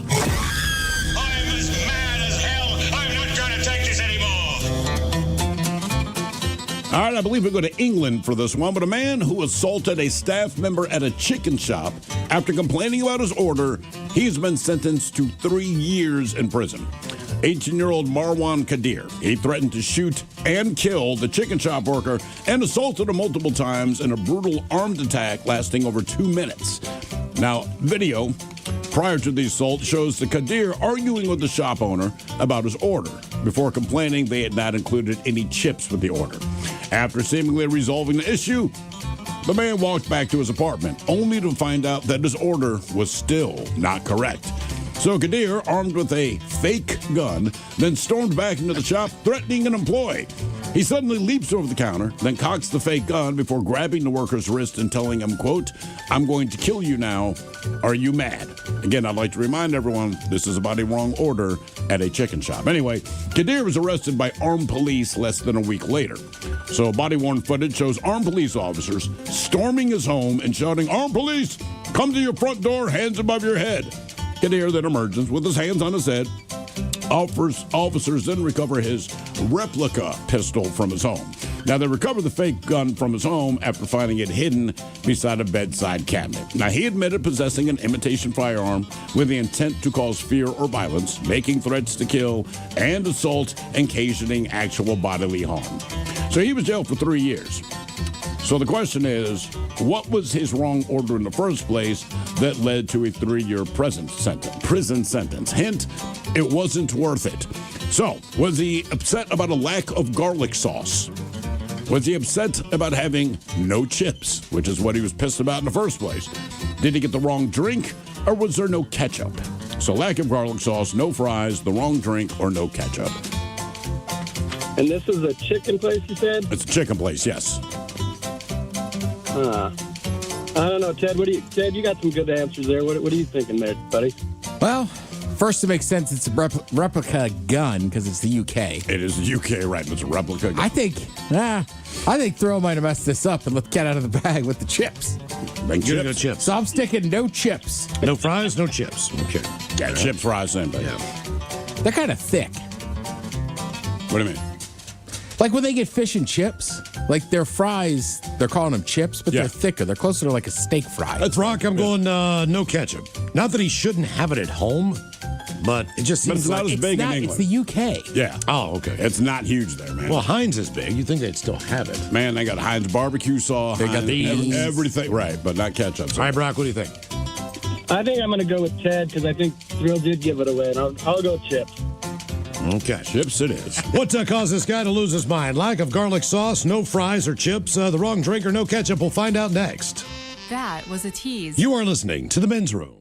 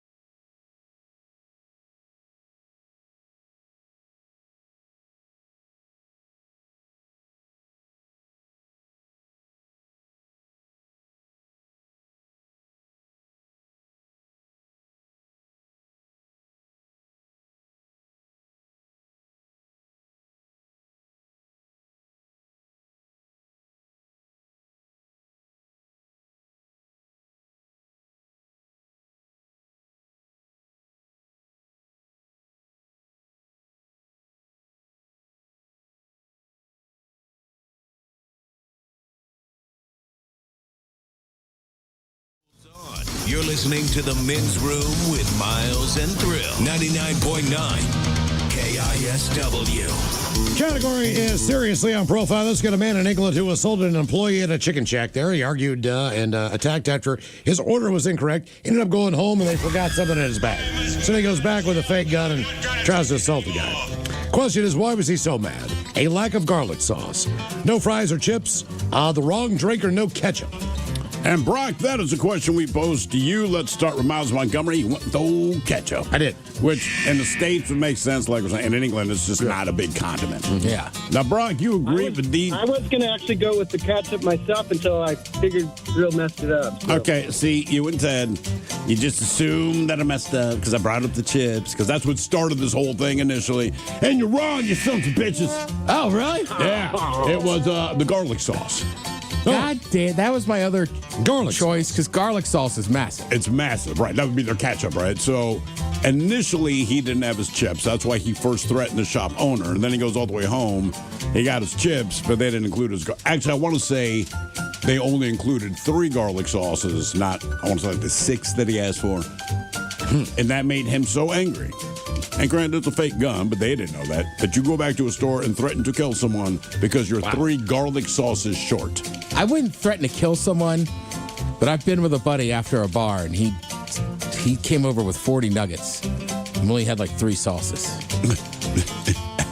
You're supposed to get one for 3 for a 20 or 4. It seemed like they gave us we could have made do with 3 for 20. I think they just forgot. They just missed. Yeah. Okay. You really? And he didn't check. But this man literally got a year in prison for each garlic sauce he was short. Jesus. Well, and right, to go back with a fake gun. Just let it go. Man. Right, like it's right, it's England, man. They're going to put you away. Now for all TV news all the time, it's time for TV Time with 10. And now, because your pathetic life is confined to countless hours in front of a talking box, the Men's Room presents TV Time with Ted. All right. Your choices today, you got the Jimmys. Fallon and Kibble. Seth Meyers. Colbert. Steven. Or Ted Smith. Oh, damn it. I was right there. Damn it. I was right there. Ted Smith. Is it Ted or is it late night? It is right there. The title is guys have talented teams of writers help them come up with their monologues each and every night. It is up to you to determine, is this an actual late night joke and from whom, or could it be a the Ted Smith original? A woman flying from Jamaica to New York City recently gave birth on the flight, and after the airline congratulated her, they charged her for another seat. Fallon. Seth Meyers. Smith. Oh, good one. Yeah, you didn't pay for that. And there's a cleaning fee. Like, God. Right. Like Uber. I didn't think you could fly that pregnant. They actually have rules in place for that kind of, different airlines have different rules. And I want to say theirs was like 38 weeks, something like, anyway, she was 3 weeks from whatever their threshold is. She just ended up giving birth early. Good for her. I'm sure she wanted to get that over with anyway. Oh, yeah. So, I mean, they do have these protocols in place, and she met them. She just happened to give birth on the plane. Burger King is making its first significant upgrade to the Whopper in nearly a decade. It features a premium bun, and it's served in a box. It comes with better tasting mayonnaise. You notice they didn't say delicious or amazing new mayonnaise, just better. They should bring that kind of attitude to their advertising. Burger King. It could be worse. Fallon? Colbert. Burger King is making its first significant update to the Whopper in nearly a decade. And now features a premium bun and is served in a box. And comes with better tasting mayonnaise. You'll notice they didn't say delicious or amazing new mayonnaise, just better. They should bring that kind of attitude to the advertising. Burger King, it could be worse. I wonder if they, it seems like they gotten away from brands with fast food. What do you mean? Like, I feel like it used to be a pride thing. Like, we have Heinz ketchup. Yeah. Seems like you'd be like, we have Best Foods or Dukes. Yeah, like if they did a barbecue burger, they would slap on the name of the sauce that's on the burger. Yeah. You're right. Now I'm thinking about it, that used to be the thing. I feel like if you have ketchup, you don't have to say Heinz. If you have a ketchup that's not Heinz, then I think you bring it up. Pope Leo caught up with the Harlem Globetrotters. He was spinning a ball on his finger. Never has this scene at the Vatican felt more like an episode of The Love Boat than that. Alan Kimmel. Pope Leo caught up with the Harlem Globetrotters. There he is, spinning a ball on his finger. Never has a scene at the Vatican felt more like an episode of The Love Boat than that. Again, I think you already missed it this year in this area, but go see the Globetrotters. They are awesome. Didn't the Celtic used to have the mascot, like a picture of him spinning a ball on his finger? The little leprechaun dude? Yeah. I think he was spinning a ball. Well, the guy, well, yeah, all right. Yeah. I was just trying to think of who that mascot was. It is funny that Boston is kind of known as a racist city. Yeah. But credit to Red Auerbach. I mean, he integrated his team years before anybody else did. And had a black coach. Wow. Yeah. I don't like them, but they can get some points. Also, Bill Russell's going to stay in the hotel with us. I sure do like winning. All right. In order to control the exploding rat population in Washington, D.C., is putting rats on birth control. Perfect for anyone thinking, I wish these rats also had mood swings. Fallon? Seth. Colbert. In order to control the exploding population, Washington, D.C. is putting rats on birth control. Perfect for anyone thinking, I wish all these rats also had mood swings. So recently, I think I was talking about a show I watched over on Apple TV with, I can't think of the actor's name, but it's called Drug Thief, right? So I'm not going to go you through the whole story, but basically they're kind of ripping off low-level drug dealers, basically like teenagers, right? Yeah. So I ended up finally finishing it. Man, I will say this. If you are a little bit queasy with gun violence or wounds, don't watch it. But like I said, they sneak in like very funny little moments. The last few episodes are much more intense, but it's one of those shows that like when it wrapped up, because there's certain episodes where I'm just like, what in the hell does this have to do with anything? They put a nice bow on it and wrapped up all together, but like just shocking. Okay. I'll put it to you that way. I mean, I could give you more hints. You're not going to figure out how that thing ends just from the beginning of that show. If they can wrap it up well, though, that's a testament. That's always everyone's complaint about any show they watch, right? Right. What's the latest Matt Damon and Ben Affleck movie that was on Netflix? I didn't watch it. You did. Oh, I watched it. Did you? You didn't like it? No. Really? No. They're sitting on the beach at the end, like broing down. I'm like, oh my God, guys. And it choke you up? No. Are you it was the dead in cheesiest there? thing I've ever seen in my life. I was like, this is just You thought it was cheesy? This is the most blatant Affleck Damon movie ever. It's like they almost, someone made them get back together again. I know. Ted thinks you're dead inside. I know. I thought that movie was great. Well, then maybe you shouldn't watch this show. Okay. Well, but I'm just saying that that movie also had some twists and turns. Yeah. So I kind of compare it to this show. All right. Jesus, man. I don't know. I just did not think that movie. No, you've given me tons of suggestions that I've liked. I just thought that one was maybe the worst one. Well, and I'm an Affleck Damon apologist. Yeah, I am. Sure. Right? I like both of them. I like them when they're together. I'm one of those people, too, that kind of forgets when they're not together. Yeah. Right? Like, Affleck's not in The Departed. See? Everybody assumes. What was that, Damon? Yes. Oh. And Damon's not in The Town. No, that was actually a pretty good movie. The Town is a great movie. Yeah. Yeah. They finally get back together. Their powers combined. And Miles said they crapped the bed. All right. Thrill, I want to say you watched season 1 of Euphoria on HBO, right? Euphoria. Is that the Zendaya? Yes. Okay. I didn't watch it. My wife watched it, and therefore I saw bits and pieces of every season that has existed then. All right. So season 3 premiere went down on Tuesday night in L.A. Is it Zendaya? Zendaya. And Sydney Sweeney were there. But like they said, you couldn't tell if you looked at the pictures. Basically, they're not in a single picture together. They avoided each other all night. Oh, really? And they don't speak. Okay. Now, why do you think that reason is? There's obviously a feud. What do you think the feud's about? They just don't like each other? That would seem reasonable, but it's not. They were both, I want to say, in their early 20s when it started. All right. Sydney Sweeney, obviously, we know what she looks like. Yeah. What does she look like? She has has kind of the perfect timing. Right. She has what some people would call assets. Yeah. All right. I think I've seen them. So for years, there's been like, oh, they've been feuding, this and that. I'm picking on Sydney Sweeney because I can kind of see how this went down if the rumors are true. Basically, now Tom Holland, right? And I want to say he was dating Zendaya, or still is, right? They might be married, for Christ's sake. They might be.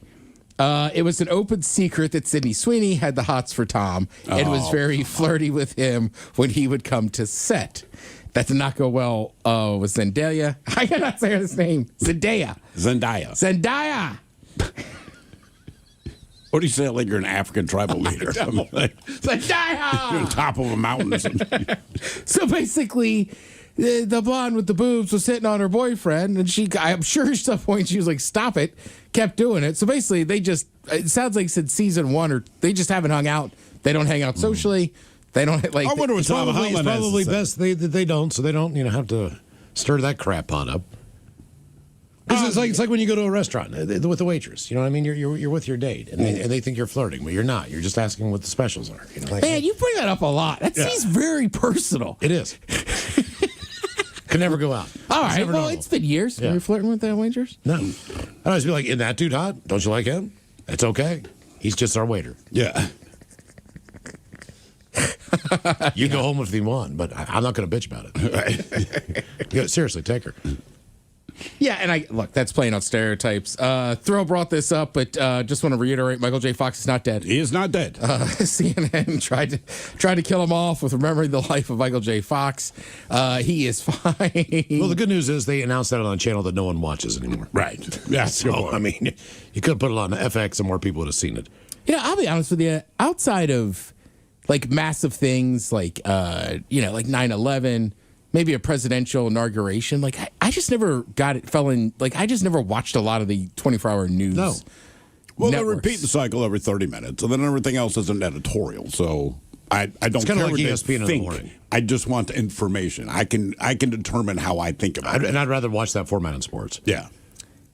Yeah, and then honestly, a lot of times anymore, and granted, I've gotten older, but like, you gotten old, right? Also, like, if you really want to see what's going on in Congress and stuff, you could watch C-SPAN. I don't think it's there. Like they show you what's going on. This is legitimately what is happening. There is no commentary. Embarrassing. Yeah. Yeah. Well, I think too, CNN and Fox, they got so far with like these shows, right? That like you have to like their spin on it to like those shows. That's exactly it, right? You know what I mean? As opposed to like CNN was just kind of like, hey, 24-hour news. This is the case. You can hear it for yourself and form your own opinion. Correct. And as we all know, that started from baby Jessica that was stuck in that well. Is that what started? Basically, yeah. The 24-hour news cycle. Right. So it wasn't OJ? OJ basically started Court TV, which we now know is True TV. Yeah. But that sparked a lot of interest in it as well. I will say this though, if you've ever had to go to court for anything, and I don't care if it's criminal or civil or whatever, it is beyond boring to watch. Yes, you know really what I mean? is, dude. Yeah, it's formatical. That's why nobody wants jury duty. I mean, if they said every trial you're going to do is the OJ trial, I think people would line up to do jury duty. Chances are, it's just regular dumb ass that people do. Correct. And you got to listen to everybody lie about it. It's like, oh my God, come on, man. Right. Well, it's like anything else on TV and stuff, right? TV lawyers are always yelling objection, doing cool stuff. It's right because it's for TV. Right. Same thing, right? Like, ask a fireman. They're not fighting up fires all the time. It's a lot of accidents, people getting hurt. 1% of anything and it goes to trial. Right. So that stuff is boring already. If it made it that far. I mean, ask a cop. Sadly, the bulk of their time is doing paperwork. And tackling naked people. I think that's more of an exciting day than just sitting there doing paperwork. It's exciting, but once you're naked, I'm irritated. I wonder sometimes, too, if cops are kind of salty during a traffic stop because they don't want to be doing traffic. Right, well, you got to make the money. You got to pay the rent. So, yeah. I mean, I get that part, but bums me out. Thank you, Tim. We appreciate it. You're listening to The Men's Room.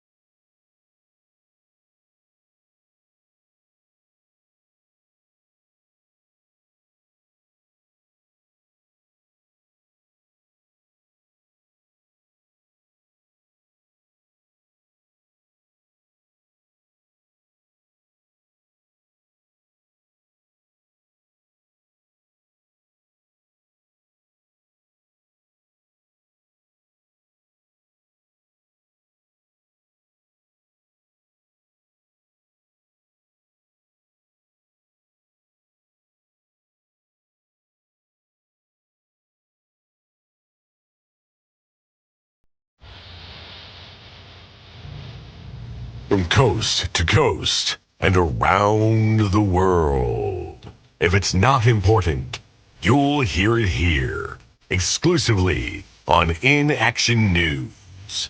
Here now are Stone Ledbetter and Felix Foxworthy. Welcome back, ladies and gentlemen. Researchers at a local university are celebrating the successful test of their time machine. A time machine? That's sci-fi stuff, man. Time travel is no longer the stuff of science fiction, my friend. Researchers have successfully tested their time machine. They calibrated it to travel 15 years into the future.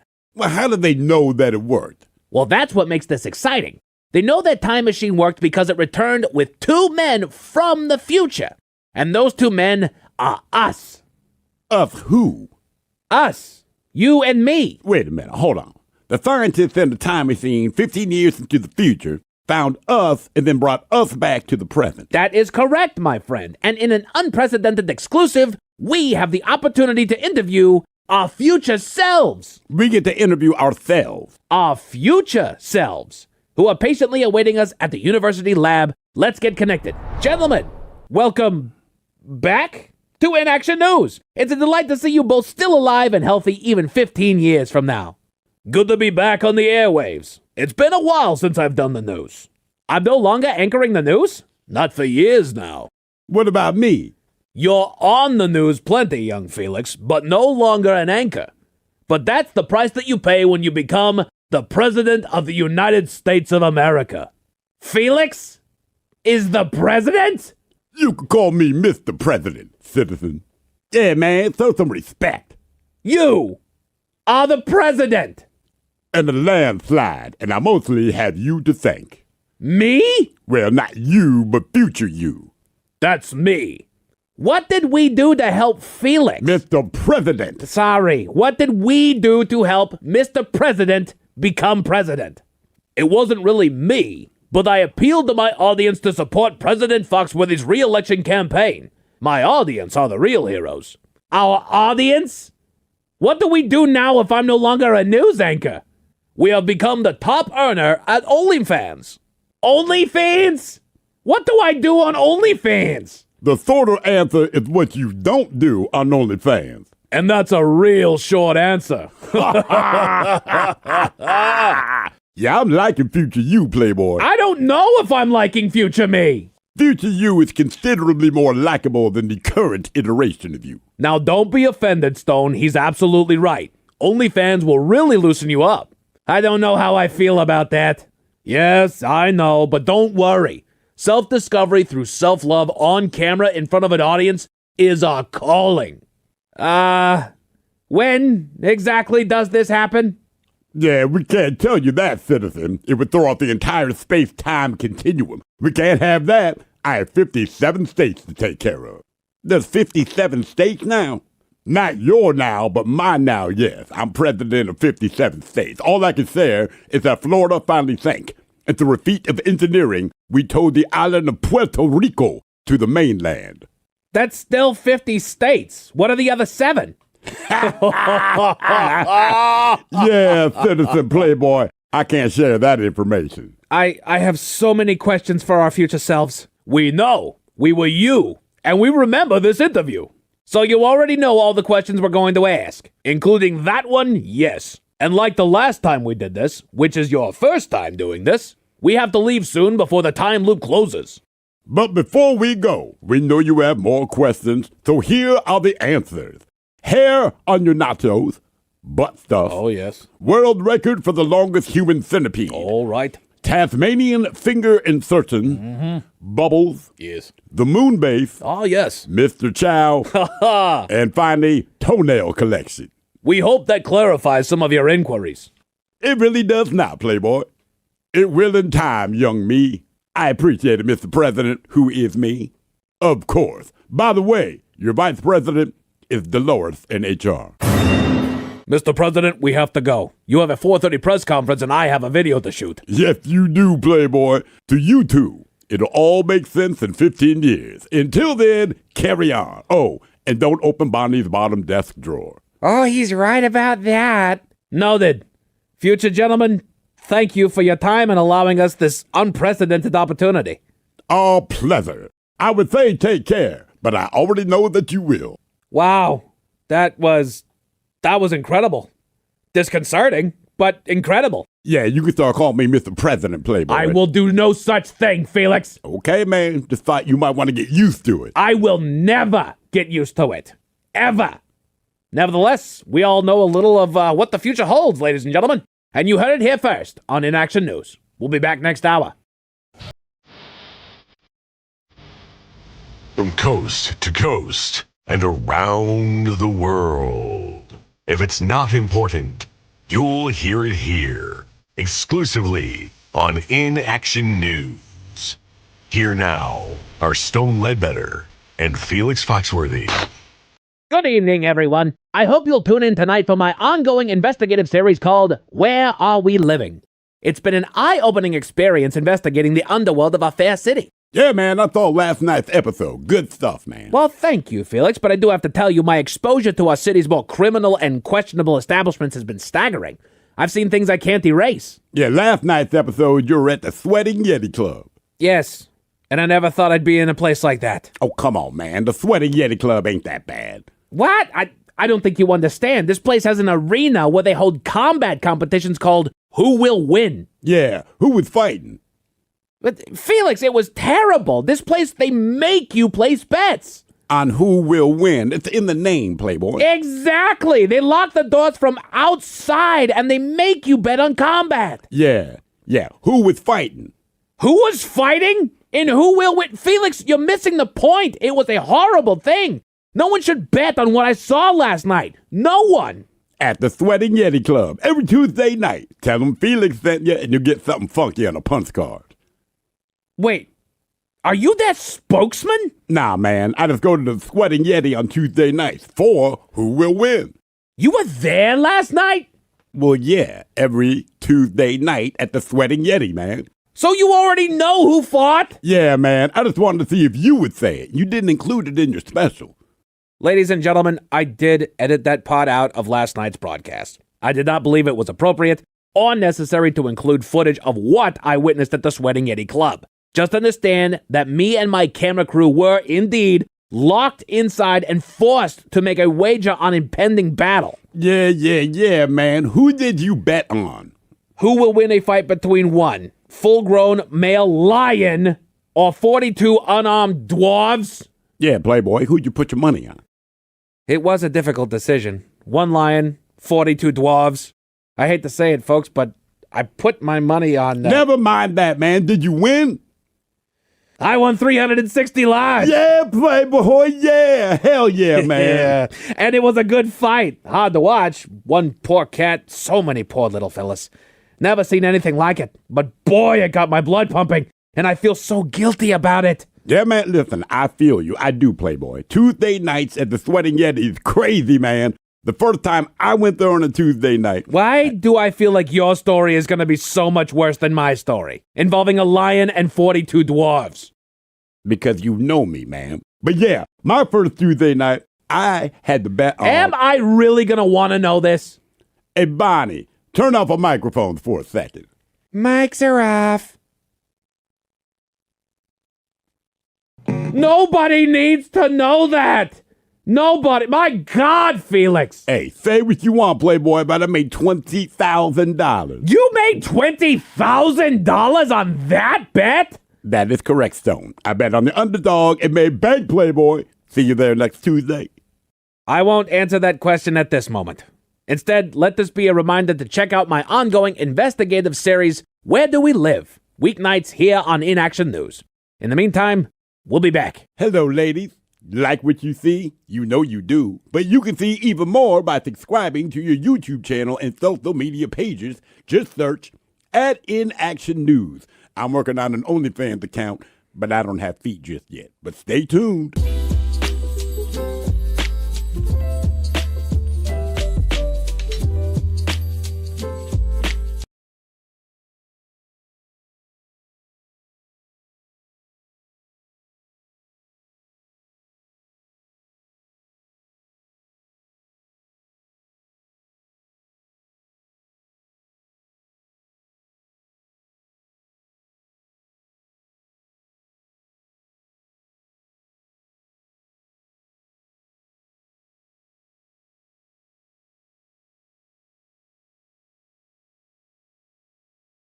Now, let's see what's happening in the real world. All right, here we go. Man steals a woman's purse at a bar that had $3 million in valuables inside. Meanwhile, getting 9 million likes is impressive, especially for a rescued beaver that is one-eyed. Former rower from Yale is arrested at a Tesla dealership naked with a gun. When you sneeze and worms shoot out your nose, then that cannot be fun. And a man swindles $250,000 from a grieving family and buys horse semen. It is time for your headlines. Now, it's time to hit the headlines. Here's my cock. I'm back, baby. We go to Aberdeen, Scotland. Attaboy! We go to Aberdeen, Scotland, where they don't always practice what they preach. The general manager of a local pub was recently caught by police after he had crashed his car and was found slumped over the wheel. Always a good sign. They checked his blood alcohol level and found it to be 4 times the legal driving limit in Scotland and took him into custody. I wanted to do the math, but they measure it differently, so I couldn't tell what his blood alcohol content was as far as ours goes. So sure. All I know is that for them, it was 4 times over. The owner of the pub released a statement giving the public an update on his situation as he goes through his conviction and apologized profusely to anybody that he hurt due to his actions. But the reason why he's my top story tonight is because he is the general manager of a bar called Sober, the alcohol-free pub in Aberdeen, designed to give sober people a nice place to go where they can enjoy a night on the town as well. Oh, man. I mean... Yeah, he was trashed. Wow, man. Okay. Yeah. Is that, hey, I can make more money opening this bar? Or are we thinking this is oh, he's drinking again? Honestly, the fact that he was 4 times over the limit might be an indicator that it's like he needed this bar too. Yeah, clearly. Damn, man. So yeah, that's why they released the statement. You know, the owner is the one that released the statement. He's just the general manager, but this place is like, hey, you can be sober and have a good time over here. You know, we understand that people that are sober still want to have the bar life. They still want to kind of have that fun little social aspect. Here's this pub, and our general manager has just gotten wasted and drunk driving. So I don't like drinking. Sorry. Yeah, right. The booze sucks. They pour. Yeah. Totally like you sober folks go here. I'm going across the street. In other news, over to Greece for an illness that I wouldn't wish on my enemies. A woman that works on one of the islands in the country started developing a pain around the center of her face that grew progressively worse. After about 3 weeks, she started developing a cough to go along with the pain, but what's worse, she started sneezing. And something other than mucus started coming out of her nose. Worms. Oh. She sought the help of an ear, nose, and throat specialist who managed to extract roughly 11 worm-like creatures from her sinus, which were determined to be the larvae of the sheep botfly. After the extraction, she was given nasal decongestant and made a complete recovery. Botflies are no joke, dude. They suck. Yeah, and they're in her face. Yeah. God. But she works out in the fields with sheep, so one of them landed and just laid on her face, and then it just went from there. Yeah, I saw a picture of the larva. Like, not okay with that. No, but just in case those stories left a bad taste in your mouth. Thankfully, there's good news. We go to New York, where some people step up to the occasion. A couple years ago, the area was devastated with heavy rains and flooding that displaced several animals in the surrounding wooded areas. Among them was a baby beaver that caught someone's attention. They called the rescue teams that quickly took in the kit and released her to an animal enthusiast. The caretaker that took her in originally planned to rehabilitate the animal and release her back into the wild, but health complications turned that into a full-time job, and the beaver ended up actually losing an eye due to illness. It was around that time that the audible was called, and the young kit named Bo just ended up becoming the sanctuary's first permanent resident and quickly became an online sensation as well. We should write a song called her new position. Bo the One-Eyed Beaver. So his parents abandoned him, and now he's lost an eye. Pretty much. Things aren't going well with a duck on a umbilical cord wrapped around her, dude. Like if you get a picture of this little beaver, it's adorable. It really is. But if you don't mind beavers with one eye, nice beaver. Time for some men's room sports. You got baseball on MLB Network, basketball on Amazon, and hockey over on Hulu. The Kraken are here at home against the Golden Knights, if you care, over on Kong, and puck drops at 7. As far as your weather, we got a few clouds tonight and a low of 44. Dude, I'm sorry. I don't know what they're bad. They're awful. The guy that was president of operations, good dude, but he's been the only consistent. Down. Something's got to give with that program. It's been 5 years. And we've been in a crazy losing streak right now. Oh, yeah. We talked about it, Ted, that hockey is streaky, but this is beyond streaky. This is bad. No, this is bad. This is bad. We got a few clouds tonight and a low of 44. Tomorrow should be fairly decent day, partly cloudy and a high of 60. Nice. Up your headlines with that, Mike Hawkins. Thank you, sir. Appreciate it. A return of the red-inspired Bad Choice Friday. Tomorrow, the turn of Ted versus the FCC as well. Lovely Jolene's coming up in just seconds. Yes, indeed. It's all true. But in the meantime, we be all about this bitch. So until tomorrow, please do what you do best. And for Aletha's sake, stay beautiful. The Men's Room has been taped before a live studio audience. Wardrobe and makeup provided by Mantastic Limited. This has been a presentation of the Men's Room Radio Network. Oh, man! A Double Flush production. It's the Big Rock Show with Jolene.